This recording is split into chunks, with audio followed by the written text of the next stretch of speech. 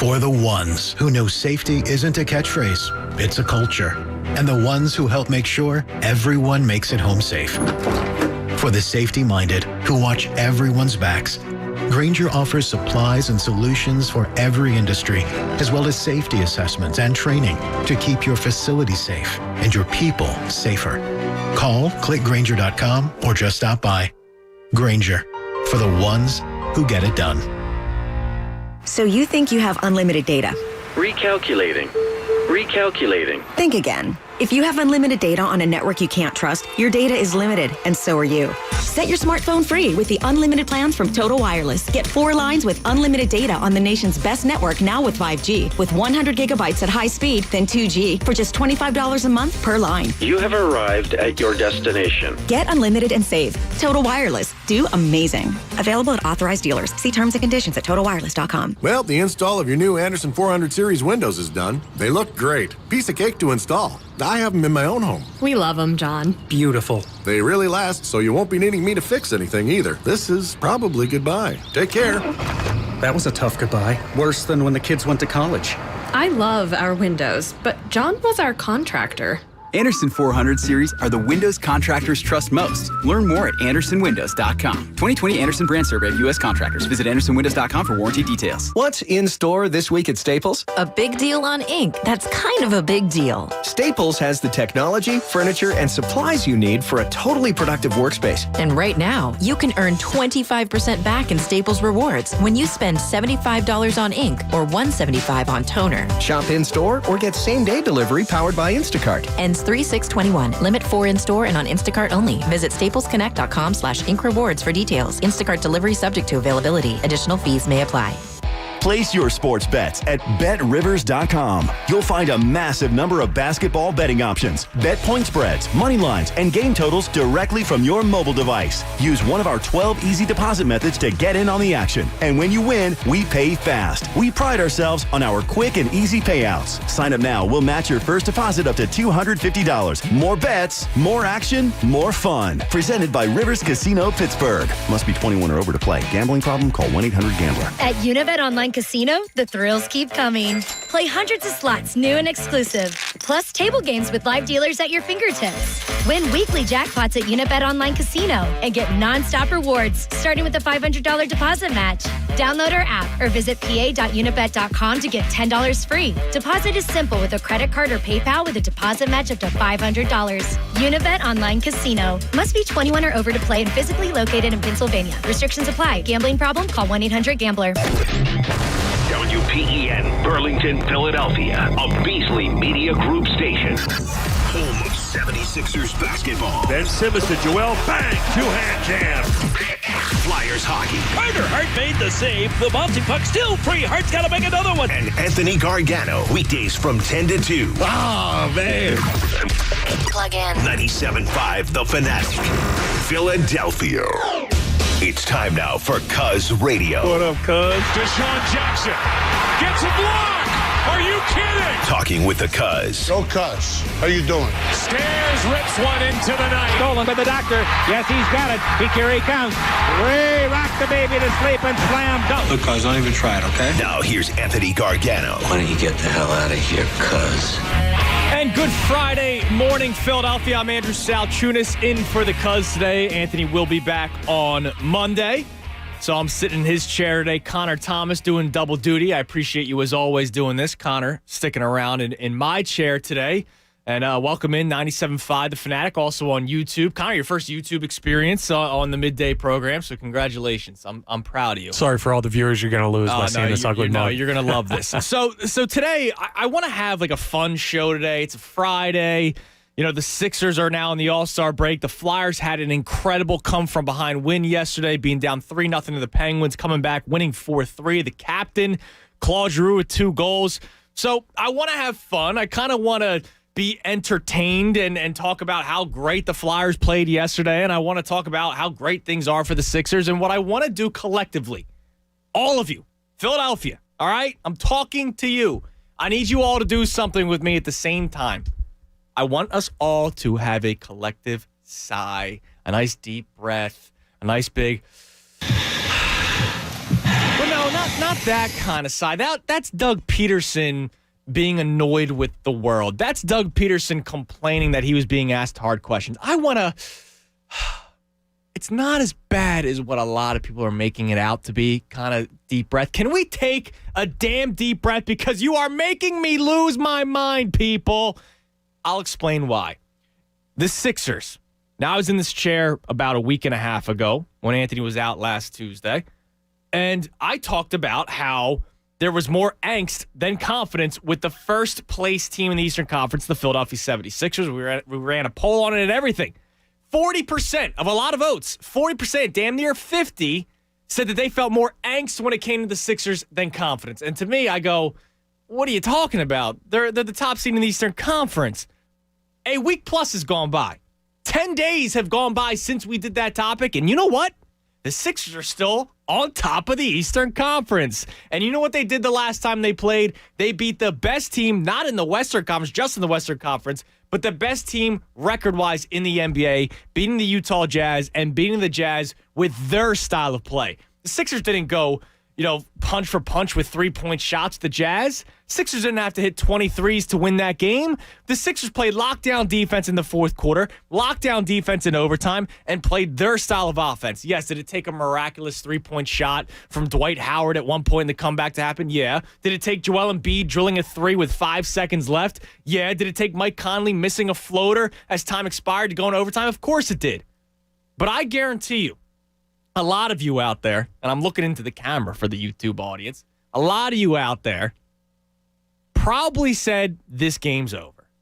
At one point, going into halftime when the Sixers were down 9, I like what NBC Sports Philadelphia does now at halftime. They put up the updated, the live line, and I think it's kind of cool that they do that. They implement, I think it's PointsBet that they do. That's the affiliation with NBC. And it showed that the Jazz were 9-point favorites for the rest of the game, and I forget what the total was, but it was some high number because the way they were drilling threes. But they had the Jazz 9-point favorites. And I guarantee you there's a lot of you out there that either said this game's over, or a lot of you might have even turned off the game. Because I know there's people out there that do that. There's people that go to bed. We had a caller yesterday, my man Mike. He said he fell asleep because it was time to go to bed. He had a long day at work, and I don't blame him. But he looked at the score and said, yeah, they're not going to come back the way that Utah's drilling threes and the Sixers can't shoot, so I'm going to go to bed. He woke up the next day, found out that the Sixers had an incredible comeback and won in overtime. But I know how we react, and I know it's hard to not react, especially with social media nowadays.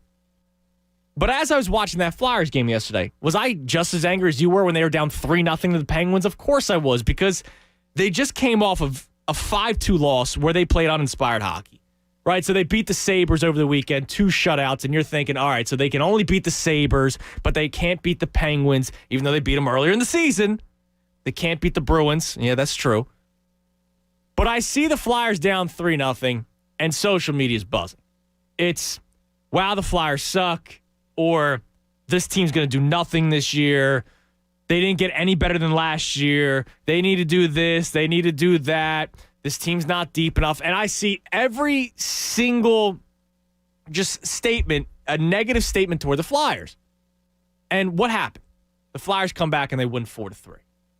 And there's a lot of people that had to do the, never a doubt, never had a doubt. And you go, yeah, you did. You were talking about how nobody was saying fire Alain Vigneault or trade this guy, but people were complaining about Claude Giroux. The guy never shoots. He ends up scoring 2 goals.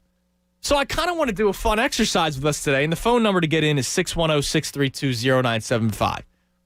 I know we all react to sports the same way. We live and die by every single play, and that's why I love this city. That's why I love this fan base. We live and die by every pitch, every possession in basketball, every down in football, every time a team skates up and down the ice. I love that we do that because we are so invested in our teams. We love these teams so much that we love every single second of every game. There's no lull. I mean, look, the Sixers lose one game, and I get people tweeting at me saying they're a 5th seed when they're on top of the Eastern Conference. But I want to do an exercise. I want to try to find out how we should act during games, live during the game. Because I can't see somebody saying the Flyers stink in the first period of a game. No, you should wait until the game is over to make that kind of statement. Now, you can say, wow, they're playing like crap tonight. Well, Yeah, that happens. The Sixers played like crap against the Cleveland Cavaliers the other night, and they lost in overtime. So there's two things to this conversation. It's how we should react during a game, but it's also how we should react after a game.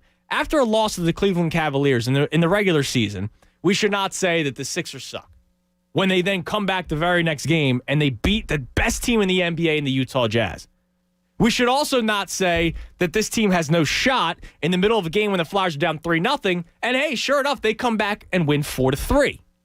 So it's a fun little exercise that I want to do for us today, 610-632-0975. It's kind of how we should start acting. I get it. If you're at a game, you're at the Sixers game, and fans will be coming back soon, I can't wait, and you see a guy make a bad play. Yeah, you're going to point out the bad play, but if Joel Embiid takes a bad shot and misses it, do we say, wow, Joel Embiid sucks?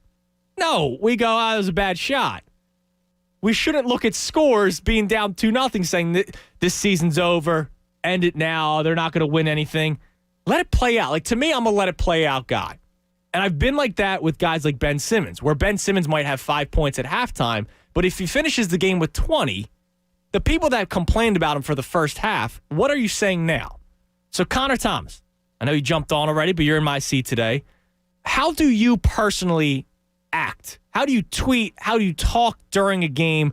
Tweeting and talking, not the same thing, but kind of is, because we all want to be the first one. Right, you tweet your thoughts. We all want to be the first one saying, oh my God, what a terrible player, what a great play. So how do you personally act during a game when you watch a Phillies game, a Sixers game, Flyers, or Eagles? See, it's funny. For me, sport to sport, it's different. Like the Eagles, I can kind of get a feeling 2 possessions into the game, whether or not they showed up. Like, I feel football's a little bit easier to tell. But, like, basketball's a game of runs. You can't look at the first half and think, oh, this team's out of it. How many times do we see double-digit deficits erased? You see it pretty much every night in the NBA because it's a game of runs. You go on an 8-0 run. They go on a 12-2 run. And it goes back and forth. Now, what I will say, last night, the Flyers game, I was done with it 4 minutes in.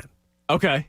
Because hockey is not a game of runs. Goals are important. I know the Flyers have been an over machine, but you're looking at the average game is probably, 6 total goals between the teams? Sure. The Penguins were on pace. Do you know how many goals they were on pace for? 9. 45. Okay. They've scored 3 in the first 4 minutes. So you do the math out, they were on pace to score 45 goals. Yeah. Like, that's a terrible start. At that point, it's like they didn't show up. They got punched in the mouth. Yeah, but I even saw when the Flyers made it 3-1 and the first period came to an end, they were down 3-1. You still see the reaction of, oh, man, this game's over. And I go, well, they did just cut the deficit to 2, and there's still 40 minutes of ice hockey left. Like, I don't know if I'm a laid-back guy. I don't know what it is. Like, I yell and scream reacting to a game all the time. This season, I did post-game this year with the bro, and the Eagles won 4 games. So I did a lot of reacting, a lot of yelling and screaming as soon as the game came to an end.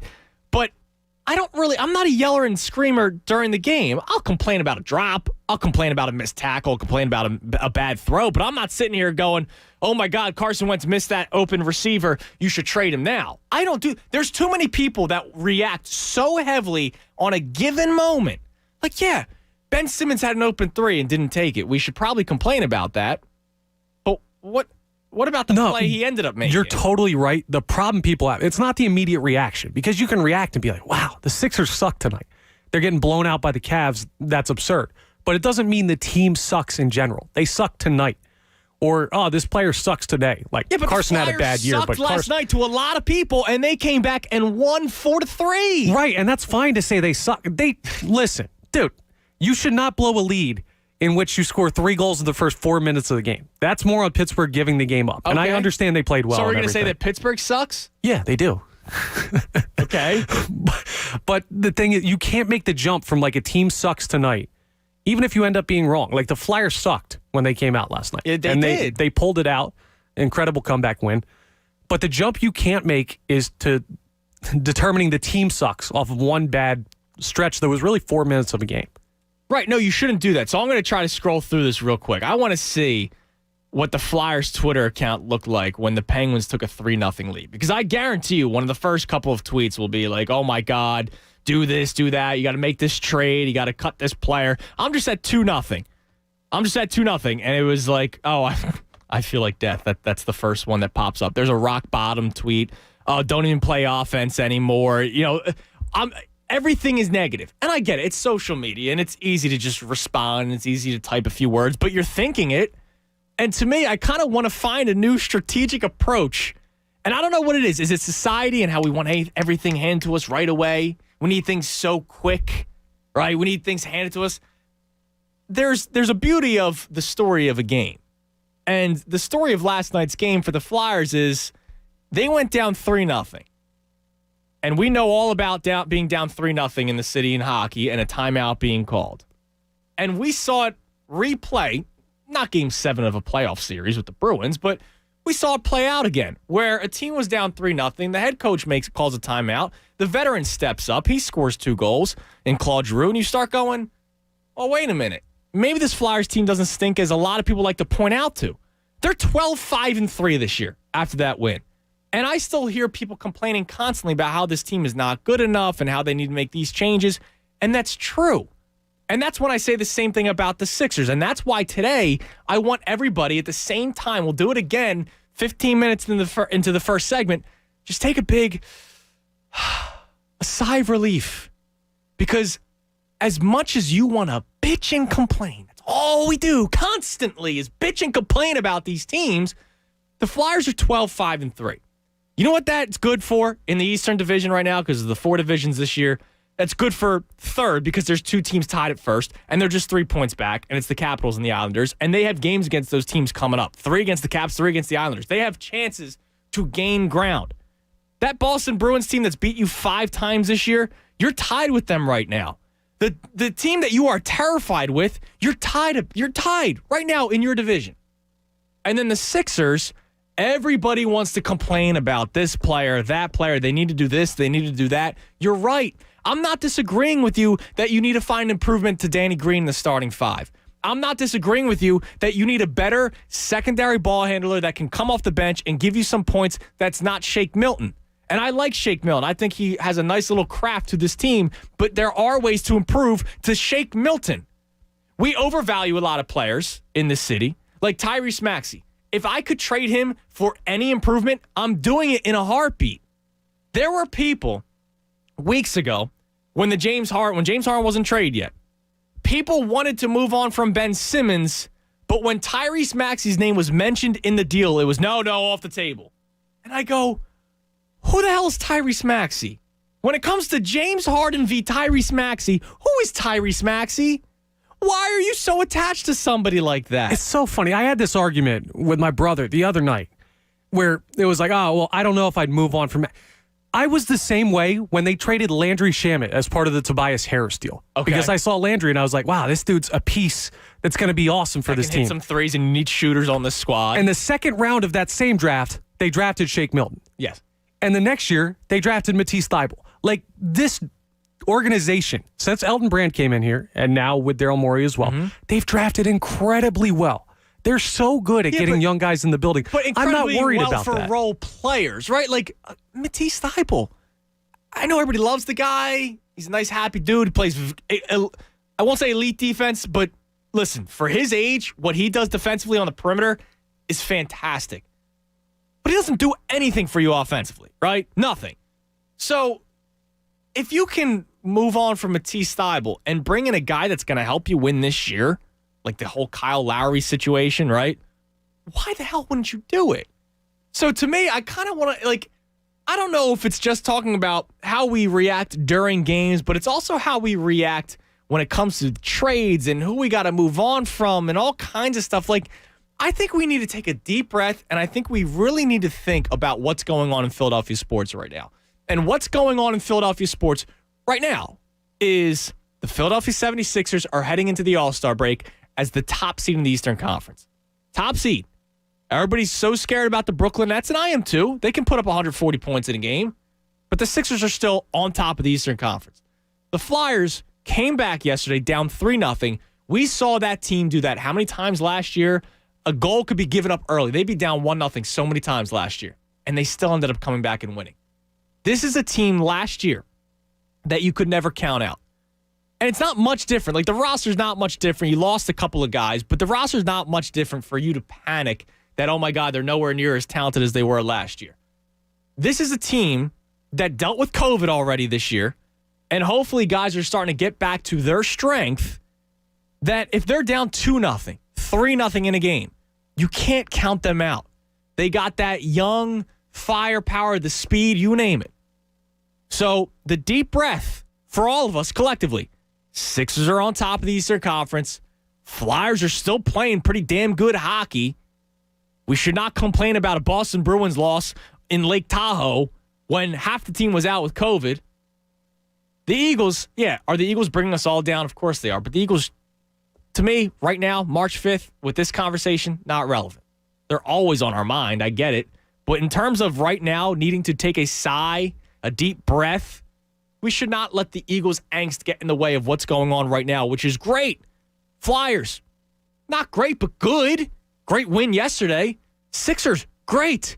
Phillies, 15-0 yesterday in spring training. I don't really care about spring training.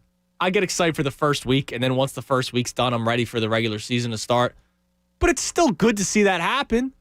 So I think we all need to just go and kind of relax. All right? 610-632-0975. I want to find out how we should act during games. And we have Carmen and Audubon who is going to kick us off on the next segment. He wants to talk about the attitudes during games. And it should go for both sides of the spectrum. I'll mention this because I mentioned it last week. Furkan Korkmaz is a prime example. When Korkmaz gets a start, it always seems like Korkmaz has like 9 points in the first quarter, right?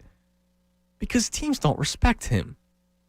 The game that he had 4 threes in the first quarter against the Toronto Raptors, the Toronto Raptors didn't respect him. They doubled up Embiid, and they didn't give a damn about Furkan Korkmaz. What happened after they started D'ing up Korkmaz after a timeout by Nick Nurse? He went 1 of 5 the rest of the game. So we should also not go crazy when Korkmaz hits 3 threes and start tweeting people like Mike Missinelli and Anthony and I, who are not really the biggest Korkmaz fans, and start saying, you guys are wrong about Korkmaz. And then you go, all right, well, what did he do the rest of the game? What did he do? 610-632-0975, 10 o'clock hour brought to you by Window Nation. Take advantage of Window Nation's 50% off sale on all style windows, plus make no down payment with no payments and no interest for 12 full months. Call 866-90-NATION or visit windownation.com. The number to get in, 610-632-0975. We got some fun things that we're going to be doing on the side today that I want you guys to jump in on. I tweeted one out, so if you want to start answering some on Twitter, go for it. I want to bring that up on the phones in a little bit. But if you want to check it out, I tweeted it out from my account, at @ASalChunas975. It was also retweeted by the station's account. But today, I want us to take a deep breath and realize that it's not as bad as a lot of you are making out to be. Yes, both the Flyers and Sixers need to make improvements. That's true. For them to actually be legit contenders. But I look at the Sixers and I go, all right, I don't think they're a lock to get to the finals right now. But the word contenders definitely gets attached with this team. With what they do, with what they did against the Jazz, the word contender should definitely be attached to the Sixers title right now. They make a few improvements. To me, they're a little bit more of a lock. We'll talk about it. 610-632-0975. No Anthony today. Connor Thomas sitting in my chair doing double duty. Nat Marlowe answering the phone, so you can talk to him as well. I'm Andrew Salchunas filling in for the Cuz right here on 97.5 The Fanatic. Fanatic Sports Update. A comeback win for the Flyers. I'm Andrew Salchunas, and this update is brought to you by Martin Law, the law firm for injured workers. Visit paworkinjury.com. The Flyers came from behind, beating the Pittsburgh Penguins yesterday 4-3. They were down 3-0 at one point in the first period until Elaine Vigneault called a timeout. We know that very well here in Philadelphia, being down 3-0, and then a coach calling a timeout. Flyers ended up winning 4-3. Goals were scored by Sean Couturier, Scott Lawton, and 2 by the captain, Claude Giroux. He also had an assist. Sixers, of course, are beginning the All-Star break, still on top of the Eastern Conference. This update is also brought to you by Allstate. If you're driving less, you could be saving more on car insurance. Save money with pay-per-mile insurance from Allstate. Call a local Allstate agent and get a quote. Keep it locked right here on The Fanatic for all the latest news and information. I'm Andrew Salchunas, and this is 97.5 The Fanatic.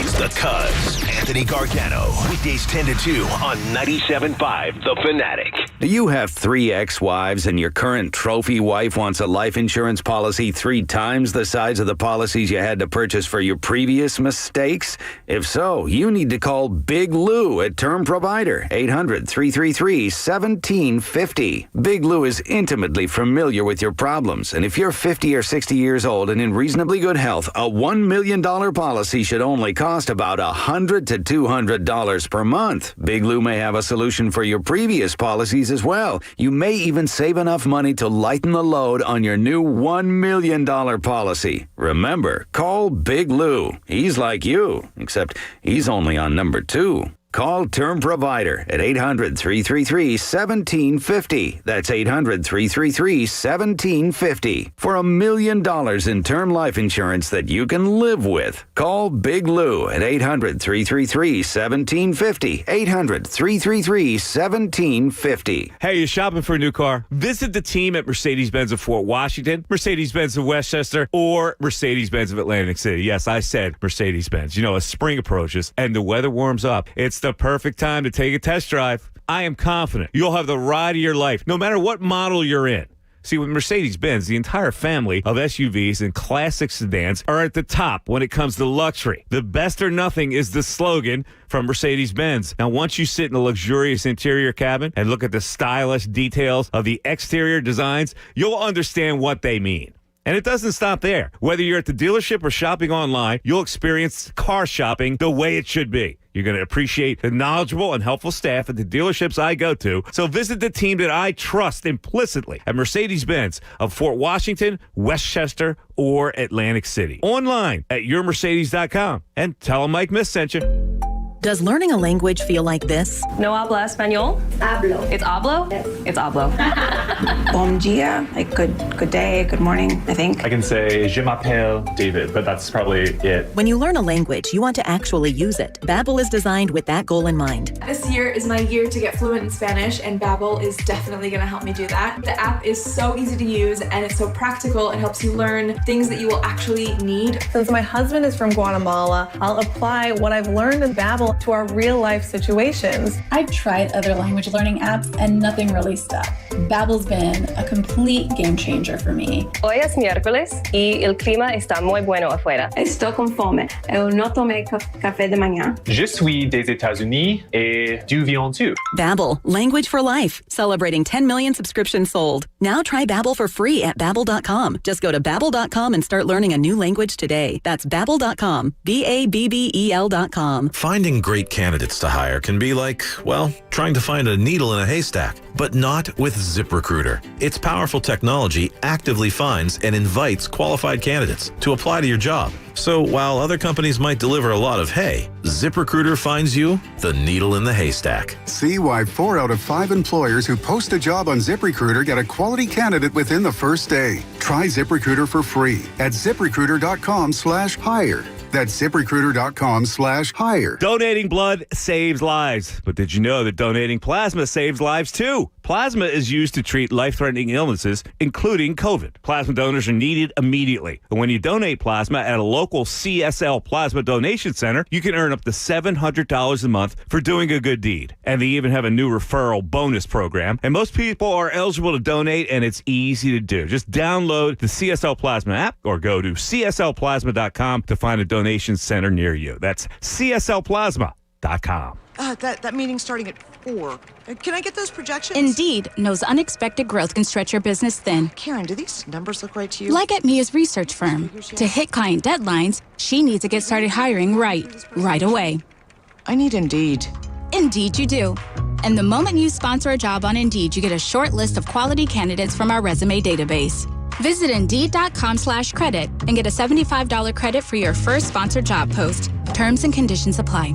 Eventually, we'll all be commuting again, going out to dinner, even vacationing. You remember what it's like leaving your home and returning to a dark house? Well, this is Mike Miss for Farron Electric, certified Lutron Pros with Cassetta by Lutron. Farron Electric can automate your lights inside to turn on when you pull in the driveway or off when you're already in bed. Control your lights remotely from anywhere, right from your home. Yep, my electrician, Farron Electric, can set that up too. Give them a call or visit FarronElectric.com. That's FARRYN Electric.com.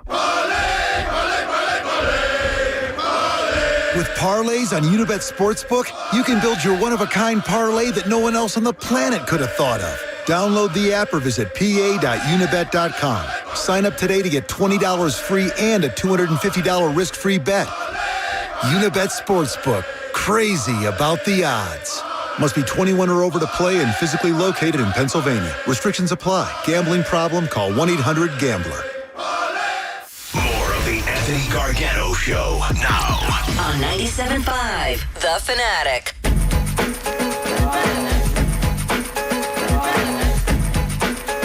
.28, 97.5 The Fanatic. I'm Andrew Salchunas, filling in for the Cuz right here on The Fanatic. A couple open lines. You can grab them at 610-632-0975. What we're doing today, I want us all to take a nice deep breath when it comes to the Sixers and the Flyers. It's not as bad as you're making it out to be. And I know there's people out there that go, Andrew, you're crazy. What are you talking about? The Sixers are in first place. Who's making it out to be bad? Trust me. When you sit in this chair or you sit in Connor's chair where I usually sit from 10 to 2, 5 days a week, or when you sit in this chair on the weekend, now it's Sundays 9 to noon with me and the bro. Little plug there. Catch us every Sunday, 9 to 12. When you sit in this chair or that chair at least 6 times a week, you will see the constant negative reaction that the Sixers and Flyers both get. And that's when I go, you're crazy. Now, you can make the case that the Sixers aren't good enough to win the NBA Finals this year. You can make the case that the Flyers aren't good enough to win the Stanley Cup. But you can't tell me that a team stinks, they're not going to do anything this year. What if the Flyers get hot? And I'm not saying St. Louis Blues hot when nobody picked them to win anything and then they end up winning the Stanley Cup. I'm saying, what if the Flyers just get hot? What if Carter Hart, who's not having the best season this year, right? He had a shutout the other day against Buffalo, but it seems like I could have done that. He had a shutout against Buffalo, but he's been on and off this year. But what if he gets hot? How many times we talk about the hottest goaltender is usually the team that can make a deep run of the Stanley Cup? They don't win every single time, but they can make the run. They're 12-5-3. A lot of people talk about the Flyers as if they're 5-12-3. And when it comes to the Sixers, they are the top seed in the Eastern Conference.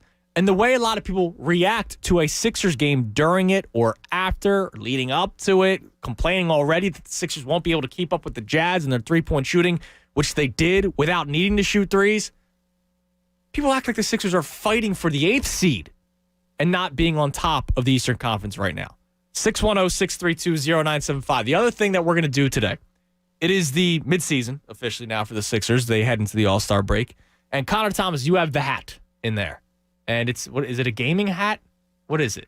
It's the hat that's on the, we have a coat rack in the back. But I think it's an esports league hat. Yeah, it might be. Nice. It's got a nice P on it here. It's size 7 3/4, so it doesn't fit any normal person's head. Okay, but it's like nice hat here. So, yeah, it's an esports hat, and that shows how we feel about it. But you have names inside it, not of esport players. You have names inside it of members of the Sixers.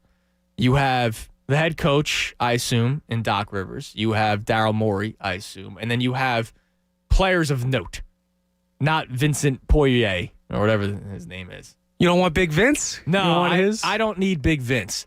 So what we're going to do today throughout the show, and I'll give it to callers, Connor and I will discuss it as well. Connor's going to pull a name out of the hat, so you're going to get someone random. So you could get Ben Simmons right away, or you could get Isaiah Joe, who actually played a little bit for the Sixers this year. And you're going to give their midseason evaluation. You'll give them a grade, and you'll explain why. So when you also call in today at 610-632-0975, and you try to either agree with me that we should all take a deep breath when it comes to these teams and talk about how it's not as bad as it is and how we should act during games, or if you're coming in and saying, hey, you're crazy, Andrew, things aren't as good and we shouldn't just be sitting on a cloud and enjoying life right now like I am. I got the feet up. I'm a rocking chair guy. Fine, jump in. But we're also going to give you a Sixers player or coach or, president of basketball operations for you to give the midseason evaluation for. 610-632-0975 to jump in. Let's go to Carmen in Audubon. Carmen, you're on the Fanatic. Andrew, hey guys, how you doing today? What's up, Carmen? Listen, I got a question for you. Are you new to Philly? No. All right, listen, this is how we are. I know. We are always like this, and I think the new fan base, I hate to say this, is a little too soft on teams, right? I think with fantasy, we're concerned about our guys, but not the team in general. I think we kind of give them too much of a pass. Now, I don't know. I don't like posting immediate thoughts on social media. I'm not that guy, but I think you have a right as a fan, even though the team is having a good season, but a bad game, or especially lacking effort, to complain about that. Yeah, okay, Carmen, if you want to say, man, Joel Embiid's really off today, that's fine. But if Joel Embiid has one bad game, you shouldn't say, well, there goes his MVP opportunity. Agreed. It's like, Agreed. no, the dude's averaging 30 and 10 right now. Well, you could say he had a bad game. Or like the Flyers last night, 3 goals in 4 minutes. You could say, man, they're off tonight. They're having a bad game, and not a bad season, but that's just a bad effort. That's fair. But what I see, dude, I'm telling you, because I live it, right? So what I do a lot of times is during intermission or during halftime, I like to scroll through Twitter, and I like to just search Sixers if the Sixers are playing, or Flyers, and I like to see the reaction.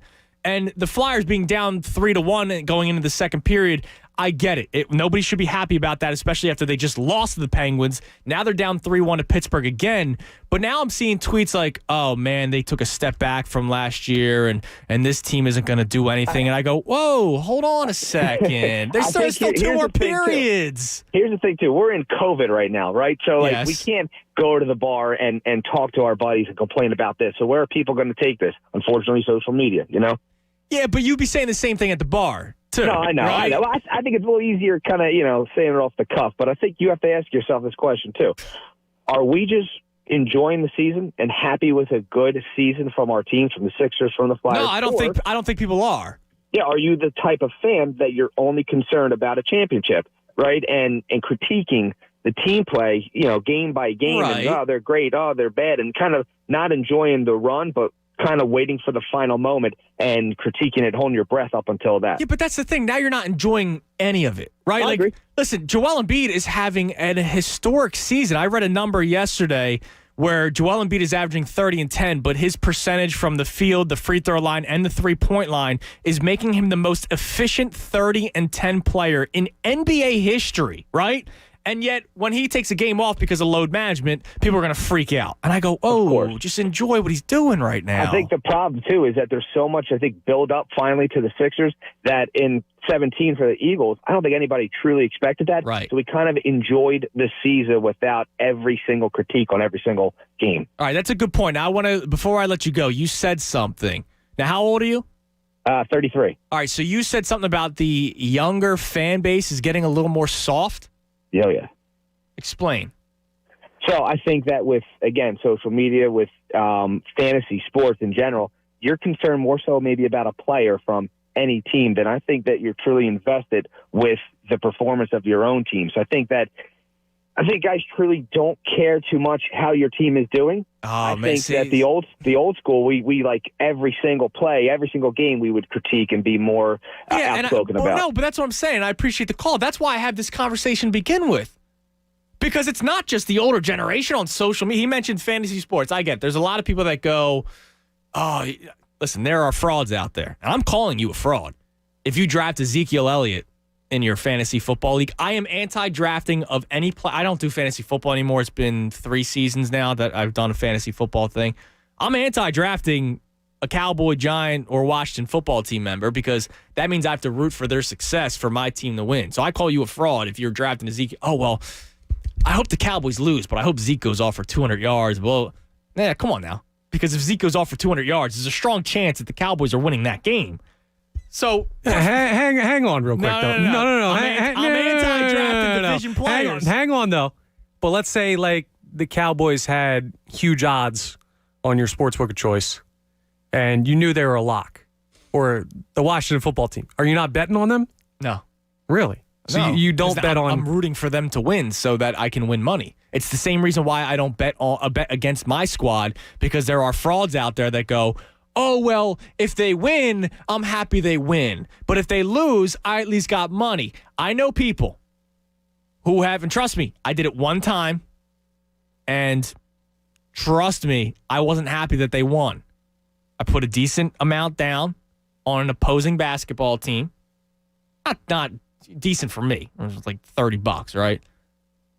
And the Sixers won. And I wasn't sitting there in game 36 of the regular season going, oh, well, at least they won. No. $30 just went down the drain. So it's the same thing for rooting for, now you're rooting for the Cowboys to win. I can't bet for those squads. Okay. Hey, as long as you're consistent. Of course. Oh, I'm consistent. Right. Trust me. So to Carmen's point, I can't go, oh my God, the younger generation is soft. I don't agree. And what is the younger generation? Carmen's 33. He's not much older than you and I. We're both 27. You're 26 right now. So he's not much older than you and I. I can't sit here and go, oh, well, I'm a softer generation because I'm enjoying the ride. Yeah, that's scaring me. Are we getting to that age where we're like, these kids these days, they don't. Because here's the thing. They're not the right sports fans. The NBA 72-game season this year. If the Sixers started off the season 0-1, that doesn't mean the season's over. So, because I'm 27 and I go, wow, the Sixers are 0-1, but hey, there's 71 games left. Am I soft? Now, I might be upset with how they played that night. Like, I was upset that they lost to the Cleveland Cavaliers. I was. But in the grand scheme of things, when the game came to an end, and it was a Friday night game, and I was enjoying the whiskey, and I was just sipping it and enjoying myself, I go, you know what? Games like this happen. Trap games. Talk about all the time in football. There's a lot more trap games in basketball because there's 72 of them this year, 82 normally. So I don't think there's anything in terms of generations and who's softer, who's not. I don't agree with that. If you feel differently, if you're, one of my wise 50-plus callers, jump in at 610-632-0975. If you go, well, actually, Andrew, I think we just all look at it differently. Like, I brought up the Embiid conversation last week and how he could potentially be the best player of my generation, which really it's only between Iverson and Embiid. The people that watched Dr. J and watched Charles Barkley and watched Moses and watched Wilt, they bring up load management so fast. And then talk about how soft players are like Embiid because of load management. And I go, well, that's also how the NBA works nowadays. You know what I mean? Like, it's not like they're soft now. It's how sports science works. Yeah, it's like getting mad at a baseball player for getting Tommy John because Tommy John was just invented like a couple decades ago. Okay. Like, they didn't have the technology to do the load. Like, they didn't know. Load management was not a thought process for a lot of the players that the past generation followed. They were smoking cigarettes at halftime. Right. So you can't get mad at a player for taking advantage of new science and theories from... But sometimes it's not the player. Embiid's or not the organization. One exactly. Yeah, exactly. Embiid's not the one calling the shots sometimes. He might say, hey, my back hurts. You go, all right. Whereas sometimes the team doctors go, hey, Joel, you've played X amount of minutes in X amount of games in X amount of days. Our data says you need a rest day. It happens. And they do it with the best players in the league. Are you calling Kawhi Leonard a softie who will never be considered one of the greatest? He could be in that conversation if he continues to win. T. Flynn on Twitter. He was in Vegas and put $100 down on the Cubs against the Phillies. He's a Phillies fan. It was the night Bryce Harper hit that walk-off grand slam. Oh, my goodness. He wasn't happy. Why? Because he lost $100. That was one of the greatest moments of a subpar season. I was at that game that night. I was in right field, but on the first row, so it went over my head. When Bryce Harper hit that grand slam, that was one of the, remember John Kruk screaming, "Oh my God," right? Like, that was a great moment. I can hear it like it was yesterday. Well, my man T. Flynn put $100 down on the Cubs, so he's not coming away happy. Well, here's the thing, and here's how I justify if I ever bet, which I have. I'll be honest, hand up. I bet against Philadelphia teams before. Can't do it. Here's the thing: if I lose that bet, it's the amount I'm willing to pay to see the team win. Like, was that home run worth $100 to you? No. Then fine, you could bet $100. That Bryce Harper grand slam, was that the moment worth $100 to you? I'm out. I mean, that's kind of how I see it. No, like if I lose $5 on a bet. No, because if you lose $100, you're going to be upset that you lost $100. And you're going to, wow, I wish I'd bet 100 on the Phillies so that grand slam would have made me feel double happy. Yeah, but I feel that with all my bets. Frauds. Come on. Let's go to Phil in South Philly. Phil, you're on the Fanatic. Hey, how you guys doing? Hey, Phil. I just wanted to touch base about a funny name we call my father, me and my brother, Doom and Gloom. Okay. Like every time a bad play is made, it's like the whole season's over, regardless of how it's going. Yeah, exactly. I think a lot of fan bases like that. You got a lot of very blue collar fan base. A lot of people just live in the moment, man, and it's just how they overreact, whether it's good or bad. So you got to take it, both ways in that regard. Yeah, but all right, so living in the moment, right? And I get what you're saying, live and die every single play. And that's why I love this city, right? That's why I love being a Philadelphian and talking about every single play, every snap, every possession, every pitch, you name it. I love every second of it. But I'm also living in the moment right now when I look at the standings and I see the Sixers as the top seed in the Eastern Conference. Yeah, 2 games ago, did they lose in an overtime matchup to an awful Cleveland Cavaliers team? Yes, they did. But you know what they still were when that night came to an end? The first seed in the Eastern Conference. And I'm living in that moment. Agreed. I think that a lot of people forget where we were this time last season. Halfway through the season last year, or at the end of the year before we brought in Doc and Morey and the situation of the roster, and it was really didn't look like there was many ways we could improve on what was a roster that didn't look like they fit well together. So to see where they're at now and how they're playing, I don't think you can really complain as a Sixers fan, given the there's excuses for certain games. Like you said, you want to be able to dissect each game individually and note when they don't play great. But yeah, I agree that some people go a little over the top. So were you with your father last night watching the Flyers game? I was not. No. If you were, what would his reaction be when the Penguins were up 3-0? He probably would have turned it off at that point. And then he would have missed the rest of the game. And the season's over. Exactly. No, absolutely. You got to take it in stride, man. All right, so I'm gonna use you as the guinea pig, Phil. You're gonna be the first one. Connor Thomas has a list of names in some esports league that I've never heard of, and it's members of the Sixers, players, a coach, and of course Daryl Morey. He's gonna pull the name out of the hat. You're gonna give your midseason evaluation for that person. All right? Sounds good. All right, Connor, who do we got? Oh, your boy, right off the top, Furkan Korkmaz. What do you got for me, Phil? I guess like a C-. I mean, I guess he hasn't. In my opinion, I don't think he's consistent enough. He can hit threes, like you said, when he starts the game. Sometimes hot when teams play him. He doesn't hit them when we need towards the end of games. His defense has improved a bit, but not where I would like it to be for him to be a solid guy in a championship or a team rotation. So I'm not going to knock him too bad, and because he's exactly what I kind of expected, but hasn't impressed. So I'll give him a all right, great one, Phil. I appreciate the call, man. So that's what we're doing today. We are giving you names out of the hat. So the first one, Furkan Korkmaz. We got all kinds of players of note for the Sixers right now, Doc Rivers and Daryl Morey as well. You can jump in at 610-632-0975. Korkmaz. So Phil gives him a C-. So here's the thing. We have to also grade on, I guess, the individual's curve, right? So I don't expect much out of Furkan Korkmaz to begin with, right? So if he gives more than what I expect, I would have to give him. Now, I'm never going to give Furkan Korkmaz an A+, but if he gave more than what I would expect, I would be real and give him a B or something. Here's the problem. He's given less than what he gave you last year. He shot 40% from 3 last year. I'll give him all the credit in the world. He shot 40% from 3 last year on 5 threes a game. Did he come up small in every big moment? Yes, which is why his grade last year was still in the C's. I can't go F on the guy after, he hit that floater the other night and tied it at 92 against the Jazz. But I think Phil's grade of C- is perfect because he's supposed to at least be that three-point shooter, and he's shooting 34% from 3 this year, and he's still attempting 5 a game. He doesn't play a lick of defense. None, right? People go, oh, did you see the Statue of Liberty dunk he made?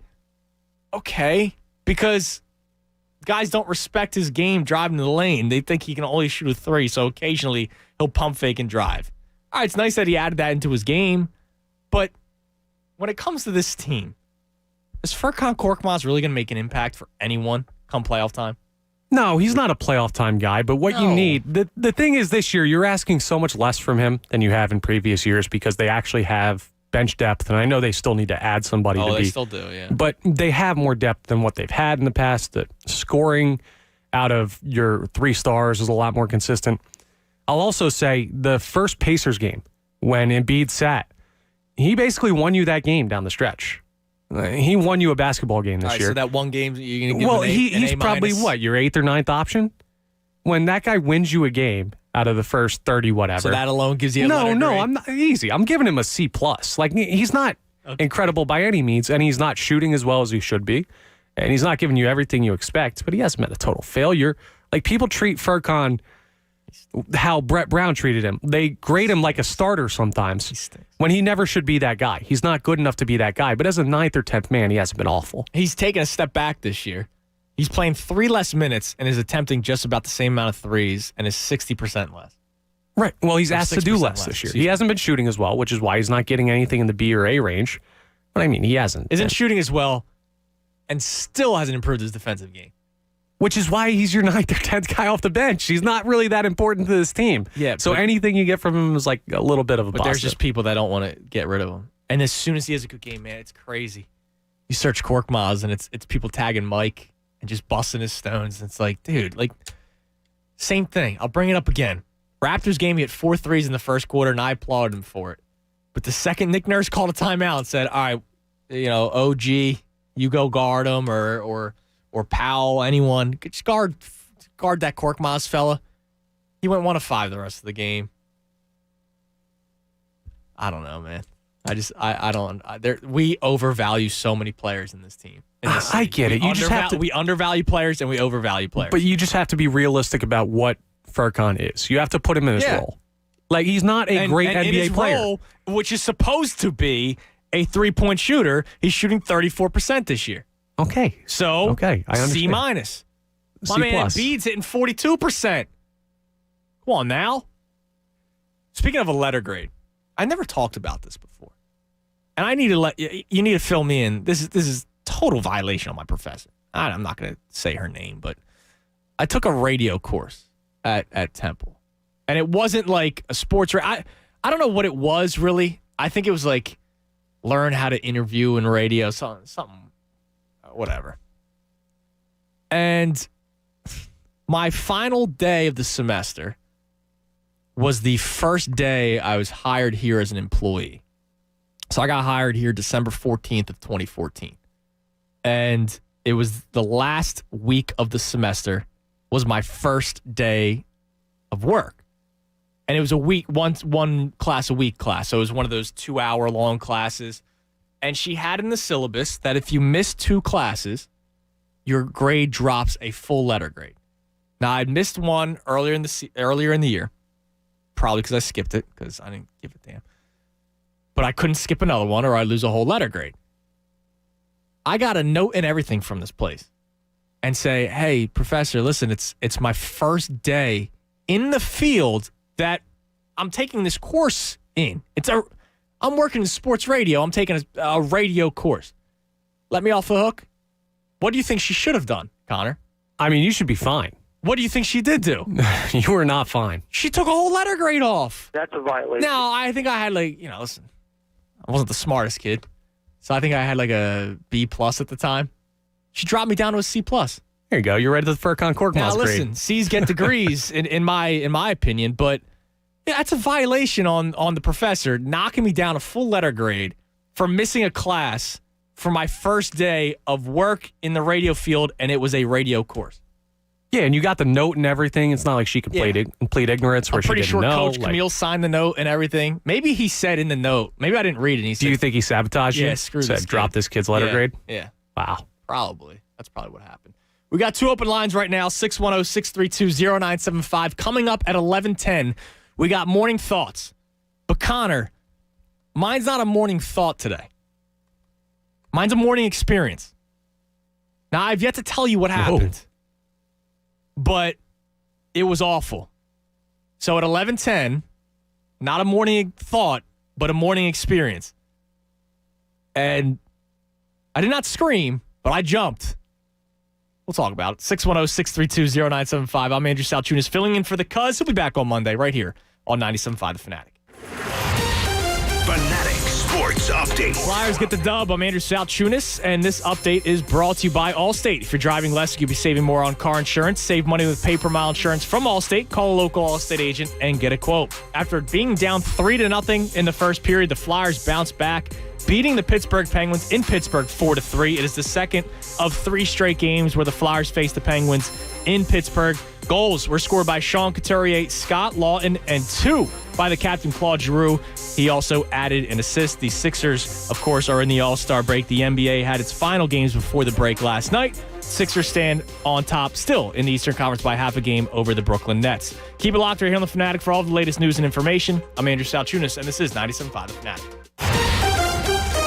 And Gargano, weekdays 10 to 2 on 97.5 The Fanatic. Well, if you're planning on hiring a lawn care service, doesn't it make sense to hire a company that provides better results and is safer for your family and pets? That's why I chose Natural Lawn of America. That's my lawn care company. Natural Lawn provides homeowners with greener grass and fewer weeds using an exclusive organic-based lawn care product. Now, this isn't a cookie-cutter lawn care service. Natural Lawn tailors their applications to your lawn-specific needs. And their unique approach to lawn care has reduced chemical pesticide use by 85%, creating a safer lawn for your family and pets to enjoy. Locally owned and operated for more than 30 years right here in the Delaware Valley, I trust my lawn to Natural Lawn, and you should too. Get the results you want and the peace of mind you deserve. Take advantage of their limited time offer. Schedule Natural Lawn's full service program, and you'll get free seeding every year. That's right, free seeding every year. Call 800-FREE-SEED. That's 800-FREE-SEED for my lawn care company, Natural Lawn of America. Greener grass, fewer weeds, guaranteed. Restrictions may apply. Plans and cost for coverage may vary. Call Protect My Car for details. These days, you've got to do whatever you can to save money. One of our biggest expenses can be our cars, especially when unexpected repair bills hit. Not anymore. If you own a car, truck, or SUV made from 1999 or higher, you could stop paying for car repairs. That's right. You might not have to pay a penny to have it repaired. Just dial **1169 on your mobile phone now to see if you qualify. You must have an automobile made from 1999 or higher, and all repairs for your engine, transmission, and much more can become a thing of the past. Dial **1169 on your mobile phone today and get your car protected before your next repair bill hits. That's right, total protection for your car and no more repair bills. Plus, free roadside assistance, free towing, free car rental, and free oil changes. Just dial **1169 on your mobile phone now to see if your car qualifies. That's **1169. Never pay for car repairs again. Just dial **1169 on your mobile phone now. Dial **1169.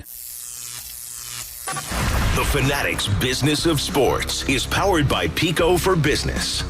It seems to happen more times than not that the person in the office who couldn't care less about college basketball ends up being on top of the standings in the March tournament bracket. Well, here are a couple of trends you might consider before you complete your bracket this year. Number 1, the team that comes into the tournament ranked number 1 overall has won the tournament just once since 2002, and that was Kentucky in 2012. Number 2, 11 of the last 15 national champions have been top seeds in their regions, but there are 4 regions each year. So maybe a good strategy is to eliminate that number 1 overall ranked team and then choose between the remaining 3 top regional seeds to win it all. Good luck.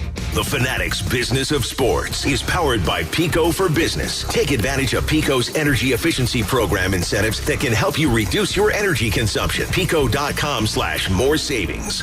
Hey, it's John Kincaid for the Parks Casino Sportsbook app. Live in-game betting. It is amazing. You know, thousands of my listeners have already joined me. We're loving the Parks Sportsbook app. And here's an incredible offer to get you in on the action. New customers, make your first bet risk-free up to $500. Because no one does live in-game betting better than the Parks Sportsbook app. It's the official sportsbook app partner of the real Philly sports fan and the only sportsbook that's based right here in the Delaware Valley. I'm talking college hoops heading into March, pro hoops, hockey, golf. Get in on the action right now. And the in-game betting, it's spectacular. It's like you're living a fantasy sports existence, and you can do it every night from your couch. You'll love all the player props and game prop bets on the Parks Sportsbook app. They've got it all. Live in-game betting, parlays, props, teasers, and more. So bet on individual player performances in hoops and hockey, like points, rebounds, goals, assists. You bet online with the name you trust. Parks Casino Sportsbook app. Download the app or go to parkscasino.com/PA. Use promo code FANATIC. You got to be 21 or older in Pennsylvania. Gambling problem? Call 1-800-GAMBLER.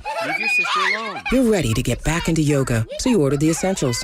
A non-slip mat, yoga blocks to keep balance, and an exercise ball. And you use your Bank of America Cash Rewards credit card. choosing to earn 3% cash back on online shopping and up to 5.25% as a preferred rewards member, which you put towards your most essential yoga gear. Noise-canceling headphones. Welcome. Take a deep breath. Breathe. Apply for yours at bankofamerica.com/more rewarding. Copyright 2020 Bank of America Corporation. What's in store this week at Staples? A big deal on ink. That's kind of a big deal. Staples has the technology, furniture, and supplies you need for a totally productive workspace. And right now, you can earn 25% back in Staples Rewards when you spend $75 on ink or $175 on toner. Shop in-store or get same-day delivery powered by Instacart. Ends 3/6/21. Limit 4 in-store and on Instacart only. Visit staplesconnect.com/ink rewards for details. Instacart delivery subject to availability. Additional fees may apply. So your knee gave out, you tweaked your back, or you popped your shoulder, and now you can't do what you used to do. So that's just part of getting older, right? Wrong. Not with the Rothman approach to orthopedics. It's here to get you back to being you, back to running, walking, working, and playing, back to living your life the way you want to. Each of Rothman's physicians specializes in one area of the body and uses the latest minimally invasive techniques to ensure less pain and a quick recovery. You can start today at RothmanOrtho.com. WPEN, Burlington, Philadelphia, a Beasley Media Group station. Home of 76ers basketball. And a jam, and B with a slide jam. Flyers hockey. He scores! Travis Konecny. And Anthony Gargano, weekdays from 10 to 2. To you, dude, I love you. Plug in. 97.5 The Fanatic, Philadelphia. Just ahead, 11 o'clock, 97.5 The Fanatic. I'm Andrew Salchunas filling in for the Cuz. He'll be back on Monday. Connor Thomas sitting in my chair today. We got 2 open lines, and you can grab them at 610-632-0975. Coming up this segment at 11:10, we do morning thoughts. But for me today, it'll be a morning experience that I was not prepared for. Nobody should ever really be, it happens, but nobody's prepared for it. Huh. I've got an idea, but I'm not sure. What's your idea?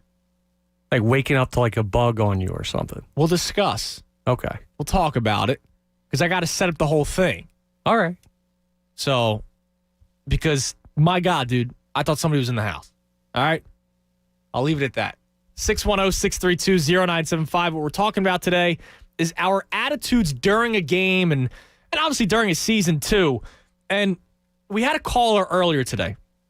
And my man Carmen said that the younger generation is getting softer when it comes to watching teams and being fans of players and teams. And he said it's because of fantasy football and all kinds of stuff and social media. But when he brought up social media, I go, my God, dude, it's a cesspool on there. Carmen must not be on social media. And if he is, he could tweet me right now at Salchunas975. But he might not be on social media because if you watch any game, Sixers down 2-0, people freak out, right? Like when the Sixers were up 8-2 against the Jazz and the Jazz then went on an 8-0 run, there were people complaining on social media. I go, yeah, hold on. It's 3 minutes into the game. Let's relax. And I don't think that's I'm soft because I'm younger. I go, no, it's because I know the sports and the ebbs and flows of games. Basketball is a game of runs. You can be up 12 with 6 minutes to go. That does not mean you're winning the basketball game because it's a game of runs. It happens. You miss a couple shots, and especially the way the 3-point shot is being taken and made this year, well, in years past. Let's say you're up 12 to Portland, and Dame hits a 3. You're now up 9. You miss a shot. Dame hits another 3. Now you're only up 6 with still 6 minutes to go. Are you feeling great that you're only up 6? It's a game of runs. But we react so much in-game and in-season, and it's, oh, my God, the Sixers lost to the Cavaliers. They're not going to win anything this year. Well, you still got a trade deadline in 20 days. And then they follow that up with an overtime win against the Jazz. The Flyers were down 3-0 yesterday at one point. They come back and win 4-3. But if you search Twitter when they were down 3-0, it was, wow, this team's taking a step back this year. And you go, all right, you can say that they're playing like crap tonight, but don't go into these, sort of finalities and say, oh, well, they're done. See, I tweeted I'm done with the Flyers for a little bit after they scored the third goal. Okay. Is that a violation? Is that a problem? Or is that okay? Did you continue to watch? Or did you turn it off? Here's what I did. I'll be straight honest. They're down 3-0. I work on the morning show. I got to be up early. I'm like, okay, I'm not really getting too much out of this game. I'm going to go downstairs and I'm going to put something on Netflix and go to bed. And I see they score again later in the first period. I'm like, well, I don't know if I can go watch it now because I kind of have a feeling they're going to start clawing back. They score the second one, and I'm like, well, I'm going to jinx it if I go upstairs and turn it back on. So I wrote it out. I kept track of it. Like I was up through the whole thing, but I didn't put it back on. Some weird like superstition thing gripped me. Well, yeah, I mean, I've done that with betting, not my squad. Like if I'm seeing a team come back after I turn off the game because I was upset with my pick, I'll watch that way. Like I'll just refresh the score because I know as soon as I put it on, the lead will be blown or they will stop coming back. Right, and I was nervous about doing that for the Flyers. So I did turn it off out of a little bit of spite early. Then I helped them out by not using that bad karma. By the way, I mean this with no disrespect to Henry Abbott, but do you know who Henry Abbott is? I don't. Never heard of him. He writes for TrueHoop.com, but he's got 150,000 followers, and usually followers means you get something. I don't know. I'm just putting this out there. It's out there right now. It's making its rounds. Apparently, several rival executives, according to Henry Abbott of TrueHoop.com, expect P.J. Tucker to eventually end up in Philadelphia, whether it's a buyout or a trade that nets Houston a second-round pick. Now, the reason why I bring up my man Henry Abbott's report is that makes sense, and it's been discussed before. That's not the first time anybody's mentioned P.J. Tucker and the Sixers. If you can get P.J. Tucker without having to give up anything other than a second-round pick, like that's a no-brainer. Yeah, especially since he's been linked to other teams. Like, you don't want him to go to Boston or Brooklyn or anything like that. And if you're Daryl Morey, sometimes you don't want to give the second-round pick, but maybe you don't even wait till the buyout. Like, just get it done now, right? So that P.J. Tucker doesn't have second thoughts about signing with, like, the Lakers or something like that. He is an incredible asset to have who can come off the bench for you, especially if you're not giving anybody up. Drills the corner threes, the most efficient corner three-point shooter in the NBA for a couple of years now, and then plays defense and can play multiple positions for you defensively. So that would be huge for the Sixers to be able to land P.J. Tucker. Does that make people feel even better? I know people will go, who's P.J. Tucker? Well, you already have your core. It's now getting the guys that are going to actually help you out, and that's a big piece for you. Yeah, that should be, if you know basketball, that's the guy you should be happy to have here. And happy to not have to face, because he's probably going to, if you're the Rockets, you're going to want to move him out of the conference. Right. So he's going to be on another contender if you don't go get him. It's not the level of people saying, you have to get Harden because when he goes to Brooklyn, they'll be unbeatable. Right. But you don't want to see him come off the bench for another team. No, you don't want to see him come off the bench for the Nets. Right. That would not be good. No, it would not. Because they can't play defense, right? And now P.J. Tucker helps them out defensively. 610-632-0975. Morning thoughts in about 5 minutes. Let's go to the phones. My man M in the Northeast. What's up, M? Tunis. How are you? I'm 70. What do you want to know? Yeah, exactly. I loved your call last week. Is the younger generation softer, M? No, the in younger terms of generation sports is softer, and I find on social media, I'm on Facebook and Twitter. I find that they're the ones that are the first ones to tweet, we're not going anywhere. There's not too many 70-year-olds on Facebook Sixer groups or on Twitter at all. But I need to give you a shout out because I'm 70 and I didn't know that I needed potato chip crumbs in my life. I didn't know that until you mentioned it. And now that's all I do at the end of the bag. I crush up them all and I have all those chips. Now, I can't believe you bring that up because that was a conversation that I had a while ago and I even tweeted it out. And I mentioned this at whatever chip company, Hers, Lay's, you name it. Yeah. If they want to, they just give me free chips for life. I'm not a big chip man, so I'll give it to people that I know who want chips. But hook me up with free chips for life for the idea of the bag of crushed chips. It's better that way. Well, speaking of social media, last night on Facebook, there's a group called 76ers 24/7, and the guy posts, Embiid needs to stop taking jump shots. I lost my mind. I was just unbelievable. And I will tell you that there had to be at least 25 to 30, maybe even 40% of the people that were agreeing with him. I just don't understand. I love that account, but it's I don't want to say it's a lazy take, but it's First of all, Joel Embiid is your most efficient three-point shooter at 42% this year. Exactly. His mid-range jump shot is the best in the NBA. Yeah, at times, do you want him to cook down low? Of course. Was this tweeted out during the Jazz game? Yes. The second Rudy Gobert gets out of the box, he can't play a lick of defense. That's right. So I'm not saying Joel Embiid can't beat Rudy Gobert down low. I think Gobert's half a fraud. But we've seen it. We saw it, in games past. As soon as Gobert has to step out of his comfort zone, he can't play defense. And Embiid's got a touch. Exactly. And my concern about the Philadelphia fans is we are without a doubt the most passionate. What I question is our intelligence, especially when you wouldn't give up Maxey for the likes of a Kyle Lowry, or if you could have gotten Harden and I was not in the camp that wanted Harden.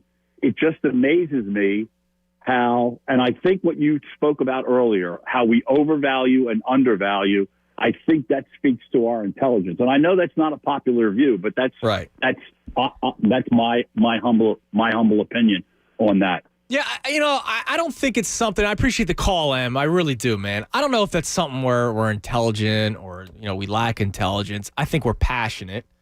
And I think the other thing is we expect more from a guy like Ben Simmons. Rightfully so. I mean, Ben Simmons had a damn documentary before he stepped on the NBA floor. Right? Before he played a second in the NBA, there was a documentary about Ben Simmons out there. So when he comes into the league and isn't taking a jump shot, which we've all been doing since we've been like 4 years old, you go, oh, what is this? And then you see it at times where it hurts the team. When TJ McConnell gives you 8 points and 5 assists and 2 steals, when TJ McConnell was undrafted, right, and everybody's been counting this guy out, you go, oh, look at what he was able to do. Go for TJ. Yeah, he's great. He's a big asset to this team, when really he's not. So I think it's also like a passionate thing, and blue-collar city, underdog city. We expect more from the stars, as we should, like Bryce Harper. A man's getting paid $330 million. I think he's been fantastic with the Phillies. But people look at the numbers. They see the strikeouts. They see the walks. They don't see the home run totals. They don't see the batting average high. And they go, what's wrong with this guy? We paid him $330 million. But if, I don't know, Maikel Franco was batting in the 8th hole and hit 4 home runs in the first week of baseball, he's the best 8-hole hitter in major leagues. And you should move him up into the lineup. When really, once the season plays out, Franco's still going to suck, and Harper's still going to be an elite player in Major League Baseball. I think that's just how we react. Now, Mike on Twitter goes, Tucker? Have you not seen his numbers this year? Yeah, they're not good. But I'll ask you, Mike, and I did on Twitter, and I'll ask anyone else who thinks P.J. Tucker's numbers are suspect. Would you want to try playing for the Houston Rockets? Like, seriously, would you want to try playing for the Houston Rockets? Yeah, they're all human. No. Like, you have your star player is not reporting to training camp on time at the start of the season. Uh-huh. And then he complains his way out of there by wearing a fat suit or whatever he's doing. Yeah. I mean, you make another trade to ship another star out of there before the season even starts. Like, no, that organization is clearly not putting their best foot forward. And that's the other thing. You mentioned the Harden situation. So last year, P.J. Tucker, 36% three-point shooter. The previous year, 38. Previous year, 37. These are with James Harden on the team, right? How much attention does James Harden attract? Oh, a bunch. So now P.J. Tucker has open looks. It'll be the same way here in Philadelphia when it comes to Joel Embiid and at times Tobias Harris when he's hot. Oh, and by the way, you have the guy assisting on the most three-pointers in the NBA. Right. So I go, look at this.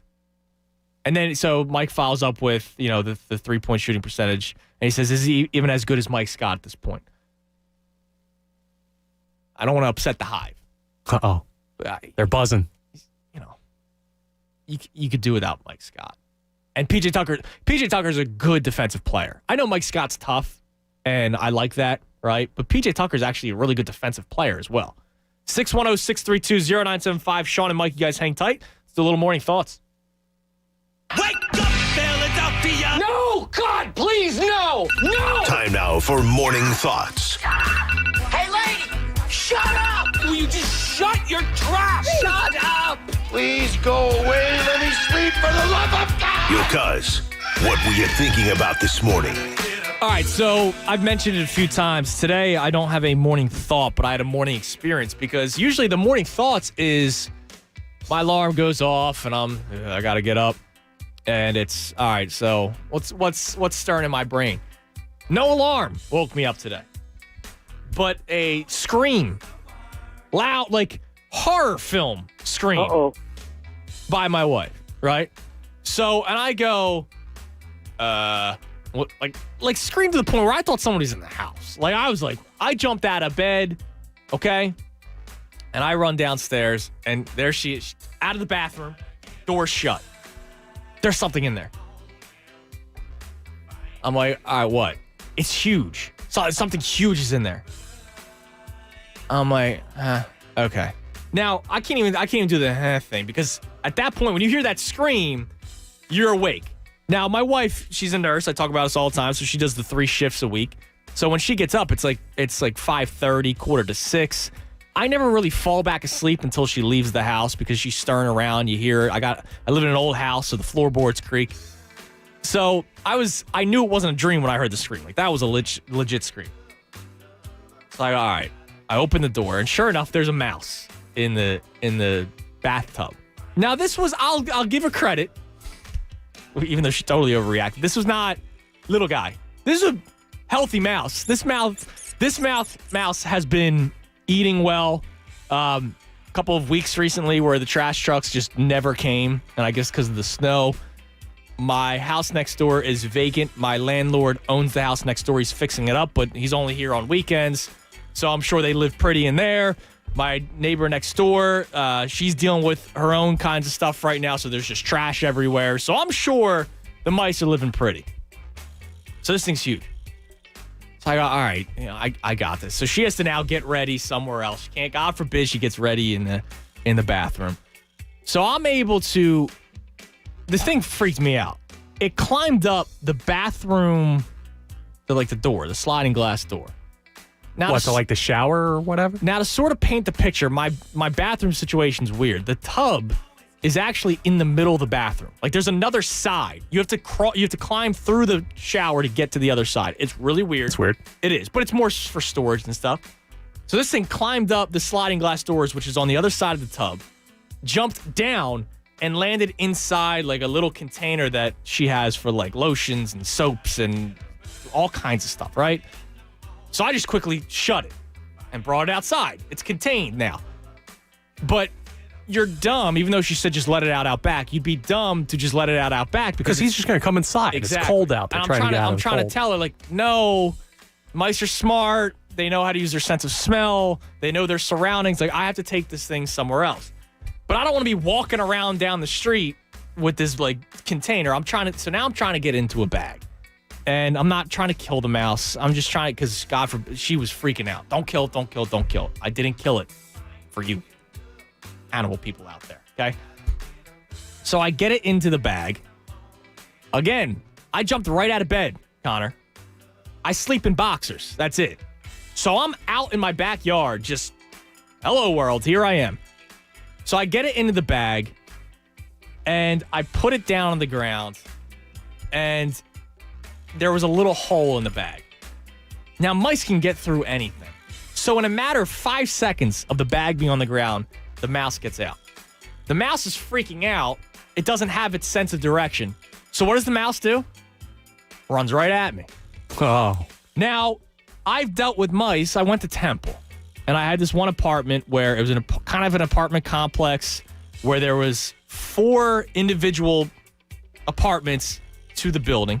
And there was 4 buildings, and we had one alleyway for trash, and it wasn't a garbage bin. It wasn't a. They just sat on the ground. They just sat there. Yeah, so you're gonna have rats and mice. I had mice all the time, and I got used to catching them. I got used to getting them out and all kinds of stuff. Never had I had a mouse run on me. A mouse pulled up. Scared you a little bit.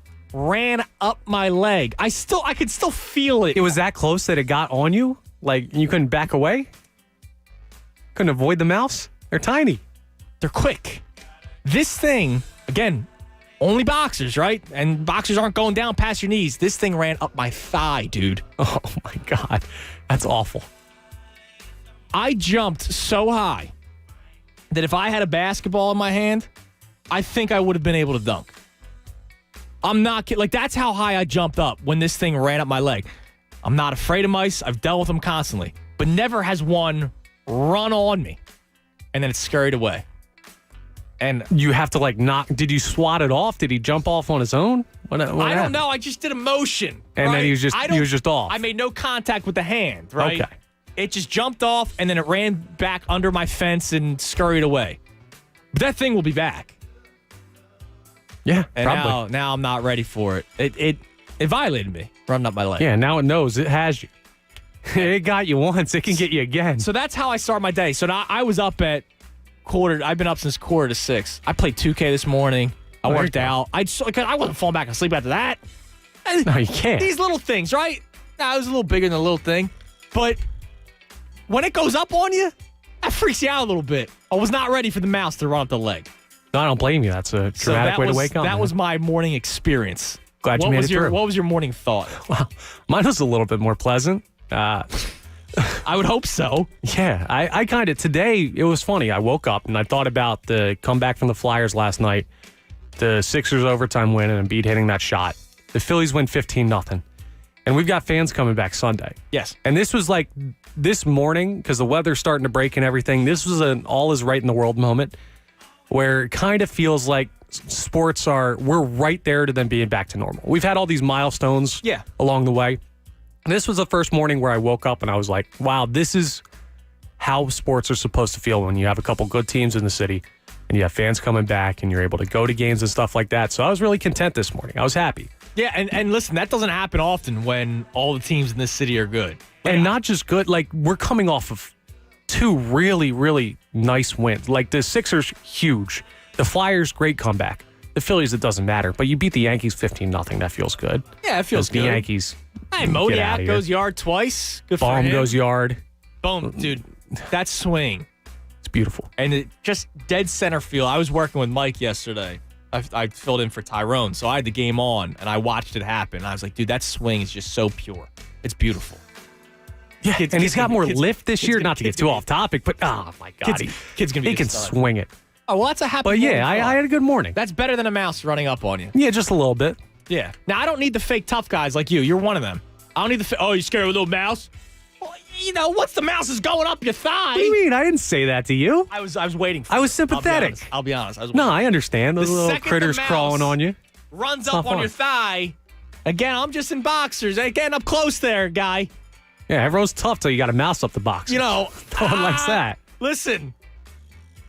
Going up the thigh when you're only in the boxers. It's getting a little too close. He's got to buy you dinner first. That's what I'm saying, man.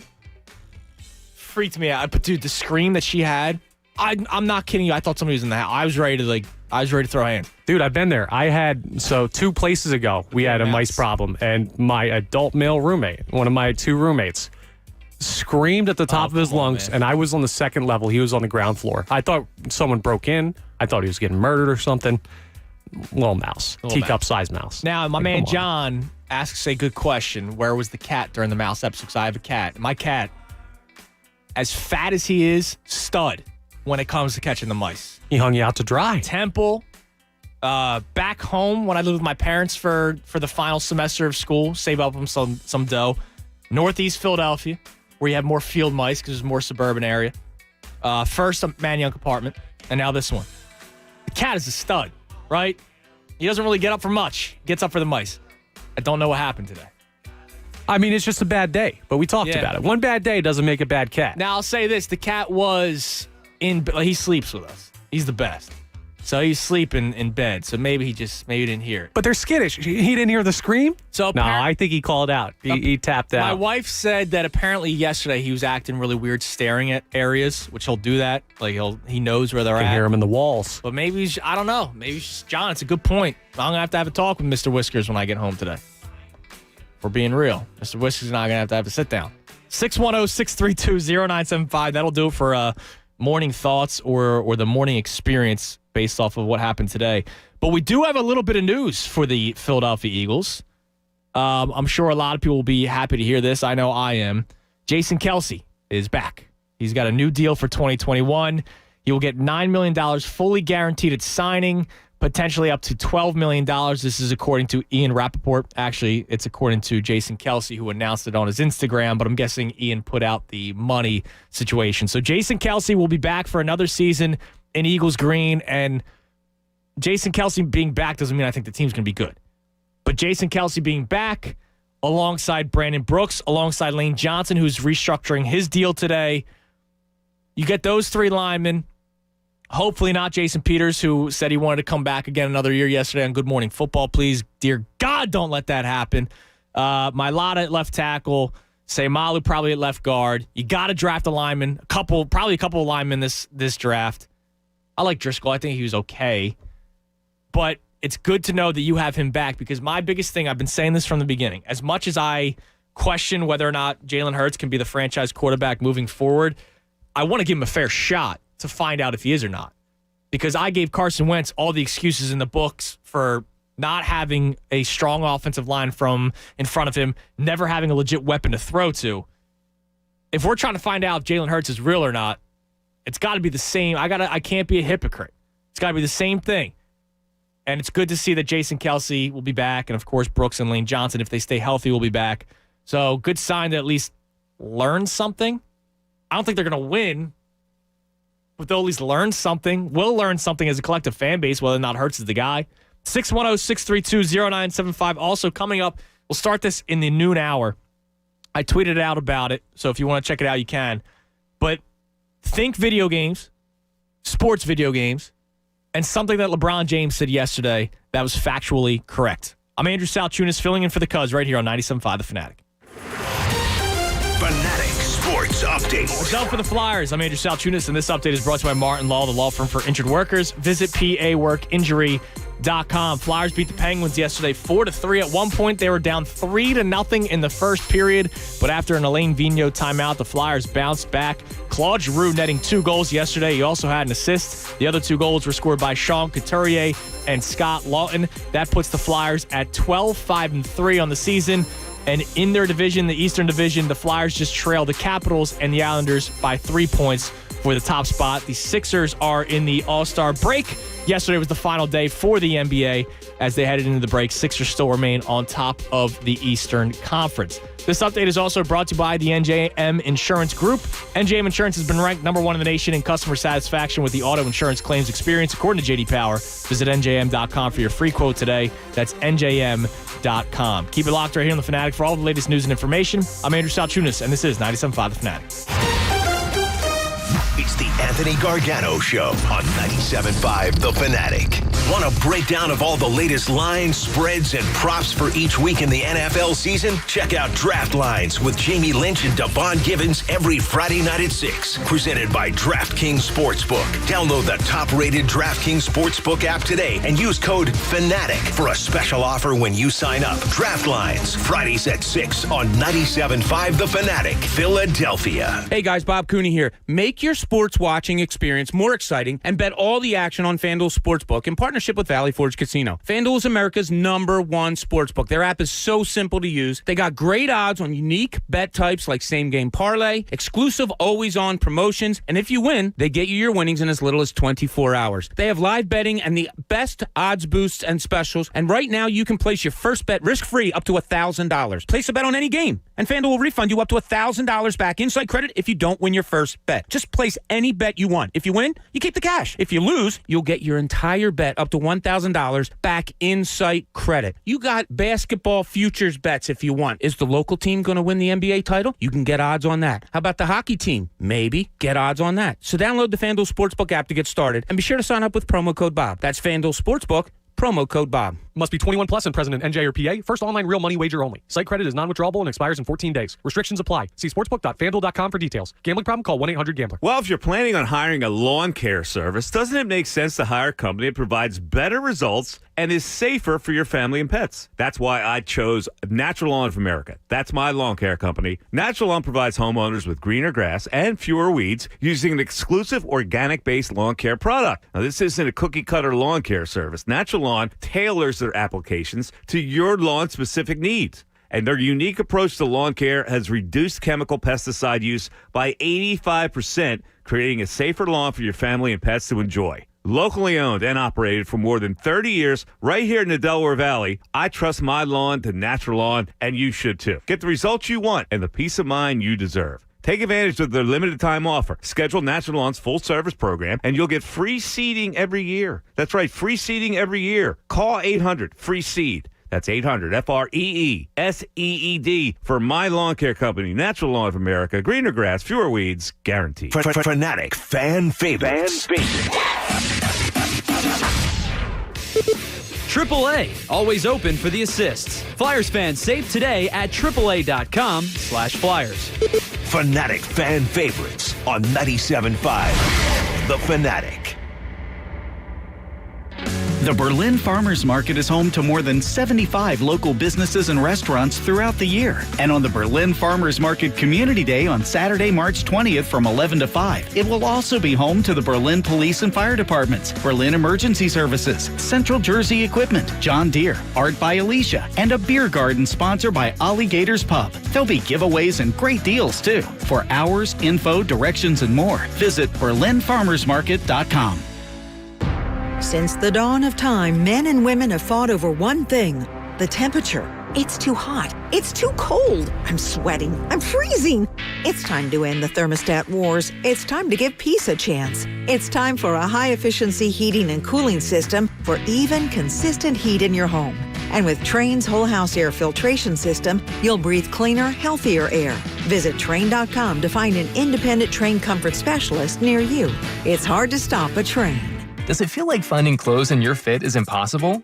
Tired of feeling overwhelmed with options that just aren't right? Let the experts at Stitch Fix do the shopping for you. At Stitch Fix, we make sure each piece is hand-selected for your life. So whether you're staying home or on the go, Stitch Fix has the answer for what to wear. We make it easy to find what works for you. Signing up takes just a few minutes, and styles are delivered directly to your door. Get started today at StitchFix.com. Stitch Fix, your style delivered. O'Reilly. Save big during Power Torque Tools DIY Day sale at O'Reilly Auto Parts with great deals on socket sets, impact wrenches, and more. Right now, get $10 off a 200-piece mechanics tool set, plus earn double O-Rewards points. That means you'll get to your next reward even faster. Visit the professional parts people at O'Reilly Auto Parts today or shop O'ReillyAuto.com. O'Reilly Auto Parts. What's in store for your business this week at Staples? Printing you new signs for the times. Get back to business with custom printed signs and sales materials. Staples has hundreds of designs to choose from, or just upload your own. And now at Staples, get 15% off signs, posters, or decals when you spend $75 or more. Some items printed same day when ordered before 2 p.m. Save big on custom printing at Staples. Ends 5/29/21. Exclusions apply. Limit one offer per customer. See store associate or visit staples.com/signage for details. Here's the good news. Even with high unemployment, there's still a need for hundreds of thousands of cybersecurity professionals in the U.S. right now. And My Computer Career is training people to help meet the demand. No IT experience? No problem. Take the free career evaluation today at mycomputercareer.edu. Start your new life as an IT pro in as little as 4 months. Grants covering up to 53% of the cost are available to those who qualify. It's not rocket science. It's mycomputercareer.edu. Miss going to the Flyers games with your friends? Don't miss the ultimate hockey in your Sockies giveaway from Coors Light and 97.5 The Fanatic. One lucky Flyers fan will win an outdoor projector and big screen to safely watch the Flyers games outside. Custom Coors Light Flyers onesies and socks, plus $1,000 in cold hard cash for everything else you need, like plenty of cold Coors Light, the only beer that's literally made to chill. Register on the contest page at 975thefanatic.com. The ultimate hockey in your Sockies giveaway. Presented by Coors Light, proud partner of the Philadelphia Flyers. Hello? We just made your listening experience easier. 97.5 The Fanatic is now on radio.com. Radio.com. Check it out now. More of the Anthony Gargano Show now on 97.5 The Fanatic.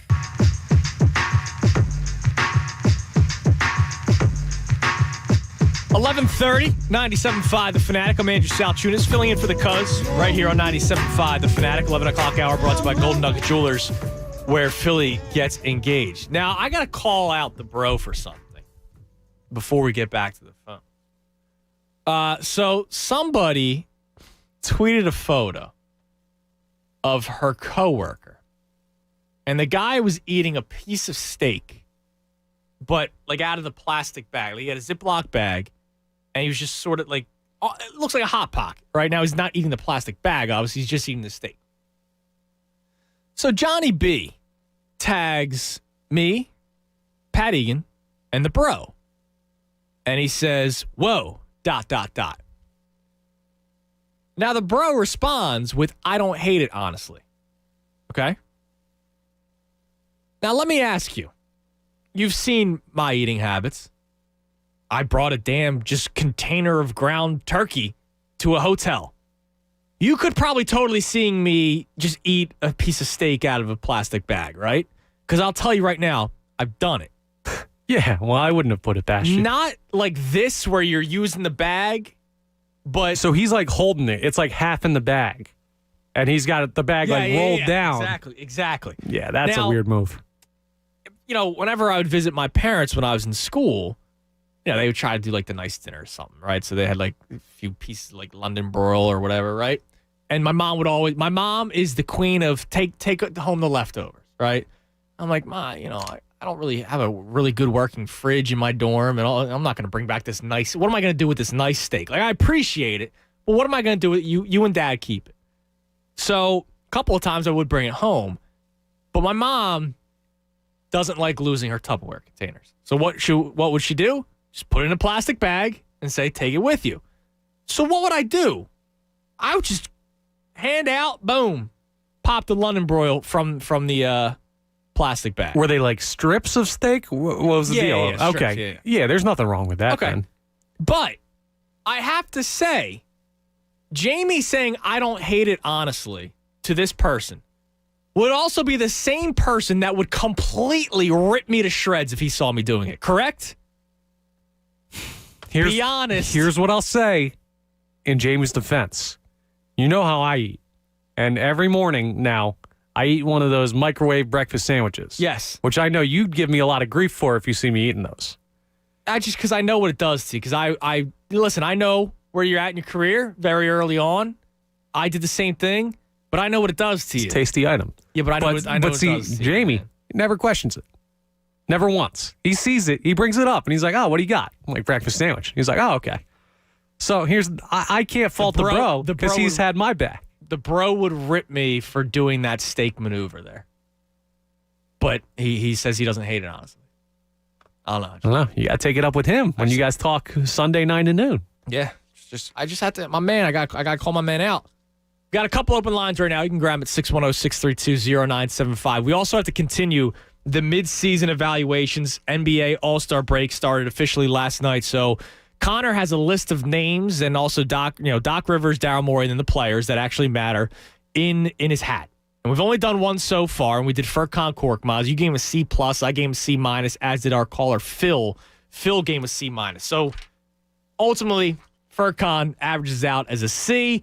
I also mentioned that you should probably kind of grade him to a curve. Like, if Korkmaz was shooting 40% and playing like 15 minutes a game, I'd go, all right, probably a B- for Korkmaz.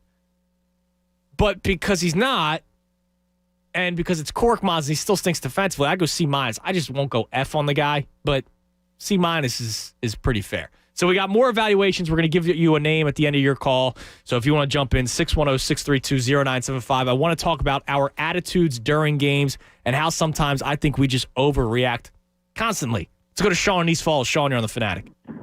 So this dude's just got a cold piece of steak, and he's got one hand on a plastic bag, and he's just biting it on the other side. Yeah, I would do it too. That's disgusting. No, dude, total savage move that I would also do. Well, you're also eating like cold meals and stuff. Well, I would imagine this guy's also doing the cold meal because you can't reheat in a plastic bag. That's, you'll die. Oh, okay, all right. First of all, listen, man, sometimes you just got to survive. When my man's eating like a caveman, go for it. First of all, you're completely right about the fantasy thing. You can't be drafting Cowboys. No. You know what I mean? Like, you're not a real Eagles fan if you're rooting for Ezekiel Elliott 17 weeks a year. Like, that's not. I can't go real Eagles fan. I just go violation. I think I went probably a little too far going fraud, but it's a violation because you can't say, I want the Cowboys to lose, but I want Zeke to rush for 200 yards. Because if Zeke is rushing for 200 yards, there's a strong chance they're winning that game. You're not a diehard. You're a plastic fan if you do that. Wow. You know what I mean? Like that's not a diehard thing, which also leads to the generation thing. So nowadays there's more like social media. You got Twitter, you got Instagram, you got all that, which just leads people to be more like fluffy and plastic and I know this guy because I follow him on Instagram, and like back in the day you didn't have that. So like on one hand you still have real fans. Like me, I'm 27, so like I'm your guys' age. I feel like I'm just that like appropriate, like like I grew up with a computer, but like at the same time I'm not. You still went outside during the summer. I didn't have a Twitter in like third grade. You know what I mean? I got you. We're that good age, so like the younger generation's going to be more like, I have fantasy and I have like this and I have that, and they're going to be less sort of involved in the actual sport. You think so? I don't know. I think it's still just as critical. I think it's worse because of social media, and there's a lot of younger people on social media. Yeah, but they're less into the game and they're more into like the dude's shoes. Okay. But they're also into, maybe they're not watching the game, but they go, wow, Ben Simmons didn't take a jump shot today. Let me rip him. But I didn't see the 17 points that he had, the 12 assists that he had, the 10 rebounds. I didn't see him stop Donovan Mitchell from, Donovan Mitchell shot, I think, 9 of 23 the other night when guarded by Ben Simmons. But because he didn't take a shot, because he didn't take a three-point shot, and the viral videos that go out when it comes to the ugly shot, that's what a lot of people talk about. And to me, that's even extra critical. So they're mean, but they're not like. I think, you're right. They're mean, but I don't think they're. I mean, you still have diehard fans. You still have hardcore fans, but it's just different. Like, society's just going to progress. Like, they're not smoking cigarettes. They're not really unhealthy. They're not like. Society's just going to progress. So it's not like you can say, the kids nowadays are. I don't know, man. And again, I'm not saying 15-year-olds that are on Twitter. I'm saying just like I know people my age that will text me during a game saying this team bleeping stinks, and then they'll come back and beat the Jazz, and I'll go, so what do you think now? So it's just overreaction. But I don't think that's like, I had a caller earlier today that said the younger generation's softer when it comes to reacting to the game. Well, people my same age are freaking out that they lost to the Cavaliers the other night, and I go, well, they're still on top of the Eastern Conference. Yeah, I guess. All right, real quick, Sean, let's give you a name for an evaluation. Connor, who do we got? All right, we have one of the big three, Tobias Harris. All right, what's your grade for Tobias? B+. I mean, if we're talking talent-wise, I don't think Tobias Harris is like the most talented guy. No, you know what I mean? Like, and I agree with you, but here's the thing, Sean, and I appreciate the call. We're also grading on a curve, right? So the money's a big thing that a lot of people like to point out. Is it fair to say, he said B+, so me going A- is not all that much different. But I almost go A- because I think Tobias, I don't go, oh my God, he was snubbed from the All-Star game, but I think he should have gotten more consideration for the All-Star game. He's played like an All-Star this season. Him taking that next step in his game, we always talk about Embiid needing to take his next step, Ben needing to take his next step. Yeah, and they have this year, and that's why the Sixers are the top seed in the Eastern Conference. But Tobias Harris needed to take his next step as well in terms of playing with those two guys. And we've seen that this year, and that's why the Sixers are on top. That's why they're not a 5-6 seed right now. So it's not like he slighted Tobias by going B+, but I think I go A- for Tobias. Yeah, I'm completely with you. I'm right where you are. We've seen what we needed to see. I do think he was snubbed from the All-Star game. Mm-hmm. And if you're willing to say he was like fringe All-Star and rightfully didn't make it, that's fine too. But either way, he played an All-Star caliber first half. Right. The East was just stacked this year. But, I mean, he's given you what you've needed to get from him. He's shown progression. Think about what Tobias Harris was at the end of last year. Not just the bubble, but even before the shutdown. Like, he was not what you were paying him to be. And the strides he's made this year, he's been a good piece for them. He's been part of their big three. He's been a part of their big three. And what he's done this year and just the last game. I mean, we're seeing out of Tobias Harris is he can take over at points. So the other game, Utah Jazz, he had 22 total points in the game, 11 of which came in overtime. That was the Tobias Harris show in overtime.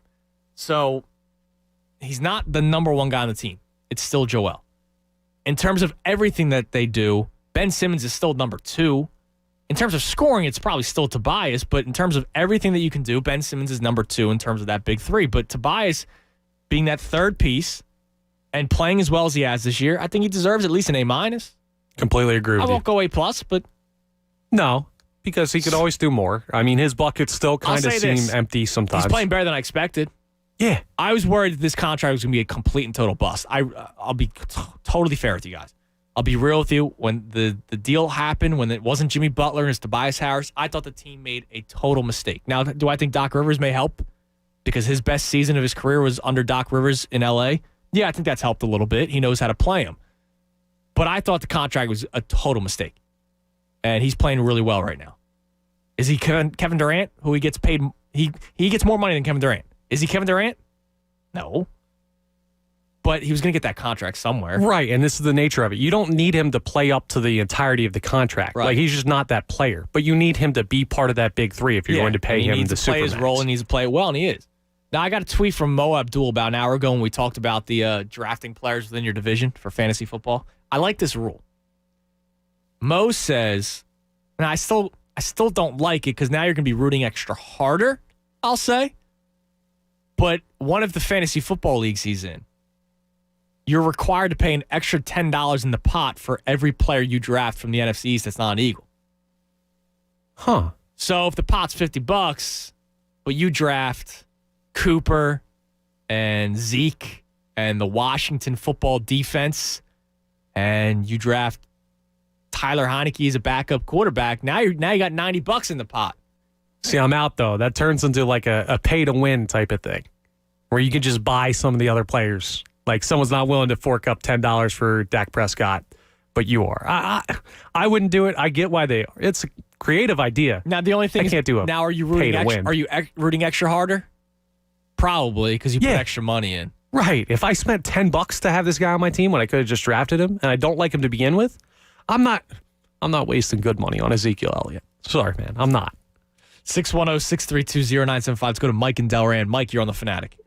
What's up, Andrew? What's up, Mike? How are you? Hey, I want you to know there's nobody else at that station I'd wait on hold for 55 minutes for, buddy. I'm sorry. You, just so That's you know. my fault. I'm sorry. Pal. It's a compliment.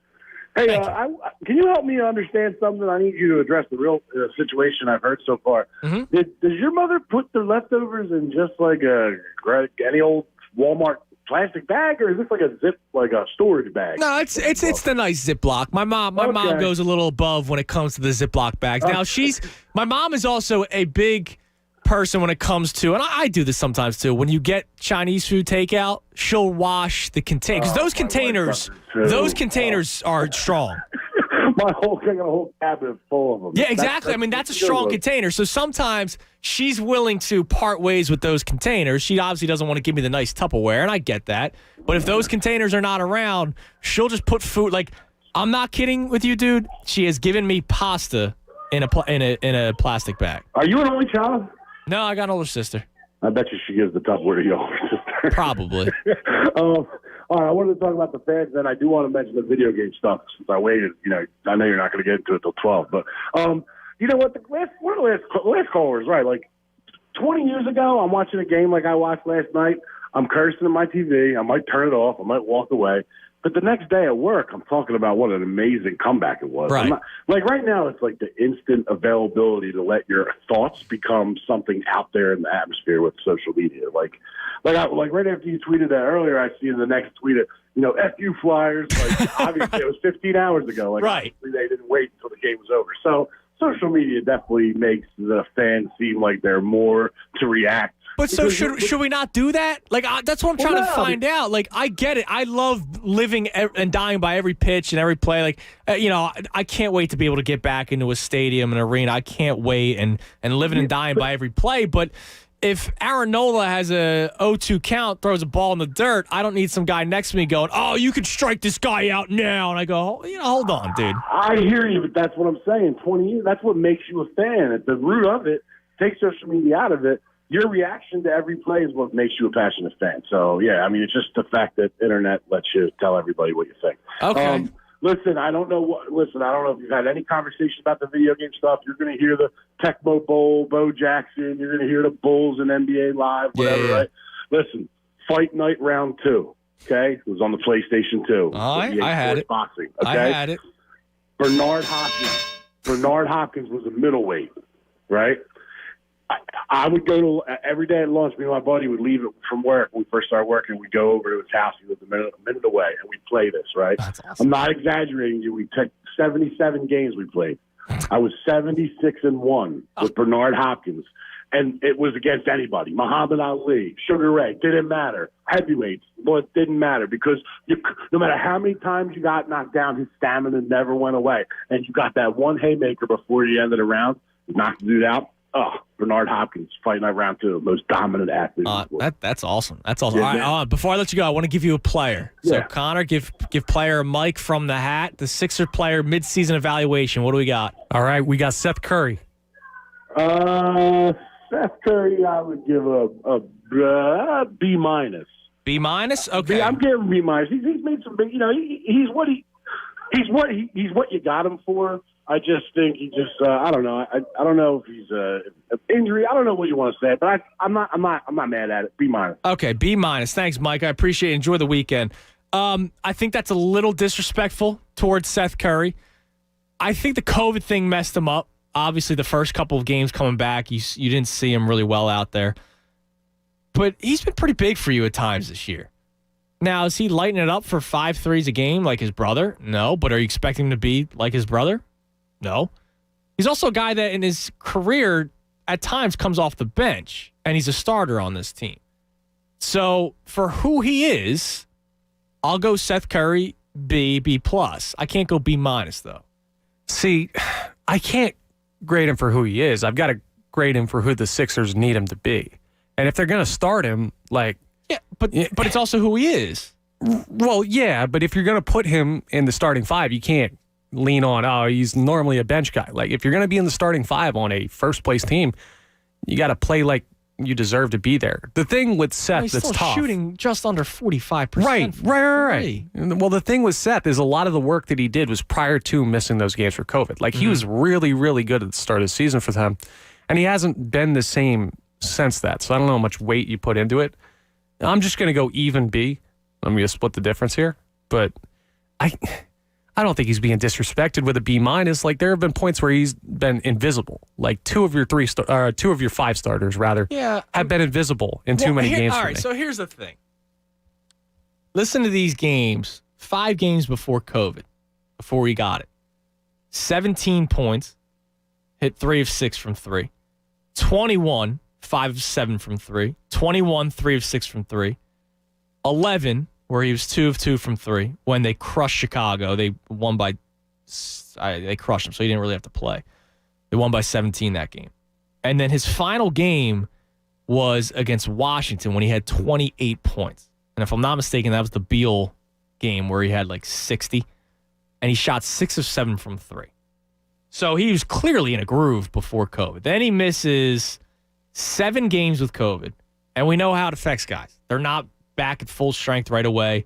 He actually had 15 points in his first game back, 15, 14. Then it was 7, 2, 12, 9, 2 straight games with 0.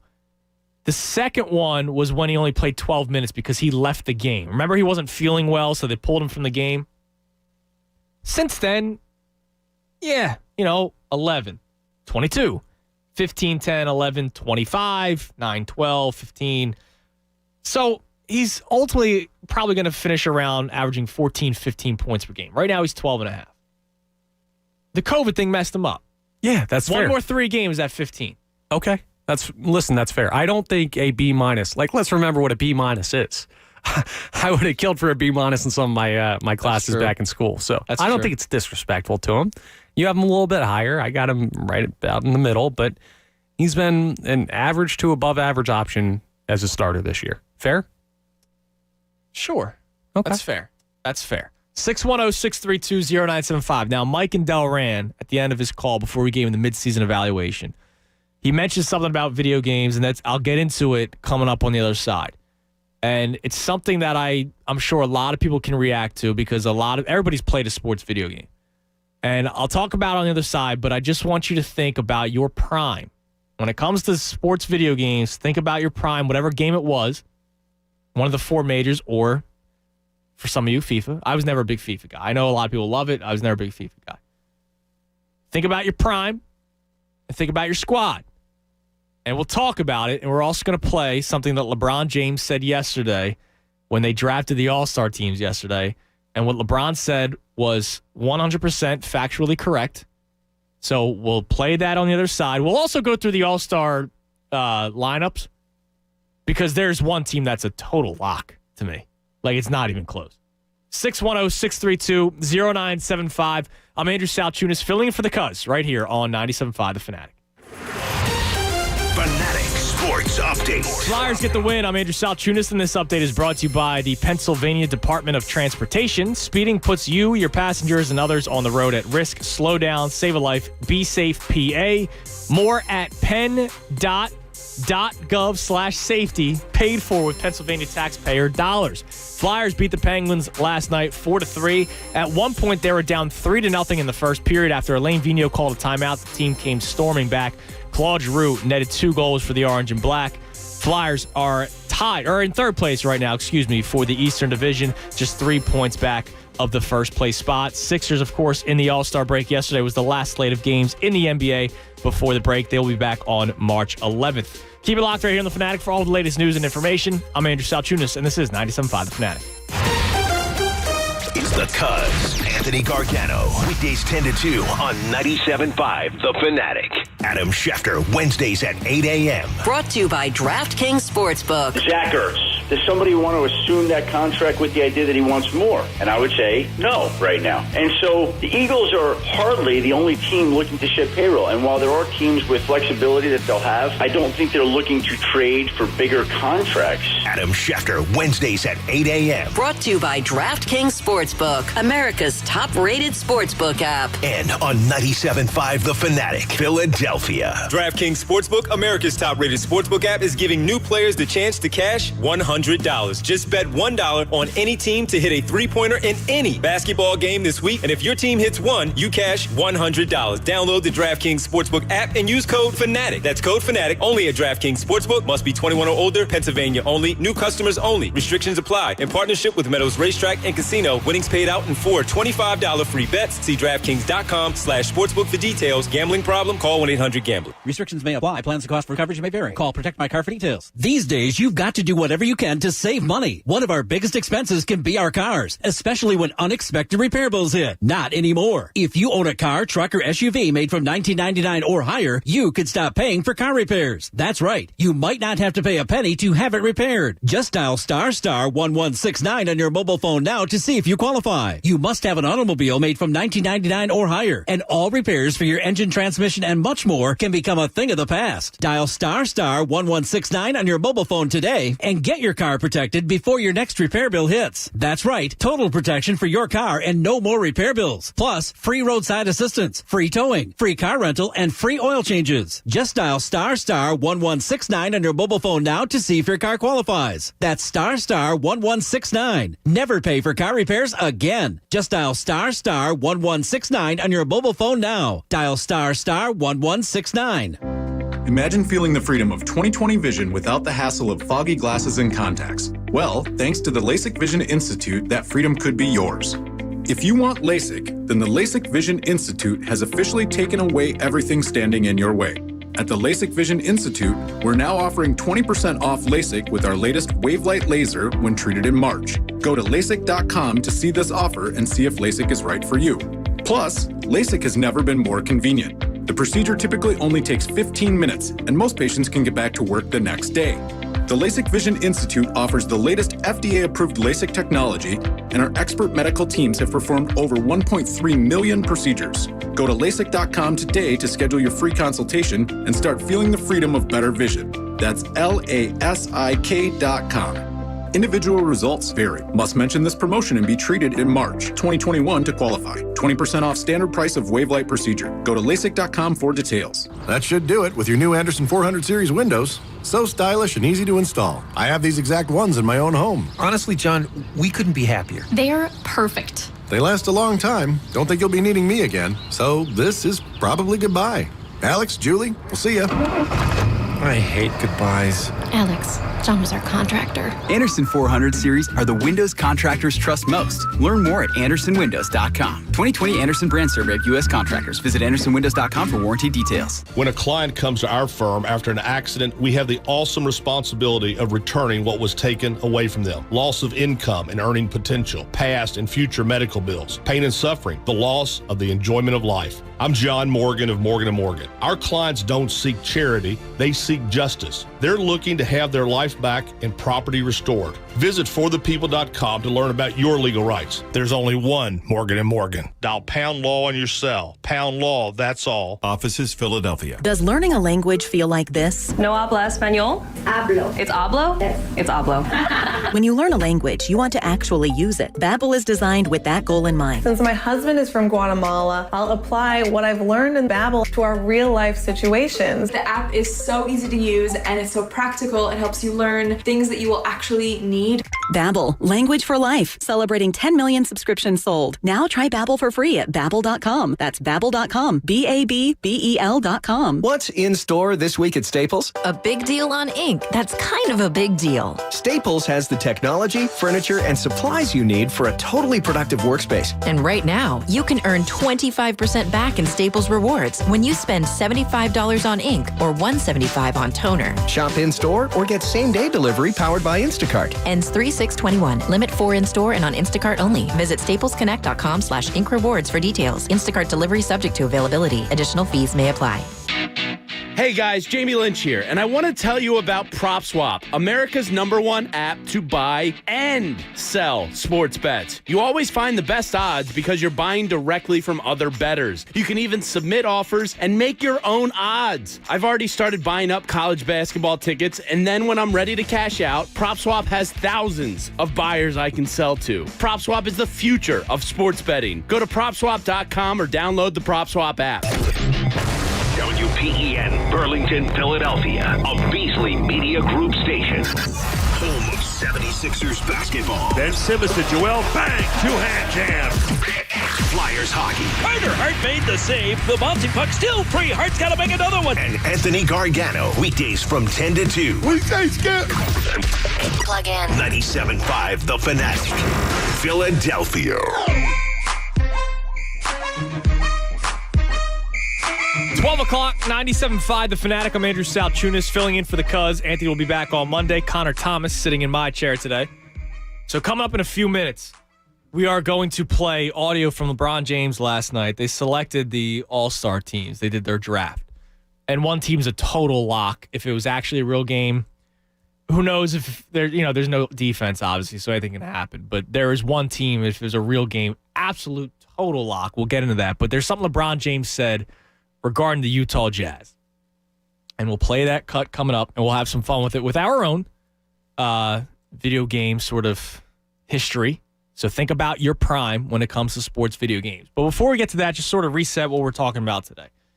I opened up the show with 3 deep breaths within the first 15 minutes. Just big, because I think that's what everybody needs to do in Philadelphia. Because I saw so much negative reaction, and I get it. When your team goes down 3-0, especially against a bitter rival, the Penguins, people are going to freak out. But it wasn't just, man, the Flyers are playing like crap today. No, it was trade this guy, trade a bunch of younger players for a big name guy, do this, do that. This team sucks. I saw this team took a step back. I saw this team doesn't look right. There'll be a first-round elimination. This is a step-back season. Alain Vigneault's got to figure this out, but it's been so deep into the season. It's like, oh, relax, because you know what ended up happening yesterday? The Flyers came back and won, and the Flyers improved their record to 12-5-3. They have 27 points. They're just 3 shy of the Caps and the Islanders for their division. That's pretty damn good, considering everything that they've dealt with. They missed a week of games, had half a team missing for a couple of games, including one against the Bruins. I know they've lost 5 games against the Bruins this year, some in overtime, but I know it's pretty bad. But they're also even with the Bruins. They have the same amount of points as the Bruins right now, okay? So it's not like, they can't beat the Bruins, but the Bruins are having their own flaws. And if you ask any Flyers fan about the Bruins, they think that they're the best team in the NHL because the Flyers can't beat them. Well, that's not true. So the Flyers, as much as they might be driving you crazy at points this year, and as much as you might have been disappointed last night when they were down 3-0 before Lane Vigneault called the timeout, they eventually came back and won. And it's the same thing with the Sixers. We overreact constantly when it comes to the Sixers. Constantly. And, you lose to the Cavaliers in a game where you could tell Embiid wasn't fully into it. Simmons wasn't fully into it. These guys are humans. They look at the Cavaliers just like we do. Oh, this team stinks. It's a lock. They probably look at it and go, wow, this team stinks. I don't have to give it 100% and we can win this game. And you know what? They came close, but they ended up losing in overtime. So I saw reactions after that loss to the Cavaliers as if the Sixers were going to get bounced in the first round. I was like, hold on, guys. Like, they're the top seed in the Eastern Conference, even with that awful loss to the Cavaliers. And then they come back and they beat the Utah Jazz in come-from-behind fashion where they didn't have to hit 23s. A game like last year, and I pointed this out yesterday when I was on with Mike Missinelli. Last year, Christmas Day, I was the opposite. I was happy that the Sixers won against the Bucks, but the Sixers had hit, I believe it was 18 threes to beat the Bucks. That team last year, sometimes it took 2 or 3 games to reach 18 threes combined. I knew that wasn't a recipe for the Sixers to win. It was good for one day on Christmas Day. Everybody was excited. But that wasn't a recipe for them to win, especially come playoff time, because you knew that's not how the team was built. The Sixers went against the Jazz. They won it their way. They didn't keep up with the Jazz, who had over 23s. The Sixers shot 8 of 25 from 3. And I know that's a concern for a lot of people. It's a concern of mine. That's why you need to get another shooter to come off the bench. That's why this PJ Tucker thing that's out there is interesting to me. You need some more guys that can hit occasional threes. But I don't need the Sixers to hit 23s to win a game. They just showed you that the other day. Their recipe is to play good defense, work through Joel Embiid. Tobias Harris can get hot for you.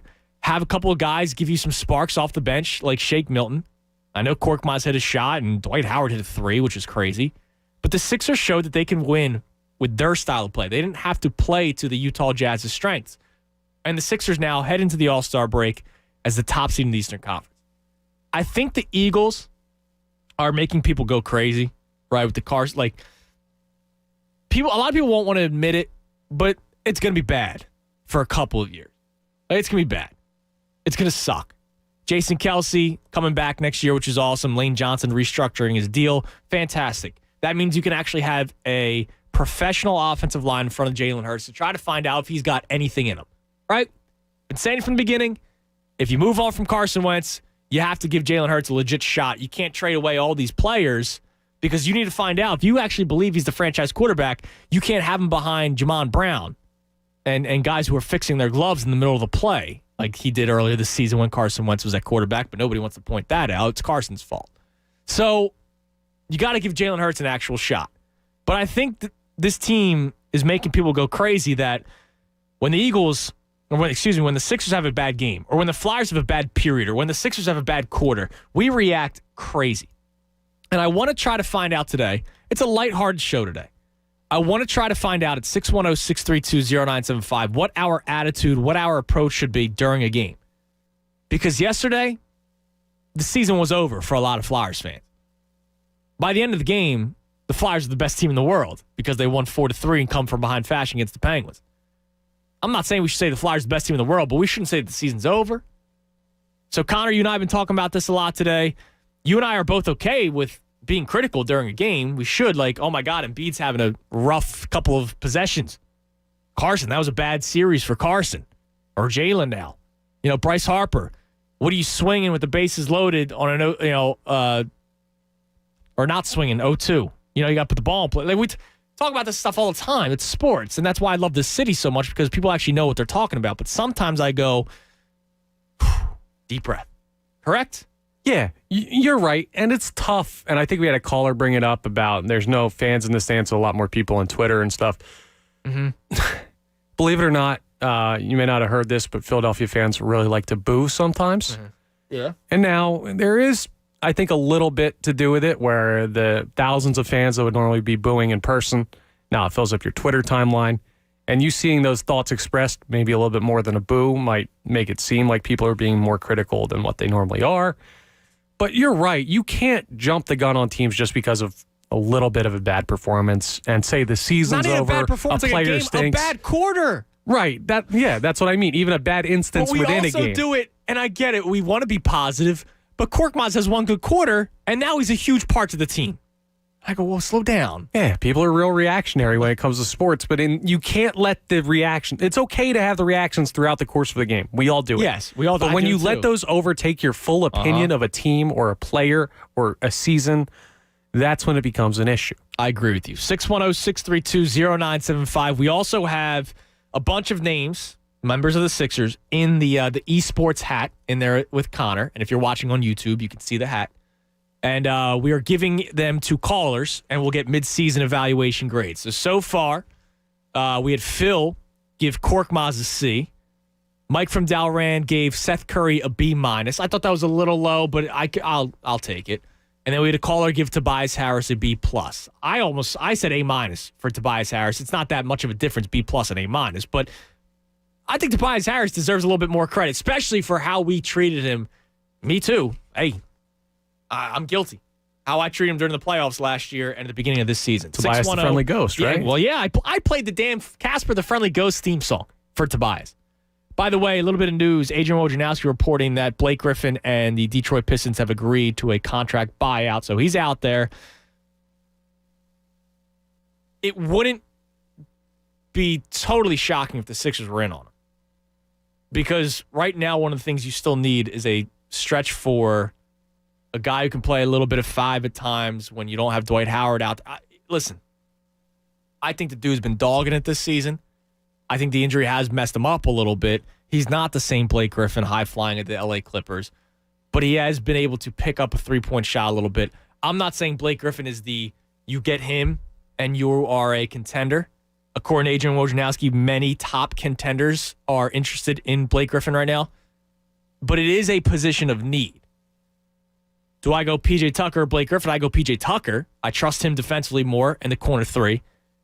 But don't be like Blake Griffin will be a player that people are in on because he does have the ability to step out a little bit and shoot and play that stretch 4. He can still play 5 at times depending who the opposing center is if the opposing team is running a smaller lineup. So I'm not saying no way I want Blake Griffin. Like I know there's a lot of people out there that go, no, I don't want him. I wouldn't love it to the point where I go, here comes the NBA Finals. Wouldn't be a terrible addition. Would not be. Let's go to David in Roxborough. David, you're on The Fanatic. Yeah, cheers, Connor. How you doing today? Hey, David. Well, first, on the whole, soft thing for younger generations, that whole statement, that doesn't bother me. Old dudes are always, complaining and moaning and calling the younger generation soft. I don't care about that. The messenger we'll be doing it in 50 years, David. Yeah, so I'm not worried about that. The messenger, though, it made me laugh out loud. He said we, and then said us in the old school, and then you asked him his age, and he said he was 33. Bro, you're a millennial. You're the ones they're talking about, soft. That just made me laugh out loud when he said he was 33. He's not in the old school. But as far as the drafting thing for fantasy, I couldn't disagree more. I have an Eagles logo, and I have February 4th, 2018 on my legs for the rest of my life. Mm-hmm. I'm not going to get called not a diehard or a fraud just because I have money on the line, and I'm not going to pass over Saquon just because he's a Giant. I'm not going to cut off my nose to spite my face.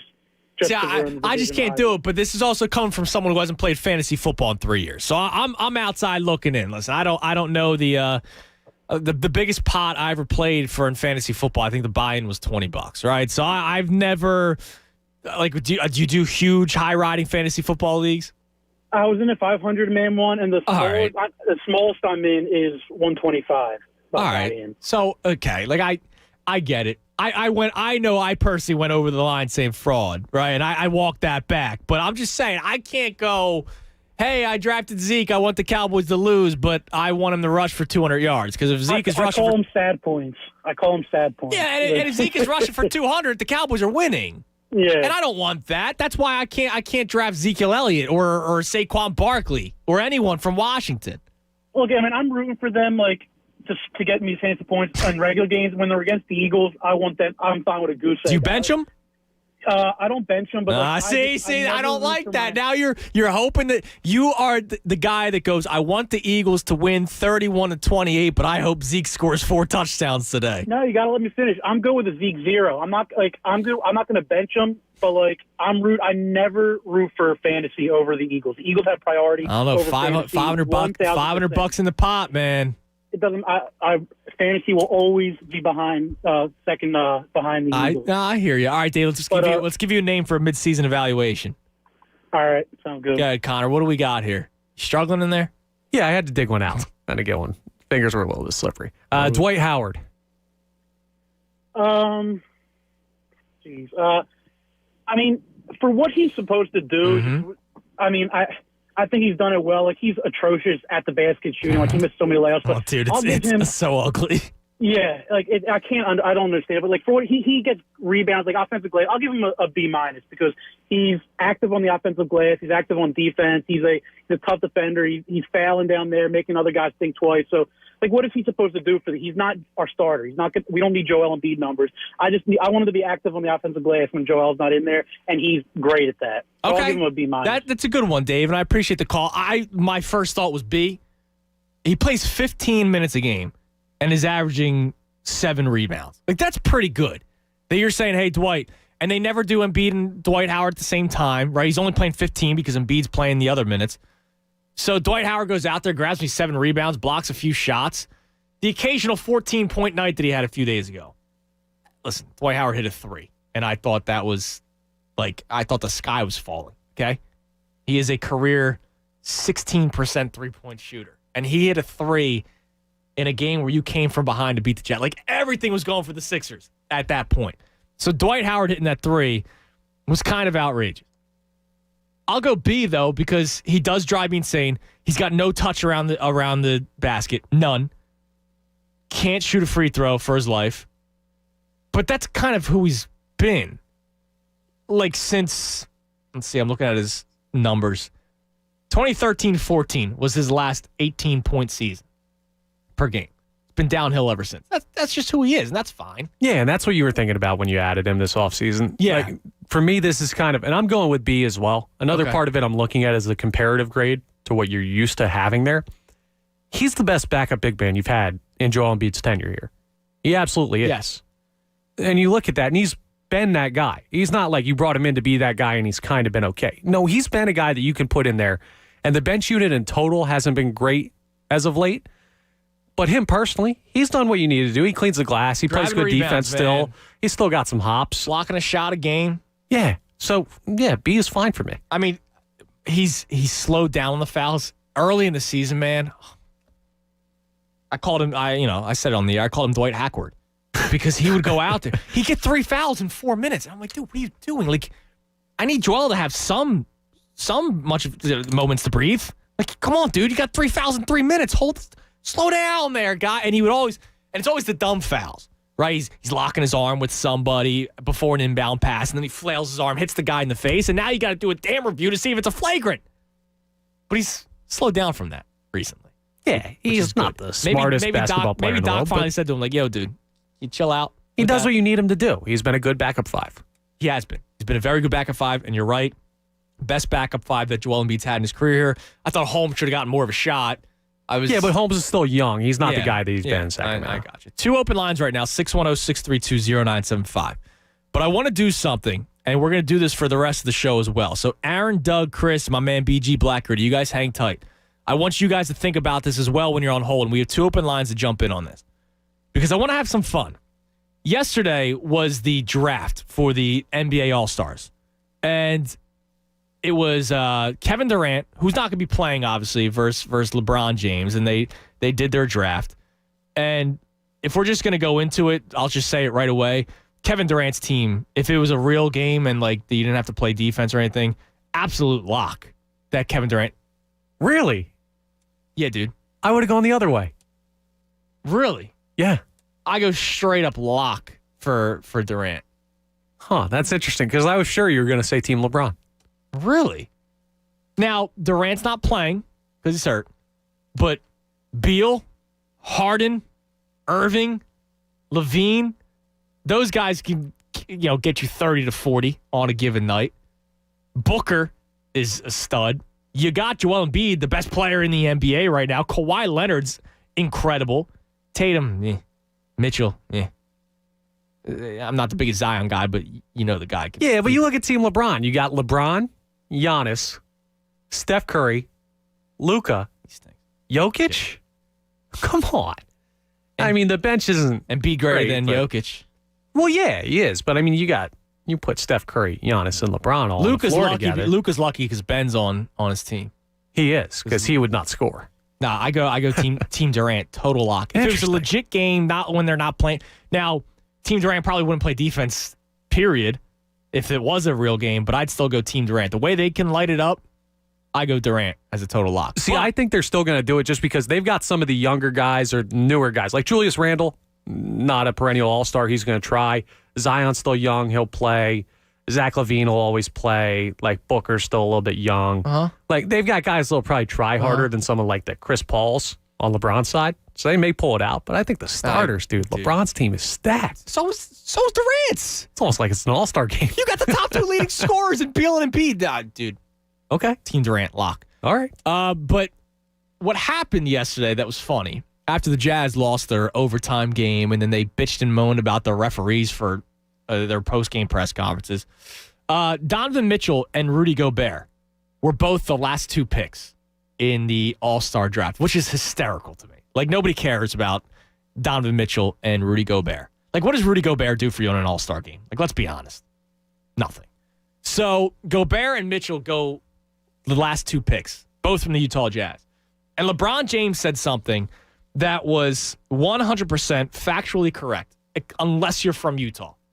And he talked about playing as the Jazz in 2K and how no one's ever done it.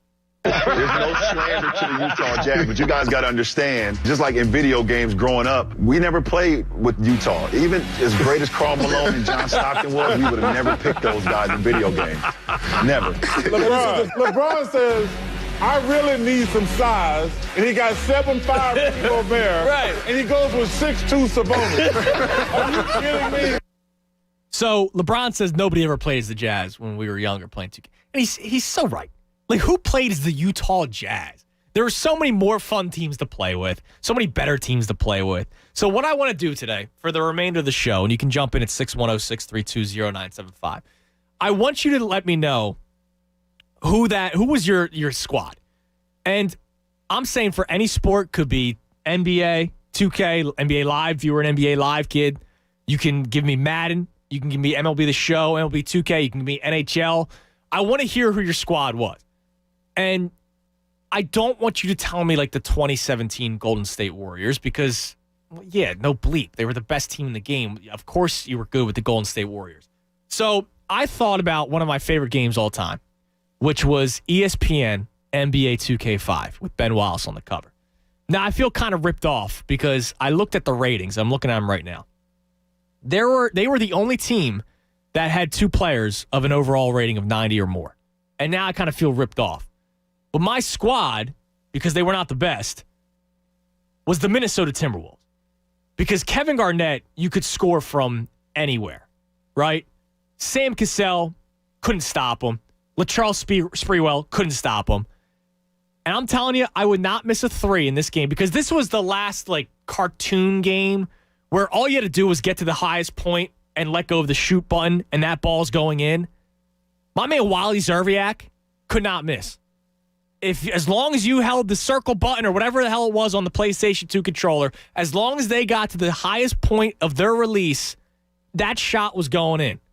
So my squad that you could not beat me with was the Minnesota Timberwolves of ESPN 2K5. And I've gotten a lot of good answers already on social media because I put out the tweet before the show. But I want you guys to give me some the rest of the show on the phone, 610-632-0975. I got a good one from McCabe Rhyme. He says the Green Bay Packers on NFL Blitz because Brett Favre, you could not stop him And I do have NFL Blitz for the N64, so he's 100% right. You could not stop him. And D-Rob, here's another good one. The 2012 Warriors. So you had Steph, young Clay. But if you ever played with or against Monte Ellis, he was a cheat code.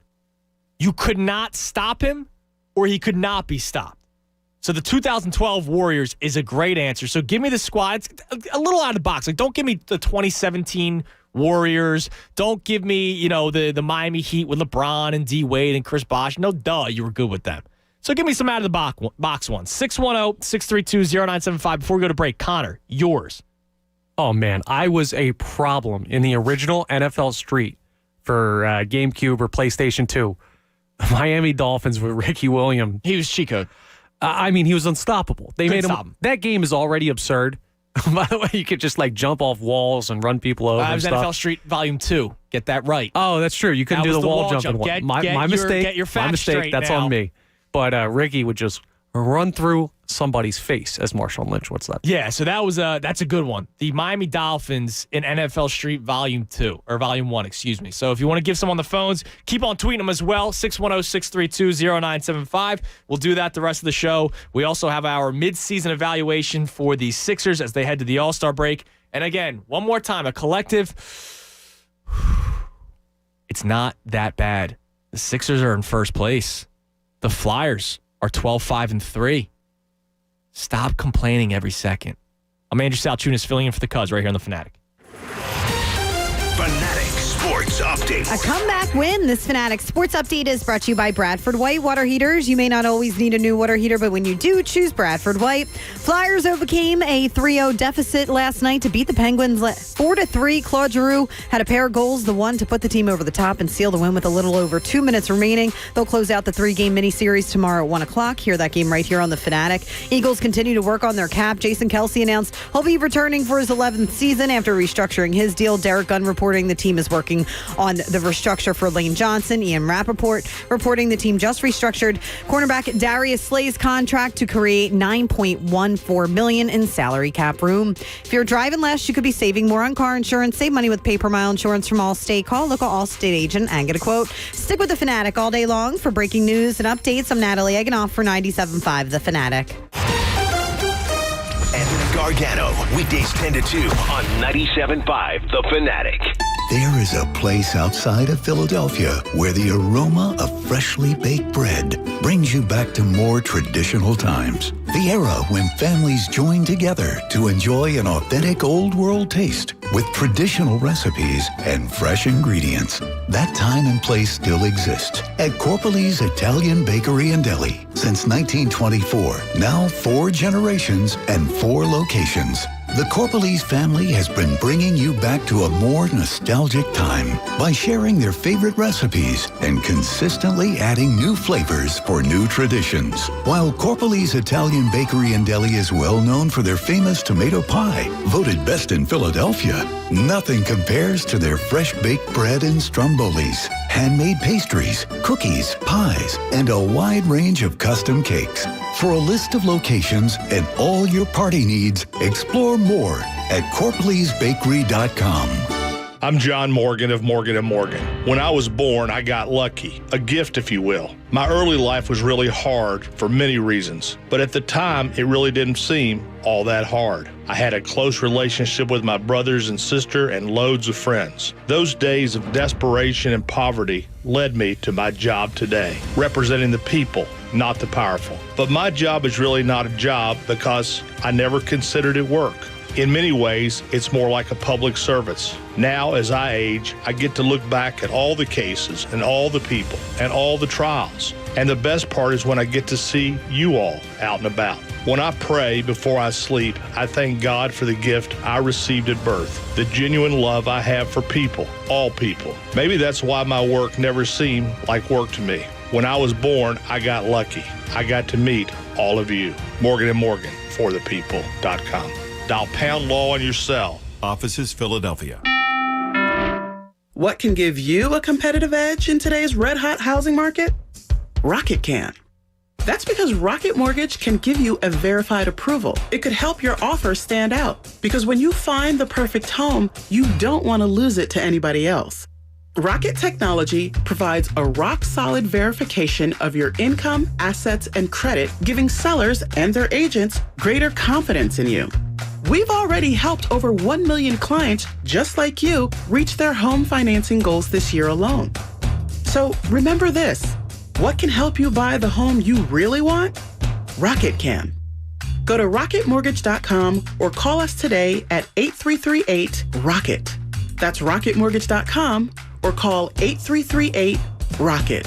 A verified approval is based on an underwriter's analysis of your individual financial information, appraisal, and title report. Call for cost information and conditions. Equal housing lender licensed in all 50 states and MLSConsumerAccess.org number 3030. When water strikes, call DryTech Waterproofing Solutions. Water in your basement, minor leaks, or moisture on the walls could all cause major damage to your home, allow mold to grow, and even weaken the structure of your home. Call the leader in basement waterproofing, DryTech Waterproofing Solutions. They provide free consultations and foundation assessments, and just by mentioning the Mike Missinelli Show, you can save 15%. Don't let water damage ruin your home. Visit DryTechCorp.com. It's DryTech Waterproofing Solutions. Protect your investment. What a night. We know you're ready for a night out, and Parks Casino is ready for you. Parks Casino is now open 24 hours with the best cleaning team in the biz and plenty of room for social distancing. Check out action-packed table games, your favorite hot slots, sports betting, and the newly opened poker room. Visit parkscasino.com for more. It's time to get out and win. Must be 21 or over. Gambling problem? Call 1-800-GAMBLER. Dell's semi-annual sale is the perfect time to power up productivity and gaming victories. Now you can save what Dell employees save on high-performance tech. Save 17% on the latest XPS and Alienware computers with Intel Core processors. Plus, check out exclusive savings on Dell monitors, headsets, and accessories for greater immersion in all you do. Upgrade today by calling 800-BY-DELL. Again, that's 800-BY-DELL, or you can visit Dell.com/semi-annual sale. You're ready to get back into yoga, so you ordered the essentials. A non-slip mat, yoga blocks to keep balance, and an exercise ball. And you used your Bank of America Cash Rewards credit card, choosing to earn 3% cash back on online shopping and up to 5.25% as a preferred rewards member, which you put towards your most essential yoga gear. Noise-canceling headphones. Welcome. Take a deep breath. Breathe. Apply for yours at bankofamerica.com/more rewarding. Copyright 2020 Bank of America Corporation. The Berlin Farmers Market is home to more than 75 local businesses and restaurants throughout the year. And on the Berlin Farmers Market Community Day on Saturday, March 20th from 11 to 5, it will also be home to the Berlin Police and Fire Departments, Berlin Emergency Services, Central Jersey Equipment, John Deere, Art by Alicia, and a beer garden sponsored by Alligators Pub. There'll be giveaways and great deals, too. For hours, info, directions, and more, visit BerlinFarmersMarket.com. More of the Anthony Gargano Show now on 97.5 The Fanatic.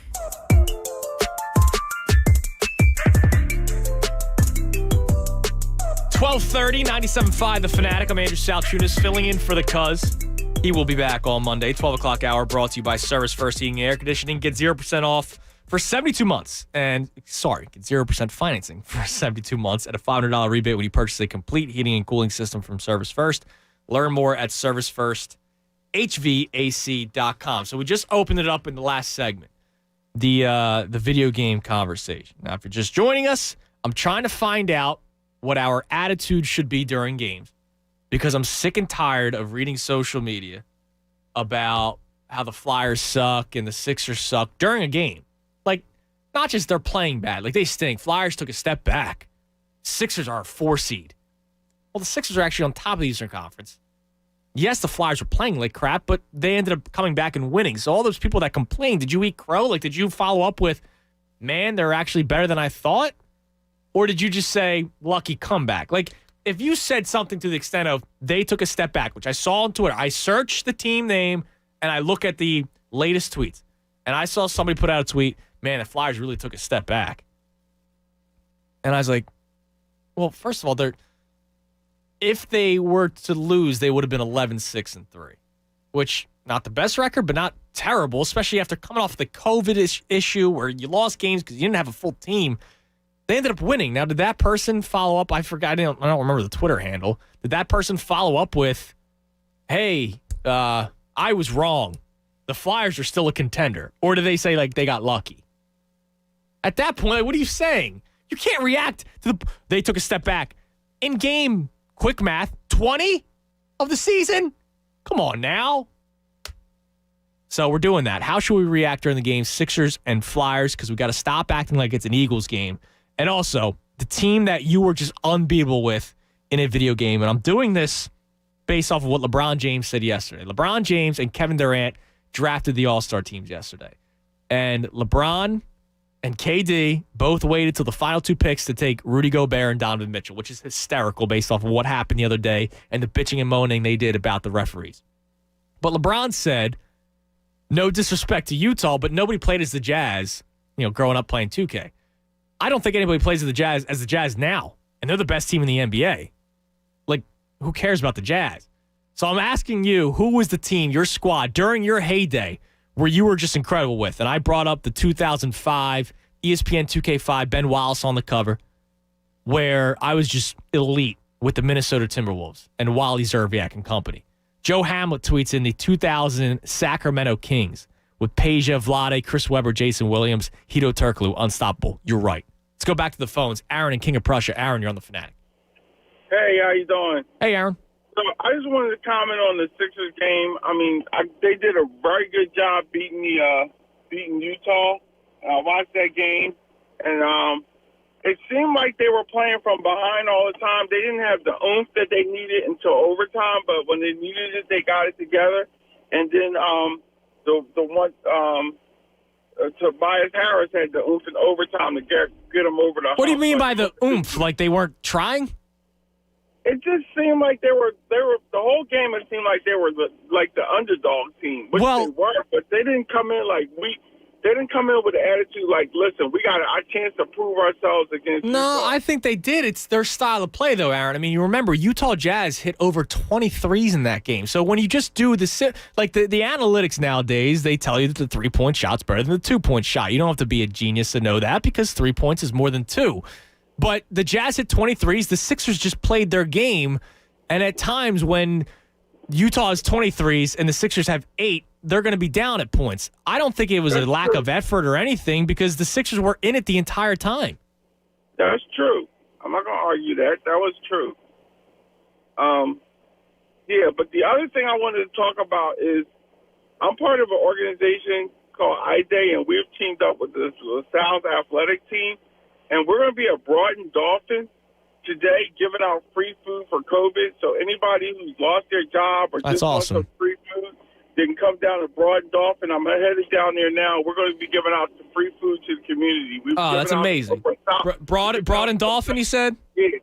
We've given out over 1,000 boxes over the last 3 weeks. So we're giving out about 450 boxes. So anybody that's amazing, Aaron. Dolphin, we're headed down there. Yeah, God bless you, man. You guys doing God's work. I appreciate it, Aaron. I appreciate the call. Broughton Dolphin. All right, get some free food. If you lost your job, listen, people are struggling right now. So that's awesome what Aaron's doing. Let's go back to the phones. Chris in Jenkintown. Chris, you're on the Fanatic. Hey, Andrew. How you doing, buddy? Hey, Chris. Hey, listen, I listen to you guys all the time, and it's you guys are a pleasure to listen to. Just one thing that irritates me the most about the Eagles and the whole Wentz situation with him going this and that. He said this and he said that. Mm-hmm. And when people say about Hurts, give him a chance, give him this year. Well, I agree with it now, but the same could have been true if he kept Wentz. Oh, that's what I was saying from the beginning with Wentz. I never wanted to get rid of him. Well, you're in the minority, it seems like now, because all my friends are saying, "Oh yeah, you got to give Hurts a chance." Yeah, no problem, because you got rid of Wentz. Yeah. What, you can't give Wentz a chance? Yeah, I mean, I was saying from the very beginning that for the Eagles, I didn't want to find out if Wentz was good or bad somewhere else. I wanted to find out here. And he has never had in his career a legit wide receiver. Alshon Jeffrey was fantastic in 2017, but Alshon Jeffrey never comes near the top 10 list of current NFL wide receivers.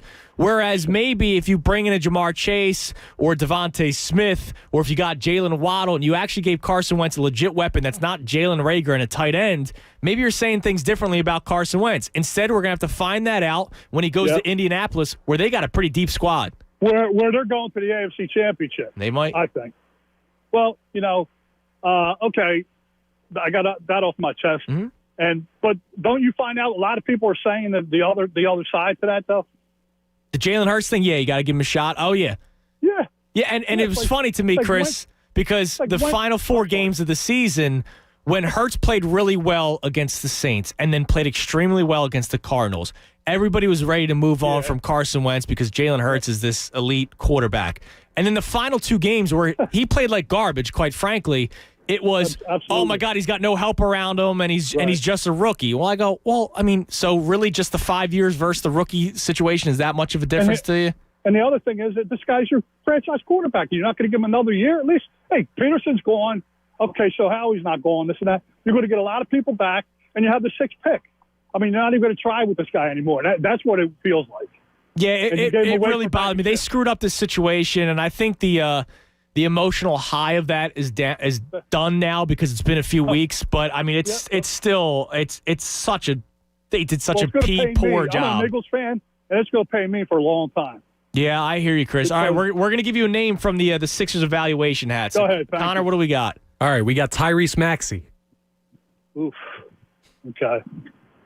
Kind of incomplete, but I will give him. You know what? I'm going to give the guy B minus, maybe. Yeah. See, I'm out on the B minus, Chris, and I appreciate the call. Incomplete was the correct term. I mean, the guy's not even getting into big games, So I just go back to it. Sometimes we overvalue players. Sometimes we undervalue players. And Tyrese Maxey, I love the kid too. I love I think he's going to be a good basketball player in his career. I love his personality. Seems like an awesome kid. They always talk about how he's always smiling. That's awesome. But you're seeing it. He's a rookie who's still trying to come into his own and is not going to help you this year. He didn't play a second against the Utah Jazz. He's not ready for it. He's not going to be ready for the playoffs. And this team, currently constructed, is ready to contend, especially if you add some more pieces. And if Tyrese Maxey has to be in the deal, bye. See you later. Yeah, and he's not like a Matisse Thybulle. When Matisse came out, he was a 4-year guy at Washington who was coming off being the Defensive Player of the Year in college. Like, he's not a guy as polished. He's younger.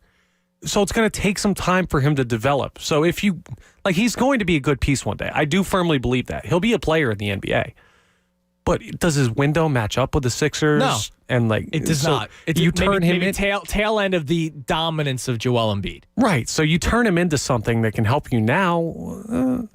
Thanks, Tyrese. Yeah. Good luck where you're going. The other thing is you need a secondary ball handler too that can shoot a little bit.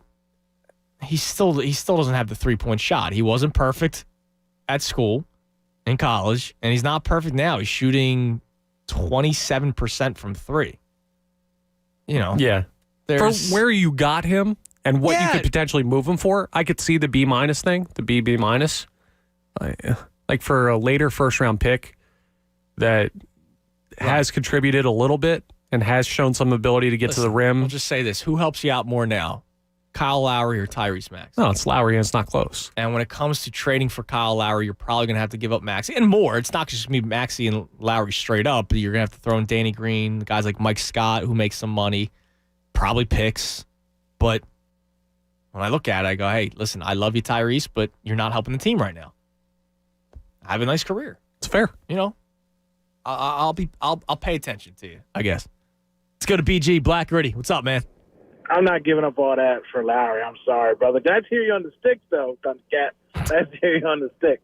So let me tell you about this season for me. The Eagles have kicked me in the nuts so much, I'm numb to everything. So I said to myself, I'm just going to enjoy basketball. I haven't been complaining about Ben as much. Mm-hmm. I'm just hoping to wait till enjoy the game. Like, we were down with Utah. I was like, oh, man, but I didn't tweet nothing. I've been not saying on Twitter. And I'm just watching the games and enjoying the games because we've been so conditioned to live like this where we complain about everything, cry about everything, instead of just watching it. People going to sleep missing great comebacks. Like, What are you doing? Like, watch the game. So, this is Philadelphia. We have to suffer. We've suffered through worse.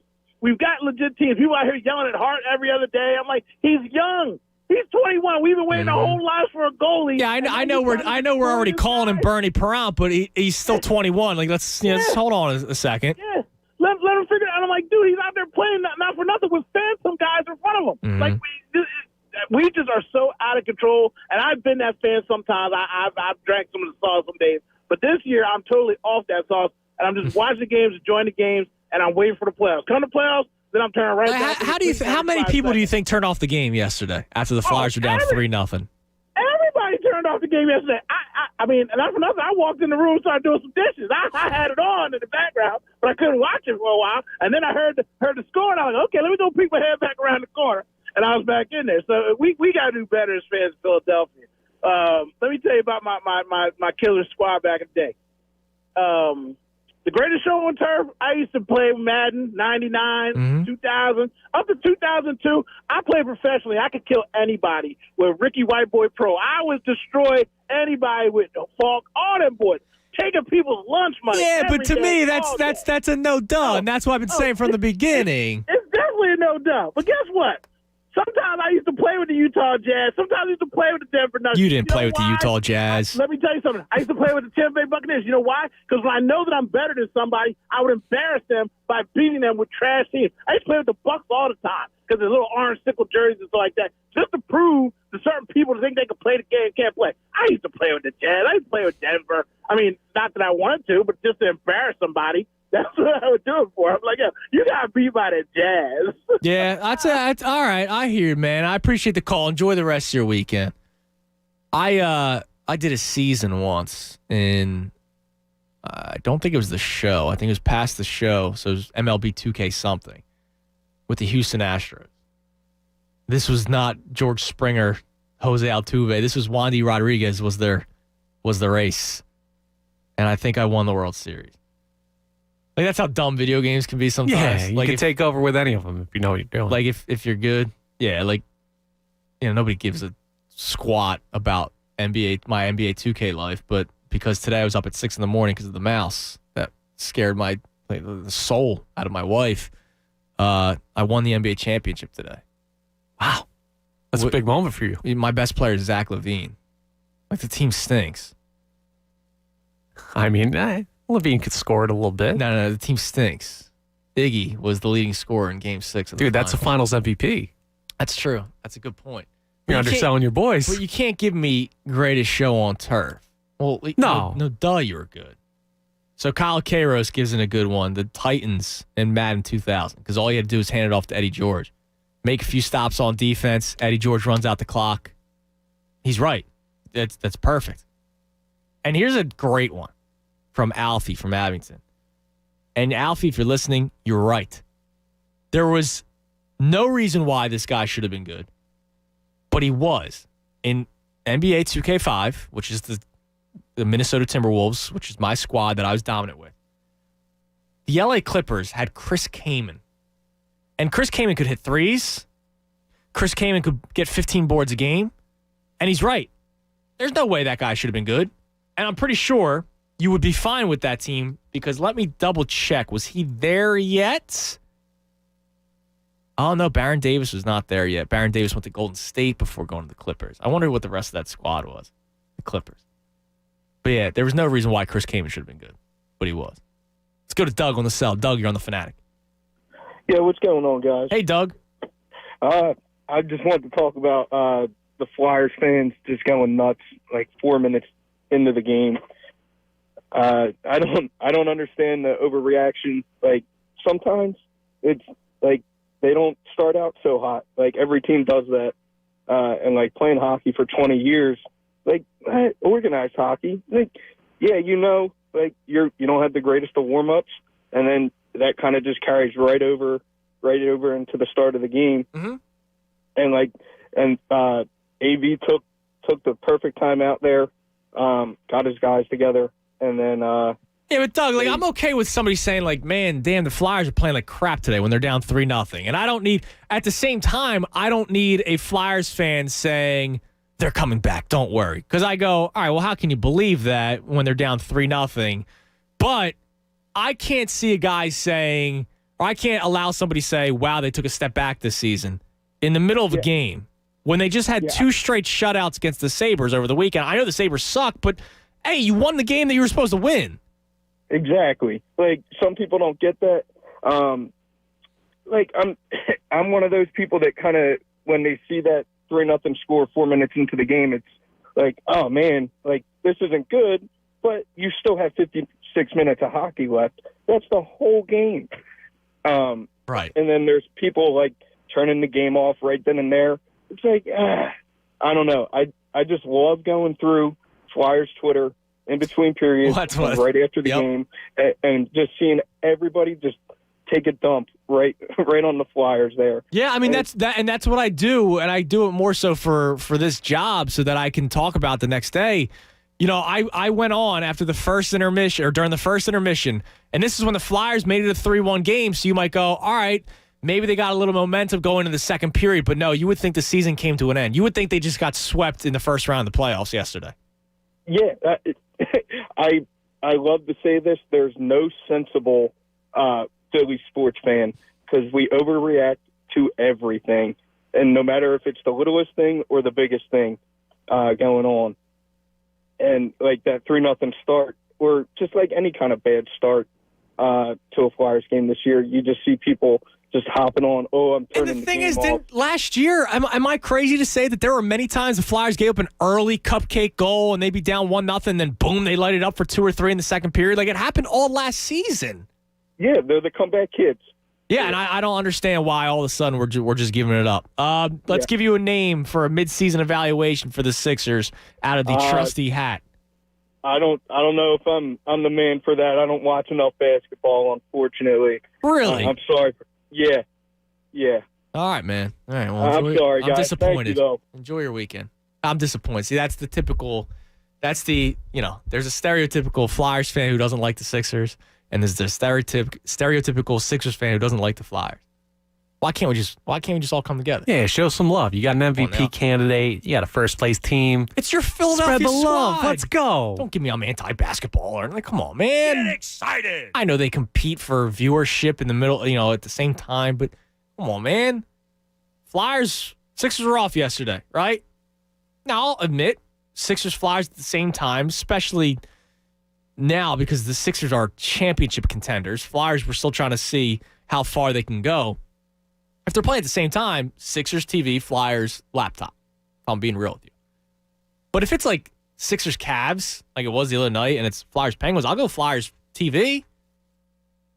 If the Flyers are off and the Sixers are playing the Utah Jazz, you should watch the Sixers. Yeah, and what was my man doing during the 12 days they were off where they didn't have a game because of the COVID outbreak? That's a good point. What's my man doing? Is he not watching the Sixers games? I'm sorry I hung up on him. That's a very good point, Connor. Now, what's the name you pull? We'll give it grade ourselves. So I pulled Matisse Thybulle.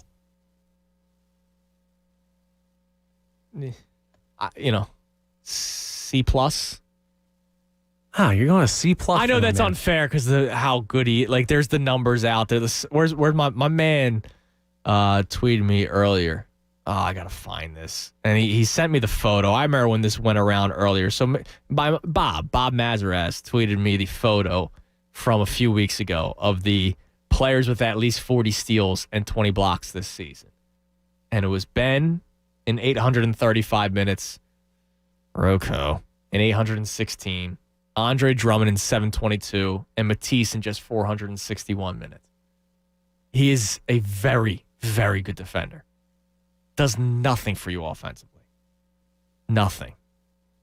So, fine. Maybe C plus is a little unfair, but I can't go higher than a B minus. I mean, that's where I have him as a B minus. All right, so C plus isn't that far from B minus. Right, it's not, but he deserves to be in that B range. I mean, come on, man. Like he does. He's one of the nothing per for you 36. He's one of the best perimeter defenders in the NBA. His hands are so active. He's so long. Your per 36 is so dumb. No, it's not. You know why he doesn't play 36 minutes? Because he kills you offensively. Okay. These per numbers are so dumb. And he's great defensively. We just talked about Furkan. 36. What'd you give Furkan?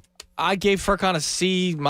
Okay, and that's because he's terrible on one end of the floor, and he hasn't been that good on the other end. In your opinion, two grades higher than a this C-. dude is elite on one end of the floor. You're per 36. He can't play 36 He's minutes. an elite defender. You know he is. He doesn't play that much because he can't score, but he's Fine. elite. I'll go as high as B- so far this year. B-. There's times there's times where you just can't play him.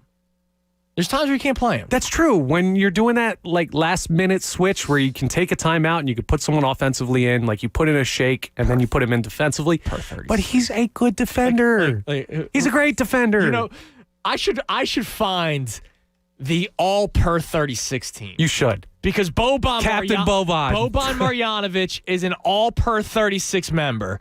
And I'm sure if I go to Basketball Reference right now, per 36 minutes, he'd be averaging 20 points per game this season. Meanwhile, he plays, on average, 7 minutes per game. He can't play more than 7 minutes per game, so get the hell out of here with your per 36 BS. All right. Gentlemen. Hey, Matt. Hi, Natalie. How are you? Listen, I get the number, right? But I'd rather go, all right, per 36 if my guy's playing 30. If Boban's playing. But, like, I'm telling you, Boban Marjanovic is the perfect example for my argument.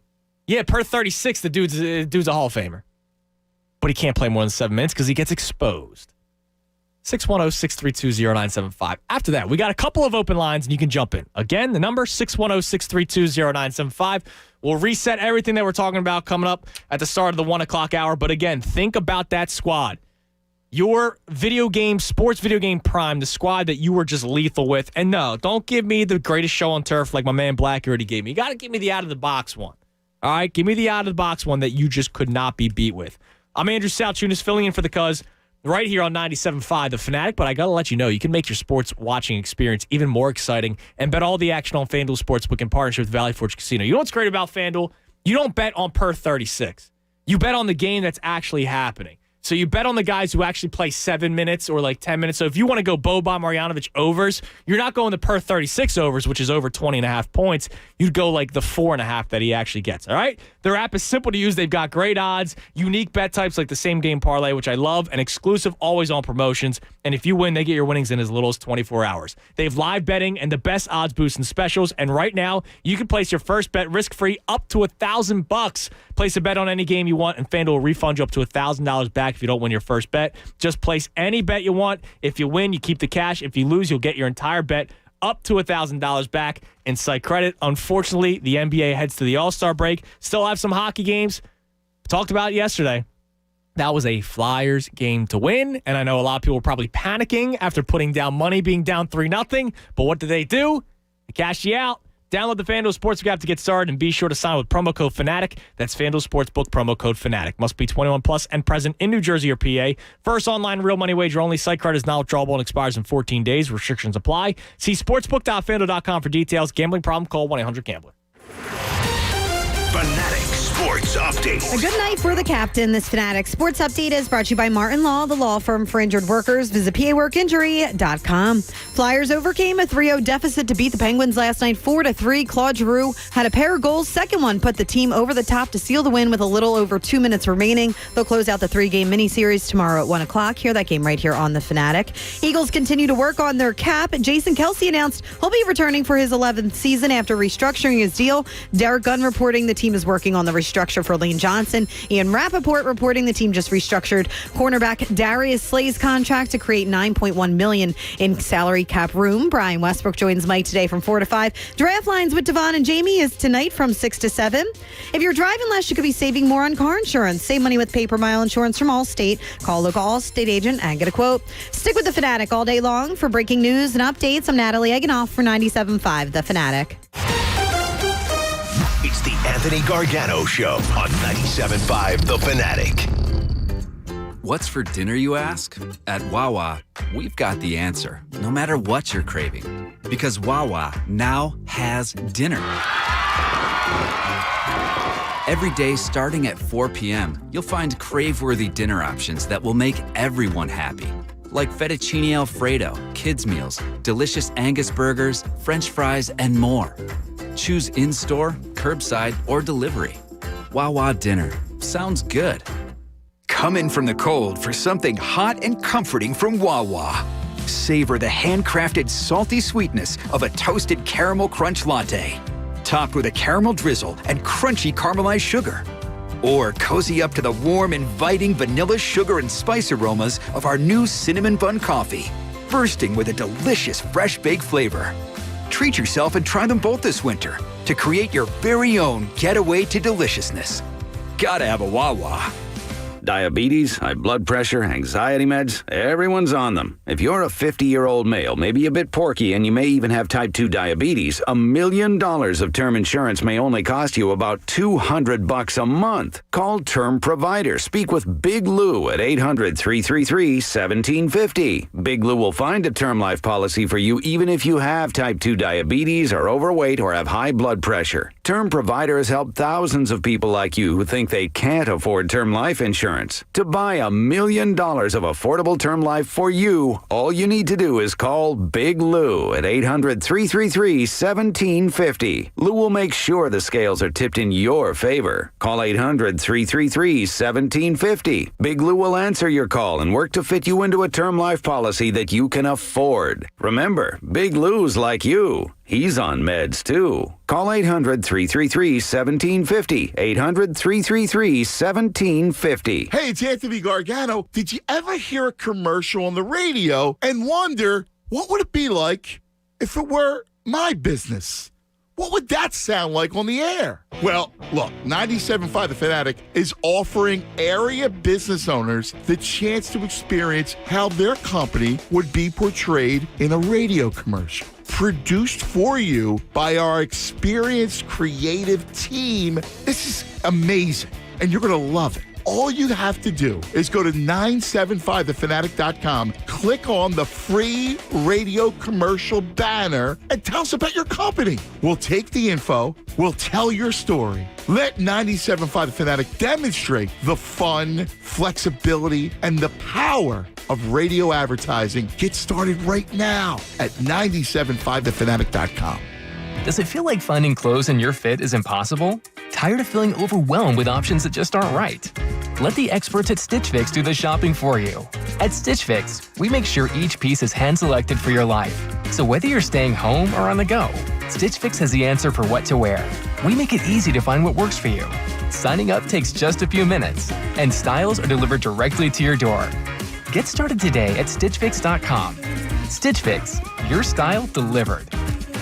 Eventually, we'll all be commuting again, going out to dinner, even vacationing. You remember what it's like leaving your home and returning to a dark house? Well, this is Mike Miss for Farron Electric, certified Lutron Pros with Cassetta by Lutron. Farron Electric can automate your lights inside to turn on when you pull in the driveway or off when you're already in bed. Control your lights remotely from anywhere, right from your home. Yep, my electrician, Farron Electric, can set that up too. Give them a call or visit FarronElectric.com. That's FARRYN Electric.com.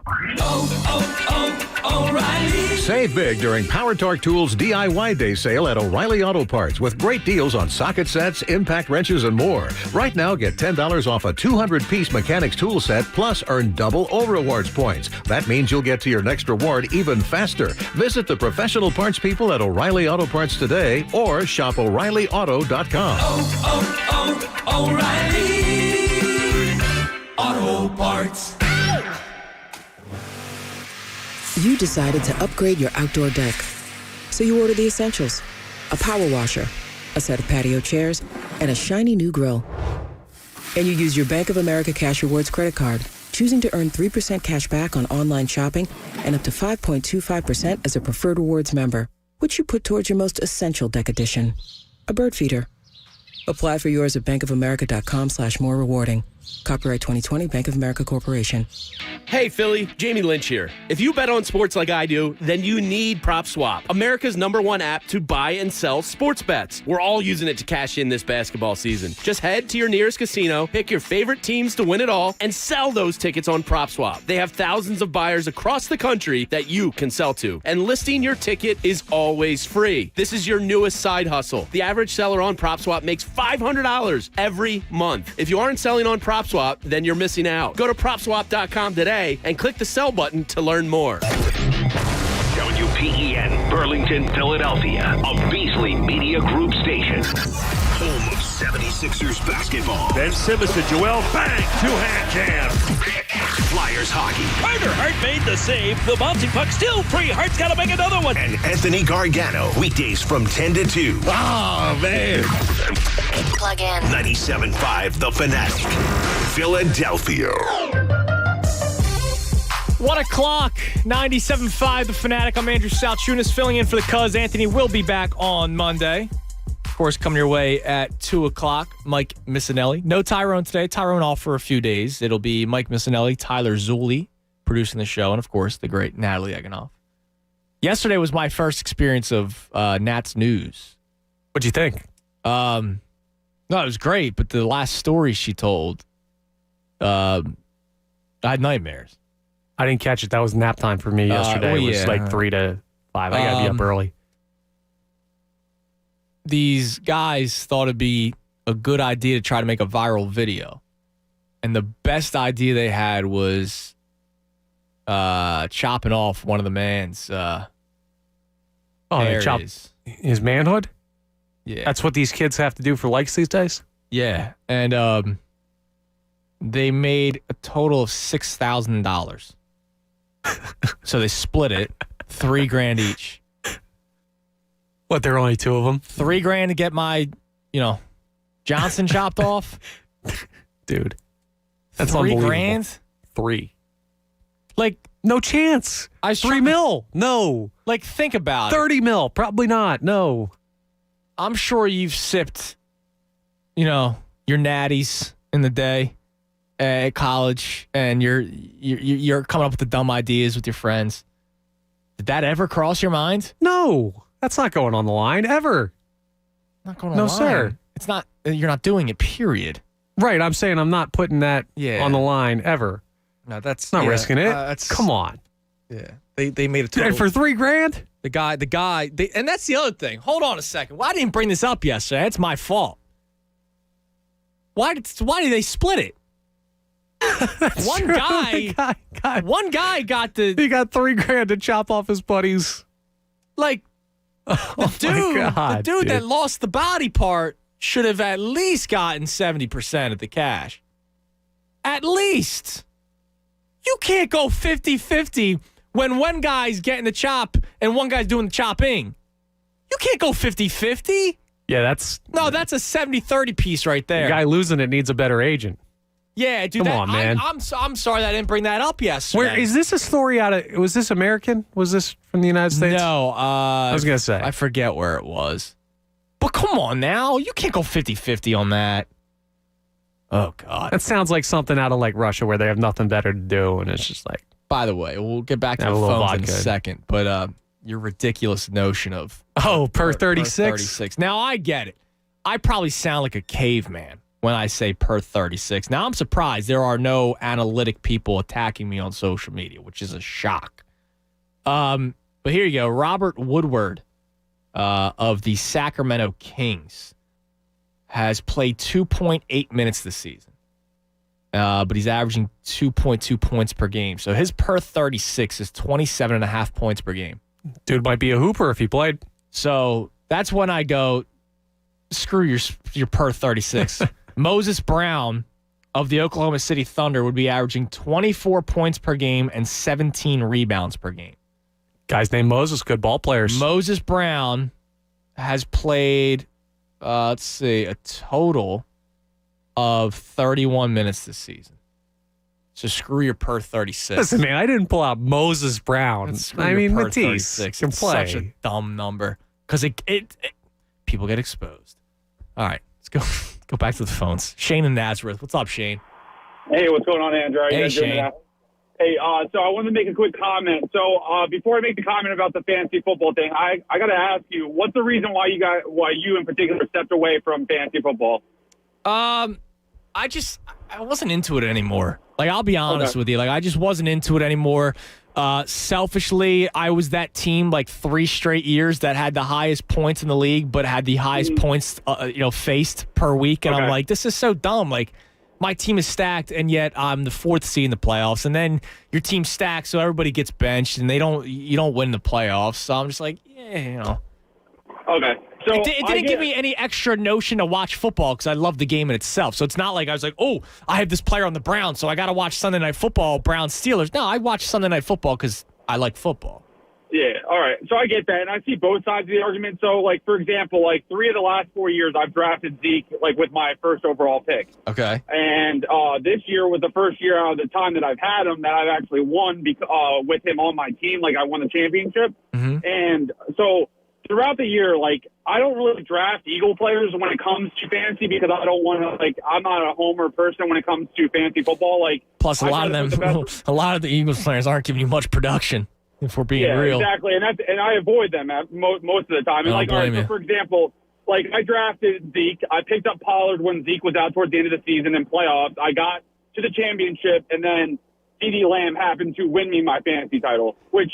See, but now you're celebrating that the Cowboys are thriving, and that's when I go, come on now.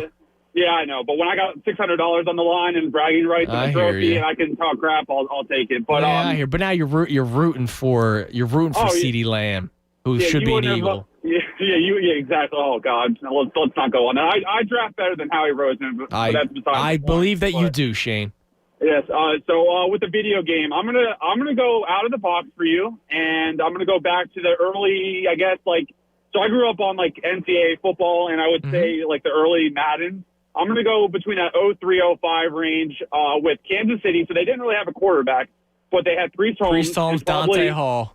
Yes, exactly. And Dante Hall, for I guess the younger people, I know you have 3 years, like you're 3 years younger than I am, but a lot of people didn't like get to see him in his heyday because that year he had 7 touchdowns and like a 6. Yeah, he was Devin Hester before Devin Hester. Exactly, and that's what I was just about to say because Devin Hester was the man after that, and like I liked watching Hester even though he went to the college that is like a rival to like the college that I root for. But like those Miami teams, even for college football in the early 2000s, were fun to watch because they had so many NFL. Oh yeah, the U players. Man, everybody was going there. Yeah, I mean the 2 guys during that era in video games that were unreal to play with were Dante Hall and Antoine Randall L. Those guys were electric. Now we're gonna give you a name for a midseason Sixer evaluation. Connor, what do we got? We got Daryl Morey. Daryl Morey, Shane. What's your grade? So we're going up to this point, or are we going to, this is before he makes any moves, up to this point, mid-season evaluation. We'll go with A, because I feel like he's going to be more he's going to be aggressive, and I think Tucker and I think some other veteran buyouts, and I think a trade will follow within the next couple days or so. So yep. Shane, I'm with you, man. I appreciate the call. No, nothing lower than an A. And I'll still go by saying the Al Horford contract alone, getting rid of that, and then I know Danny Green's been giving people fits recently, but getting rid of Al Horford, bringing in a guy that's he's won 3 NBA titles now, has been in your starting lineup every single night, except on a few nights where he's missed. But I think, or maybe has Danny Green missed a game yet this year? Like, we complain about Danny Green so much. I don't know if he has. Maybe during the COVID outbreak? Let's see. Yeah, I think you're right. During the COVID outbreak, he definitely missed a game or two because that's when you had 7 guys. But Danny Green this season has played in 36 games and has started all 36. So, he got rid of Al Horford. No, he didn't miss a game, man. Not even during the COVID. How about that? Yeah. I mean, the dude he drives everybody, like you saw it during the finals last year when he was a part of that Lakers team. Like, he drove them crazy, too, with his shooting performance. I'm sure there are tweets you can dig up from Toronto. There's the 1-3 that went viral. Right. Danny Green automatically But, sucked. dude, he's been on back-to-back championship teams in different cities. So listen, the last 2 games, around good teams. Last 2 games from 3, 1 of 5, 1 of 5. Not good enough. No. Not good enough. But then 3 of 8, 2 of 4, 3 of 9 is not good. 3 of 6 you'll take. 4 of 8 you'll take. 4 of 6 you'll take. I mean, if he's giving you 9 to 12 points a game and it's 3 to 4 threes a game, Listen, Al Horford was a disaster for you last year, and that's the biggest thing. So you move on from him. You bring in Seth Curry, who has made an impact for this team. I'll just say that alone makes it an A. He didn't do anything else this offseason that was crazy. It's not like he brought in a superstar player. So there's still more for Daryl Morey to do, but right now he should be in everybody's good graces. Yeah, I've got him in an A too. All right. No doubt. Let's go to Josh in Audubon. What's going on, Josh? Yo, what's going on, guys? How you doing, man? Good. Real quick, I'll give you my video game one. I was a baseball video gamer when I was little, and besides the obvious, I'm going to throw out Pablo Sanchez from Backyard Baseball on the computer. Of course. Right? He's an all-timer. All-timer. I always used to play with the Rangers on like this Sega game, and I can't remember what it was called. And Juan Gonzalez was my guy. Like every time he came up, it was a home run, easy peasy with Juan Gonzalez. That's awesome. Yeah, I couldn't remember the game for the life of me. I'm trying to search it now, but Sega was my jam. So I was a 64 guy. It was a little bit after. Okay. Let me see. As far as how we should react during games, I mean, I'm 32, so a little bit older than you guys, right? I love my basketball team, right? So 2001, I'm 13 years old. So I remember it. And we haven't gotten anywhere close to that. Right. So I can't stand the social media people like killing Joel, or not killing him, right? So there's a person who I see on social media all the time that is just not impressed no matter what Joel Embiid does. I don't know how that's possible. Exactly, because they write the same thing every time. For the amount of money that he's getting paid and what we expected of him, he should be doing this every game. Get down low more. I want him in the post more. Can you live in the now? The fact that this guy is on, you can just chalk it up. Like, chalk it up 25 and 10, and anything over is just icing on the cake, right? Right. He's doing 40-point games, 50-point games. We're the number one seed. Like he's hitting 3-point shots with 5 seconds left. At a 40% clip on the year. Like you guys have touched on yesterday and today, like, he's doing something that hasn't been done, like, ever at the most efficient rate ever. Mm-hmm. And we're the number one team. Like, what more? And I was like, I would never comment. And finally I bit it yesterday. I was like, sports utopia. Like, you're fun at bars. Like, you know what I mean? That's so frustrating. Yeah, it's nonstop. And I just try to figure out how we should start handling it, because yesterday, I've said it 1,000 times, I was just as upset as everybody else was that the Flyers were down 3-0 to the Penguins. But I wasn't saying stuff like, wow, they took a step back this season. How can you come up with that conclusion after the first period when they're eventually down 3-1? Look, they come back and win. Do you still feel that way, that they took a step back? No, of course not. I mean, I think people panic because you play the Penguins 3 in a row, right? Mm-hmm. And you get your butts handed to you the first game, and the way that game started off, you're just like automatically like, oh, we're just going to lose all 3. Like, you know, us as Philly fans, it's the extreme high, it's the extreme low. There's very few that are level-headed mature sports fans. I don't know. I wouldn't even go mature. I just go level-headed, because I mean, listen, we've been through the wars, and I appreciate the call, Josh. Like, everybody's been through the wars. You and I have been spoiled, Connor, a little bit more because, you know, look, we've seen a Super Bowl. We've been through skirmishes, though. Yeah, we've been through Not skirmishes. through the full war, but and I don't know what that is. Is it people that are 40 plus that have seen so many bad seasons that they go, wow, I'm not going to be happy with any result until the result is a championship? Like, is that what it is? Because I don't see how that could be the possibility. Like, you have to enjoy the ride in itself. Like, that's a big part of it, is the ride getting to the NBA championship. You're not going to go, oh, they're there. But here's the thing, and it's kind of inherent to the situation. We don't have it with the Eagles right now because they stink. And we don't have it with the Phillies because we don't really know what they have over maybe a 500 ball club. But with the winter sports, the Sixers and the Flyers, and you know how people get when they have expectations, the stress level rises. When you start to see that they could compete, now you're expecting them to compete. And there are fans out there, when they get a good team, it's a bad thing for them because they're worried about every game matters now. Yeah.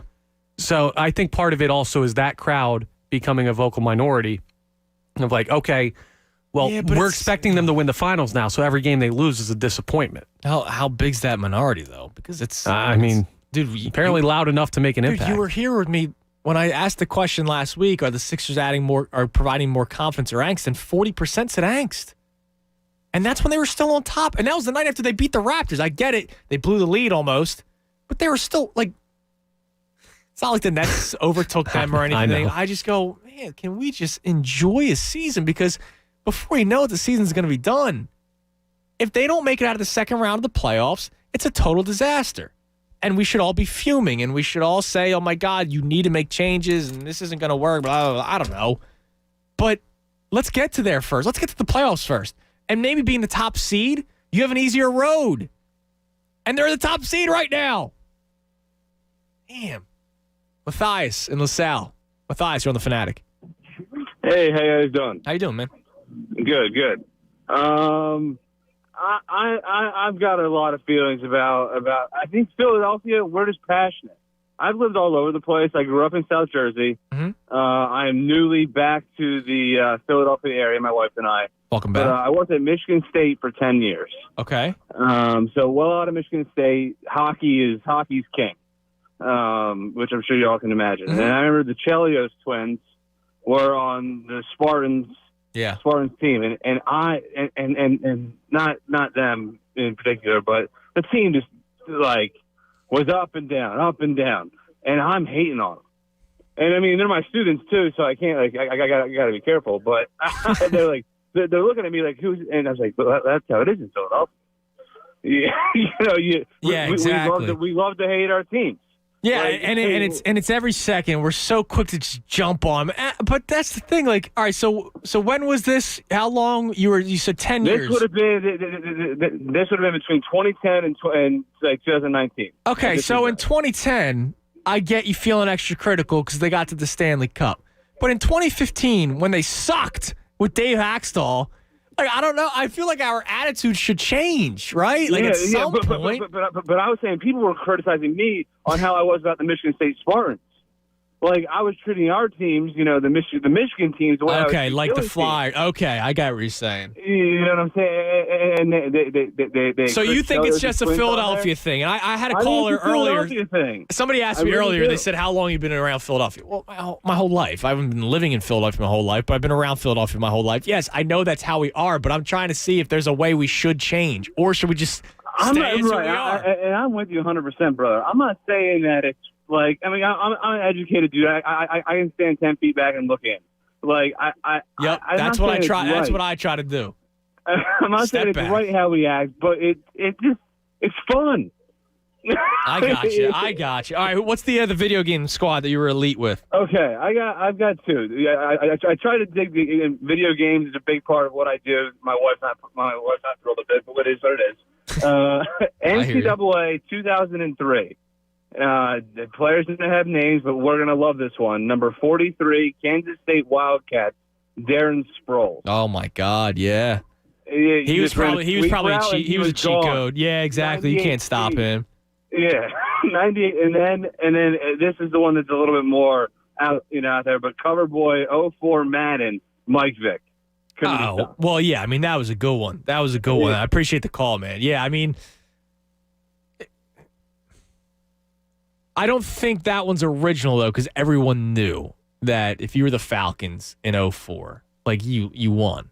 Like I used to play with my buddy all the time, my man Dave, growing up, and we would do like the playoffs. We would just, instead of doing a whole season, we just do the playoffs, and we do 4 teams each, but none of us could be the Falcons.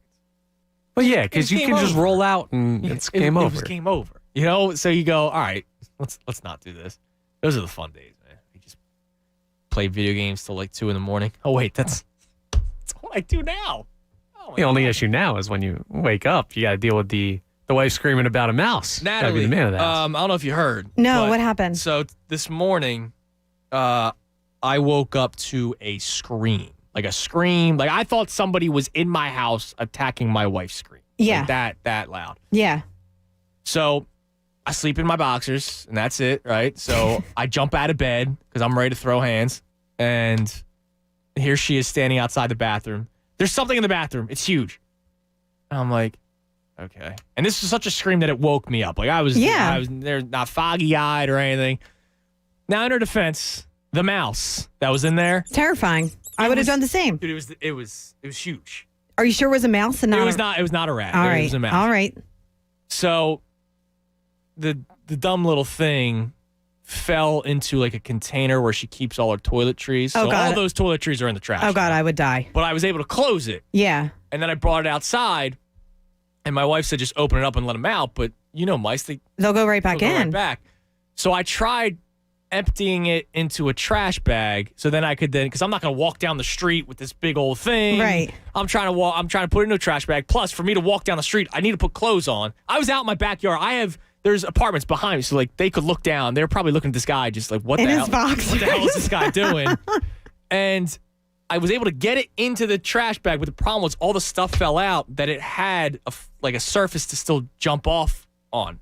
If they're in the bag, they can't climb. Yeah. But there's all these bars of soap, bottles of soap. It jumped out and was so panicked that it ran up my leg. Andrew, are you serious? Up my thigh. No. No. No. And then I jumped, so it fell down. But it got close. Oh, that's like my worst nightmare. It got close. I remember I had one a couple weeks ago. Yes. And it was like 65 pounds, and I had these 3 stripes on it. I was like, this is the leader. Yeah. This is the leader, and he's coming after me. That's a rat, 65 pounds. Oh, man. I mean, it was definitely a mouse, but he was a healthy mouse. Yeah. No, this guy's been living pretty. And then when my exterminator came, he said that they're extra, like for whatever reason, aggressive. Right now, yeah. And like chewed through my wall. Did you chew through your wall? You got like Master Splinter from the Ninja Turtles? I'm telling you, Jesus. This thing was he was Master Splinter. He had no fear. King Rat. No fear. Oh my God. I have a picture of him. Yeah, so this thing ran up my leg. I'm so sorry. That's traumatizing. I could still feel I can feel the paw prints. Oh my God, you're like on my leg. My blood's running cold. It's kind of nasty. By the way, Harper, bang. 2-run opposite field shot. Little oppo-boppo for Bryce Harper in his first spring training game. Right center field. Oh, that's nice. This ball is out of here. Oh, that's nice. Oh, that puts a smile on my face. Also, a little bit of news. Those frauds, Donovan Mitchell, Rudy Gobert, both got fined for public criticism of officiating. Losers. You guys just lost the game. Give it up. 2 open lines, 610-632-0975. I'm Andrew Salchunas. Filling in for the Cubs right here on 97.5 The Fanatic. Fanatic Sports Update. An epic comeback. This Fanatic Sports Update is brought to you by Natural Lawn. Natural Lawn of America is safer for your lawn, kids, and pets. Schedule their full-service program and get free seeding every year. Call 800-FREE-SEED. Natural Lawn of America. Greener grass, fewer weeds, guaranteed. Flyers overcame a 3-0 deficit to beat the Penguins last night, 4-3. Claude Giroux, a pair of goals. Second one put the team over the top to seal the win with a little over 2 minutes remaining. They'll close out the 3-game miniseries tomorrow at 1. Hear that game right here on The Fanatic. Eagles continue to work on their cap. Jason Kelce announced he'll be returning for his 11th season after restructuring his deal. Derek Gunn reporting the team is working on the restructure for Lane Johnson. Ian Rappaport reporting the team just restructured cornerback Darius Slay's contract to create $9.14 million in salary cap room. Brian Westbrook joins Mike today from 4 to 5. Draft lines with Devon and Jamie is tonight from 6 to 7.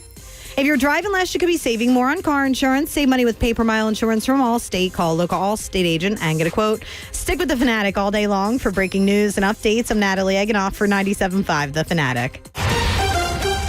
It's the Cubs. Anthony Gargano. Weekdays 10 to 2 on 97.5 The Fanatic. Do you have 3 ex-wives and your current trophy wife wants a life insurance policy 3 times the size of the policies you had to purchase for your previous mistakes? If so, you need to call Big Lou at Term Provider, 800-333-1750. Big Lou is intimately familiar with your problems, and if you're 50 or 60 years old and in reasonably good health, a $1 million policy should only cost about $100 to $200 per month. Big Lou may have a solution for your previous policies as well. You may even save enough money to lighten the load on your new $1 million policy. Remember, call Big Lou. He's like you, except he's only on number 2. Call Term Provider at 800-333-1750. That's 800-333-1750 for $1 million in term life insurance that you can live with. Call Big Lou at 800-333-1750. 800-333-1750. Hey, it's Anthony Gargano. Life's coming at us hard these days, right? We go 100 miles an hour. We feel stressed, run down. We're dehydrated, get headaches, body aches. We're working overtime to try to protect ourselves from getting sick. So I needed a positive way to recharge and refuel. Enter Axiva Vitamin Infusion Therapy. It's been a game changer for me. I love it. Imagine flooding your body with these vitamins, nutrients, amino acids, and hydration you need to boost your immune system, elevate your mood and your energy level, and replenish your reserves in under an hour. We're talking vitamins, nutrients, and hydration administered by a board-certified nurse at one of Axiva's modern infusion suites. It's amazing. I felt incredible. And I received my infusion, got a flat screen TV. I was reading. It was relaxing. Learn more about Axiva's vitamin therapies at Axiva.com. That's AXIVA.com. Axiva. Replenish, recharge, relief.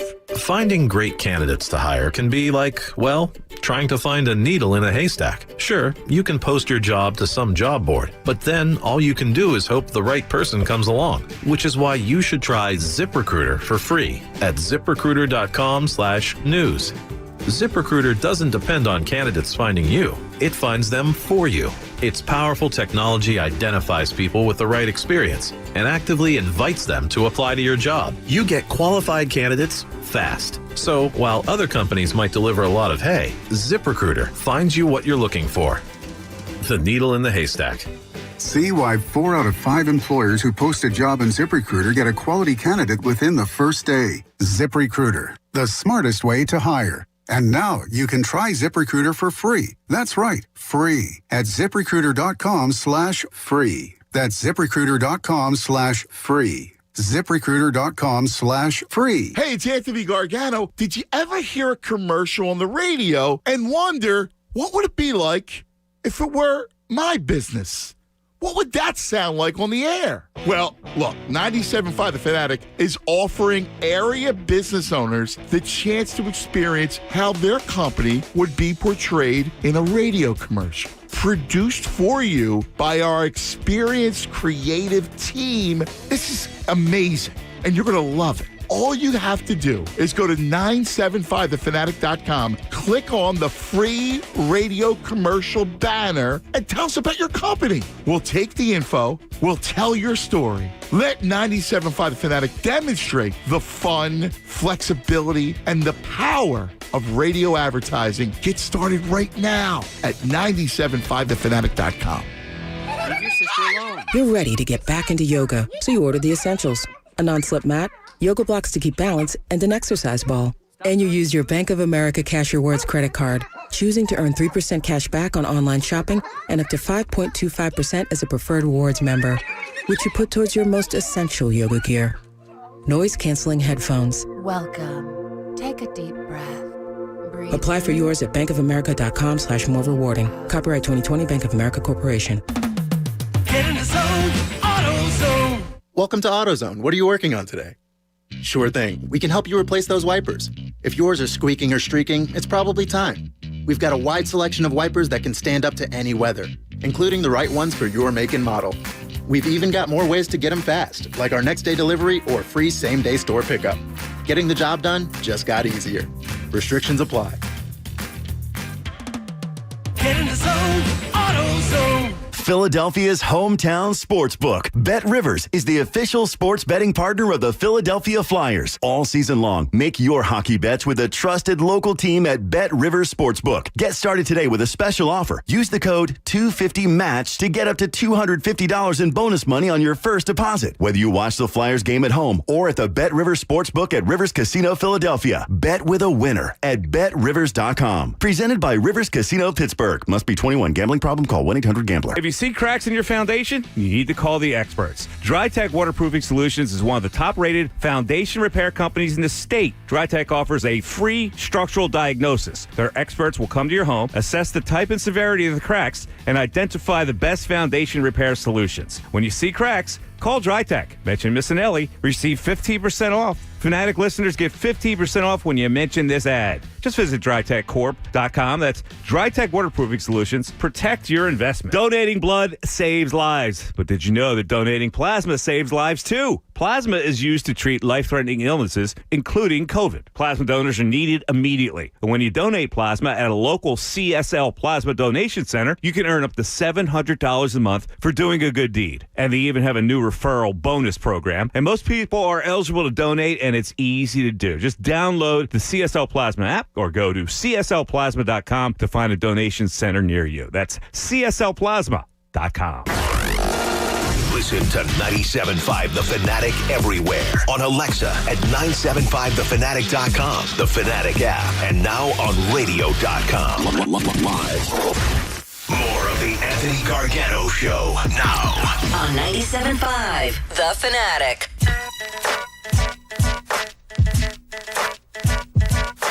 1:30, 97.5 The Fanatic.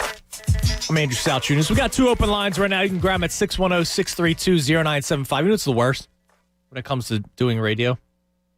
It's when you eat. And then you got the mouth watering. And now, I'm trying to talk. But I'm also, and now that we're on YouTube. Right, you got to worry about the pizza sauce all over your face. I don't care about everything. that. I'm okay with looking at, I don't want to start drooling. You going to be drooling? Well, you're trying to talk. You're trying to power through it. And you don't want to, stop every sentence. I hate that. When a guy has I've heard it way too many times. Hey, man, sometimes you got to, you salivate a little bit, you got to take care of it. I think it's ridiculous. It's natural. Everybody does it. By the way, Craig Maurer tweets in another great squad to ball with. NBA Live 02. With Jason Kidd, Kerry Kittles, Kenyon Martin, the New Jersey Nets. Oh, there you go. That was a good squad. J. Kidd was dangerous in video games. Yeah, you could do everything with Jason Kidd. I'll say this, my all-time non 5-on-5 or you mentioned Ricky Williams and the Miami Dolphins in NFL Street. NBA Street Volume 1. The Dallas Mavericks. You had Steve Nash, Dirk Nowitzki, both who could score from anywhere.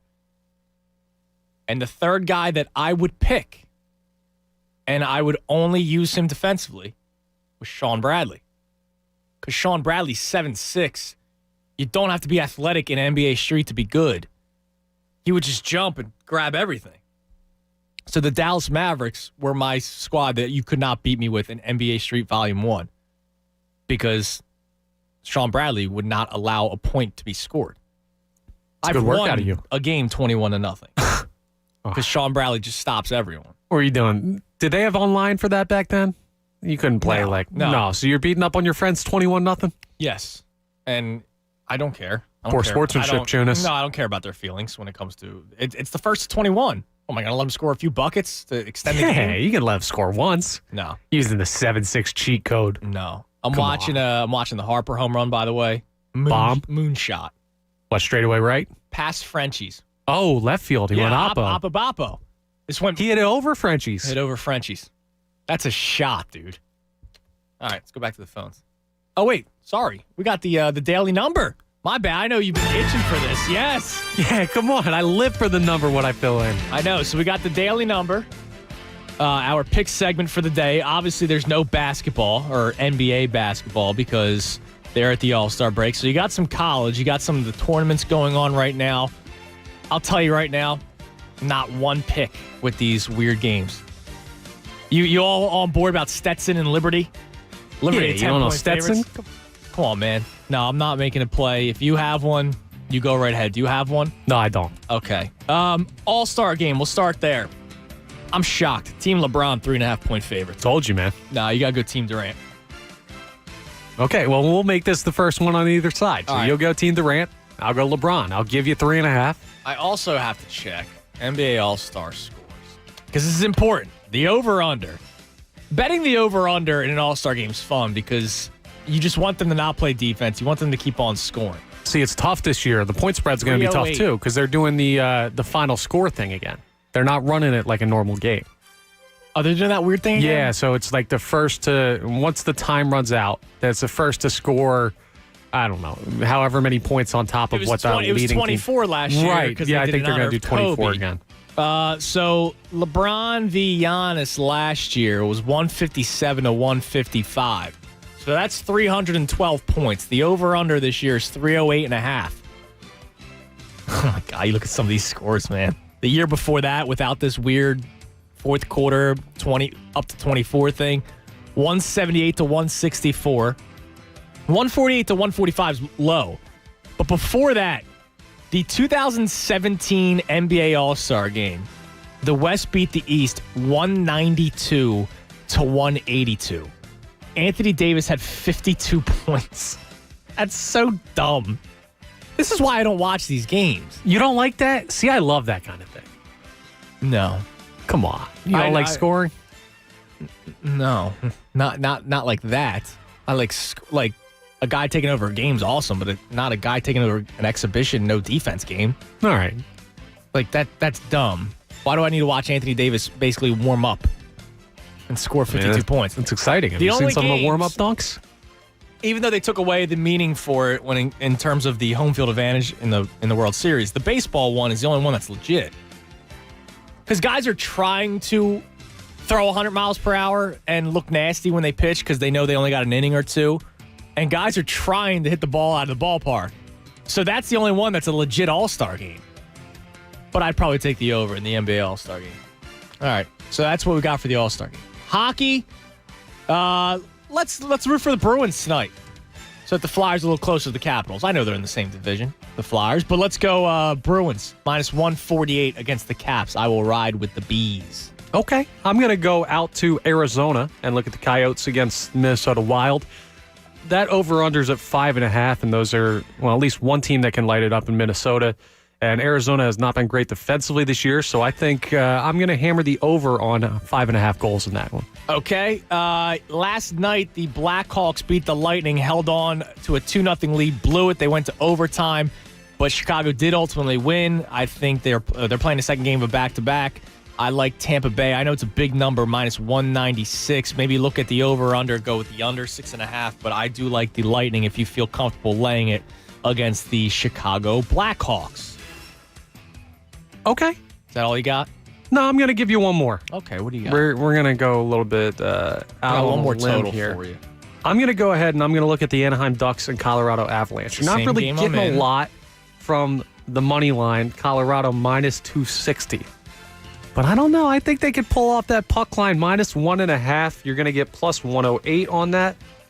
That's good enough for me to lay the 1.5 for Colorado and see them take a 2-goal win. Okay. To me, a game like Ducks and Avalanche is a bet the over and put your feet up and drink a Friday night beer and enjoy the game. The over under 5.5. The Ducks can let it up. The Avalanche can light it up. Same way both ways. So I like the over 5.5 in that game. And that's what I got. Okay, 6-0 Avalanche win. We both go home happy, eh? Okay, I'll take that. That sounds nice. That sounds pretty good. 610-632-0975. You want to jump in? We got 2 open lines as we take you up till 2 o'clock for the Mike Missinelli Show. Let's go back to the phones and talk to Rich in Brick, New Jersey. What's up, Rich? Hey guys, I have an old game for you. Remember Tecmo Bowl for NES? Yeah. Chicago Bears were my team. They were your squad? Yeah, they were my squad. Who was on it? Now I remember obviously the Bo Jackson and the Raiders. Yeah. That was the cheat code. You were mean if you played as the Raiders. Yeah, Bo Jackson was a tough one to face when I got to the championship and I lost. I haven't played in so long. I lost to them for the championship. Who was on the Bears? What year was Tecmo Bowl technically? Like what was the Bears roster? It had Jim. I think it was Jim McMahon was on that. Okay. I'm not. I have to take a look at it. Here you go. I got your Tecmo Bowl rosters in front of me. Okay. And for the Bears, Jim McMahon, your quarterback. Walter Payton was your running back. Yeah, well, he was good on that though. On that game. Yeah. Mike Singletary was your middle linebacker. All right, that's pretty good. I have a couple of Eagle questions for you. Mm-hmm. With them restructuring the cap, do you think that they're really going to go after anybody in free agency, or the Eagles? No. or they're just going to go after people who are older and stuff? No, you're at the point right now where you don't want to go older unless they're willing to take these small contracts, right? Yeah. Because you're now at the point where you go, and thanks for the call, Rich. You're trying to get out of cap hell, and a lot of guys are restructuring contracts to help that out. Lane Johnson did that today. Jason Kelsey signed a $9 million at signing guaranteed contract, which will help out the back end of the cap. And there's all kinds of stuff that they're going to do that Howie Roseman's going to do. One thing I'll give Howie Roseman credit for is he's able to get out of cap situations. The thing, however, is that he puts you in these cap situations, so it kind of evens out there. So I don't see them signing anyone. You know, you're going to watch Adam Schefter's Twitter account. He's going to be tweeting out a lot of big names that are going to be getting cut. And like the other day, Desmond Trufant got cut from the Lions. And as an Eagles fan who's, you know I'm not optimistic about the season, but the deep in the back of the mind Eagles fan goes, oh, man, if you can grab him, now you got Trufant on one side. And then I go, oh, what am I talking about? You're not going to pick up Desmond Trufant. So no, I'm sure they're going to sign some free agents, but it's going to be low tier guys. Let's go to Stan in Drexel Hill. What's up, Stan? Hey, what's going on, man? How you doing, brother? Yeah, doing a great job as usual, man. Thanks, man. You it's only a matter of time before you a full-time type of cat, bro. Yeah, so keep we'll keep see. it up. I love it what I'm doing now, man. All right. But yeah, listen. So I wanted to talk about the buyout market, and I know you guys heard that Blake Griffin just recently got bought out. Yeah, and right now all the reports shockingly say the Nets are the top team. The Nets? Yeah. Oh my God, you got to be kidding me! But I was just thinking, who are some names that you could see getting bought out? Because I'm looking at the Sixers, and I know Kyle Lowry just apparently sold his house. Yeah. So that could be an no. They're not going to buy him out though. They're going to try to trade him. I'm talking about buyouts and trades in general. I'm saying because I know, he's not going anywhere as far as buying out. He's going to have to get traded. But I thought that was interesting that it happened right now because they're about to be on this break for a while. So it kind of makes me feel like a move could be made within the next a week or so, actually. Because I know even though he's down in Tampa, living in Tampa right now, that could still be a possibility. Yeah, I would think so. I think he's going to be on the move, and there's a lot of reports, and it's not just like in terms of the Sixers wanting him or the Nets wanting him, but there's reports. I think Keith Pompey was one of them saying that the Raptors themselves want to do Kyle Lowry good. Like they want to, want to get him out of a situation where they're not going to win this year, but get him to a situation where he is going to win. Yeah, right, yeah. Because you heard like the Sixers and the Clippers are, I think, the two front runners right now because of their situations and how he can actually help them out win. And play exactly and play. Yeah. Now, as far as my games go, I used to play 2K competitively for a while. Okay. Like I'm talking about ranked type of guy, tournaments, all that stuff. So. When I was earlier on, I used to still rock with the Sixers because Iverson was just untouchable. I would just drop 40 on people, it couldn't stop. When the game started to become more complex, that's when I started going. I want to say in 2010, it was the Lakers with Kobe in them, and then 2013 was the Heat. And I'll say this. There's a lot of people that use these teams, but a lot of people don't know how to use them correctly. You know, because you can pick. I'll tell you right now. I never was good with Kobe in a video game. There's a lot of people who are like that, man. I could never figure out his shot, and the other one that had the funkiest shot, Paul Pierce.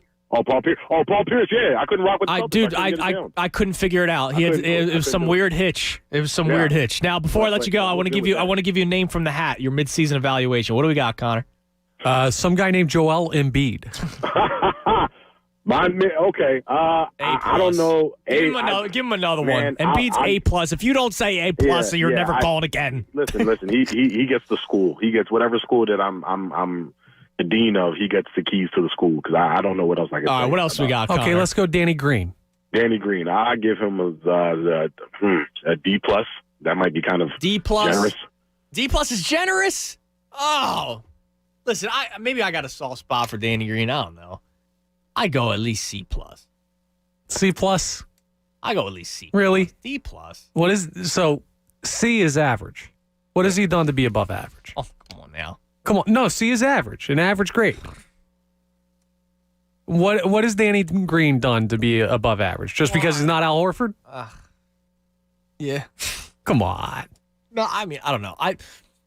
Something that I like taking into account, and I know people go, oh, it's overrated. Well, it's not.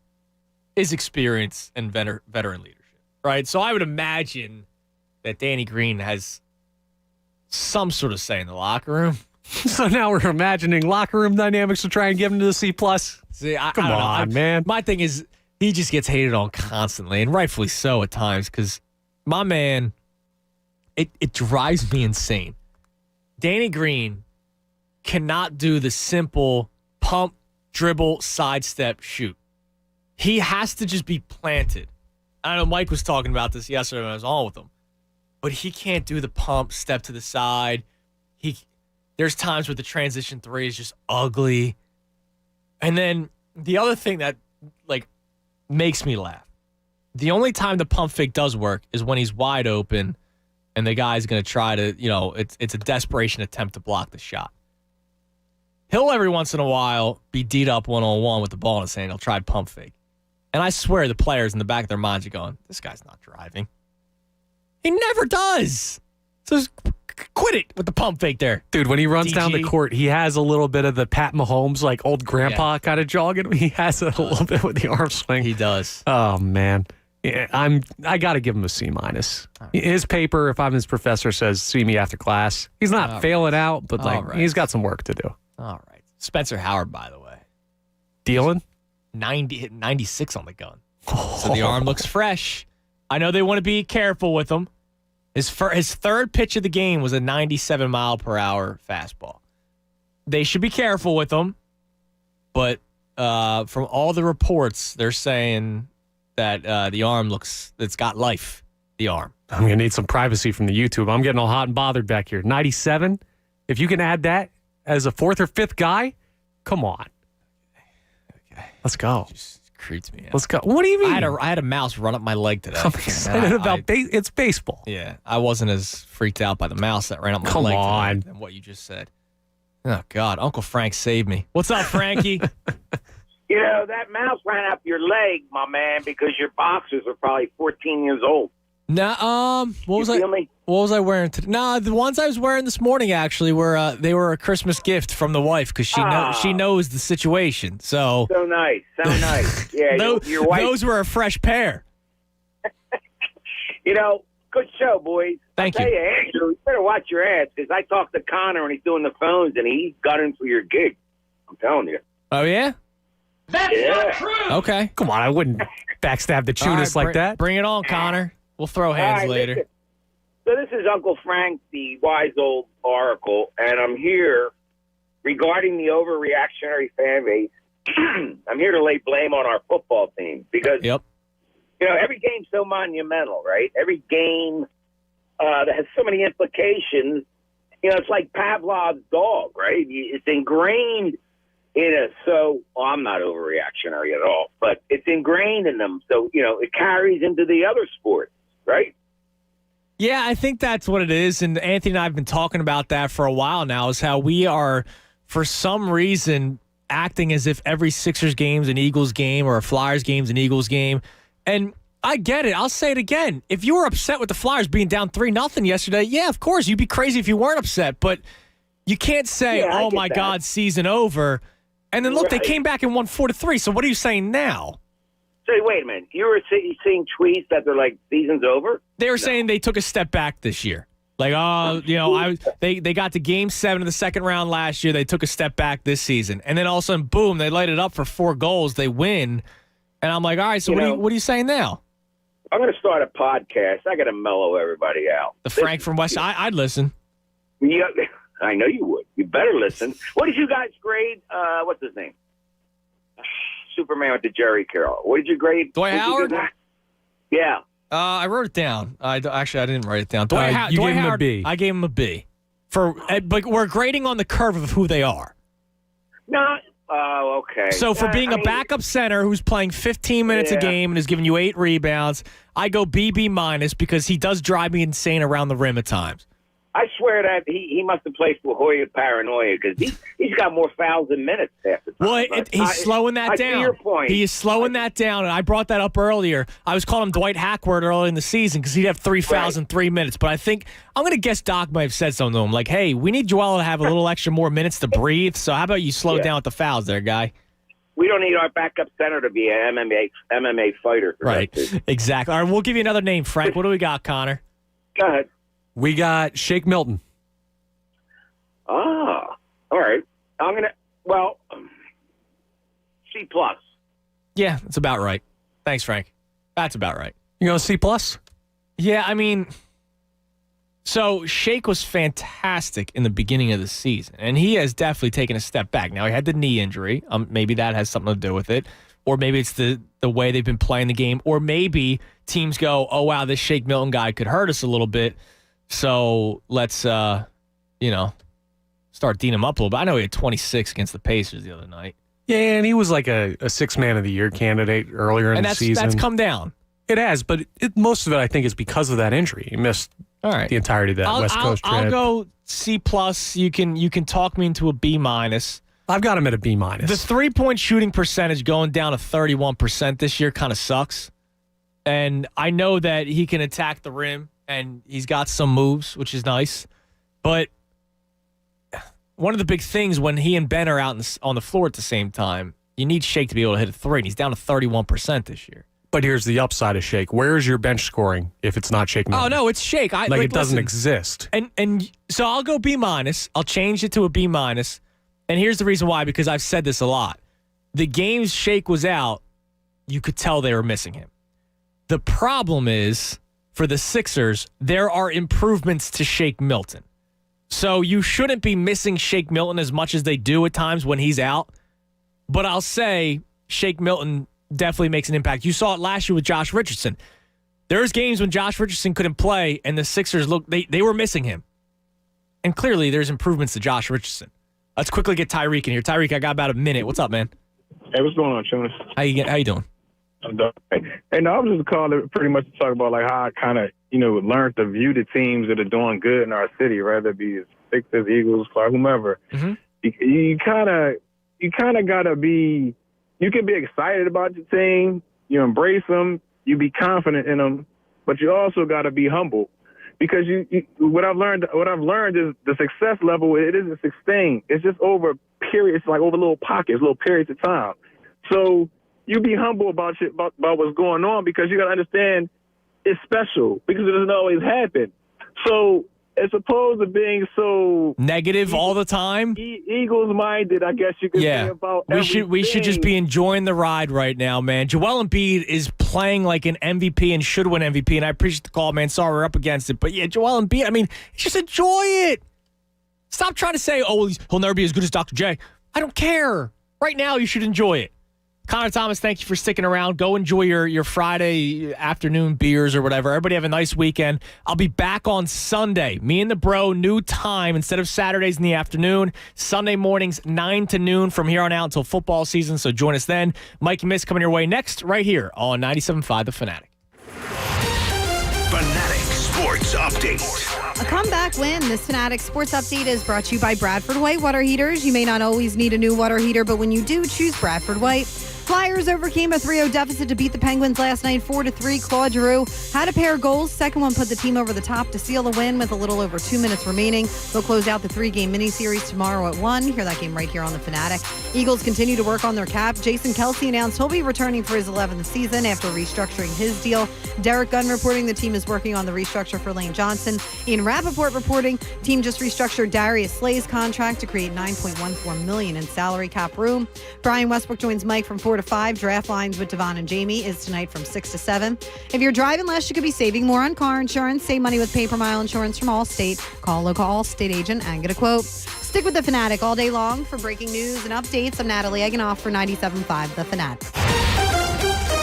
Anthony Gargano, weekdays 10 to 2 on 97.5 The Fanatic. There's never been a better time to find out why BetMGM is the king of sportsbooks. I'm Derek Gunn, and right now, new customers have a chance to win $100 in free bets when they place a $1 wager on Israel Adesanya to win against Jan Blachowicz in their fight on March 6th.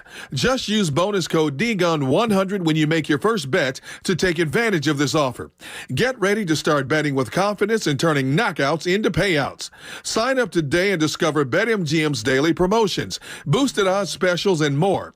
Download the app or go to BetMGM.com and use the bonus code DGUN100 to win $100 in free bets if Adesanya defeats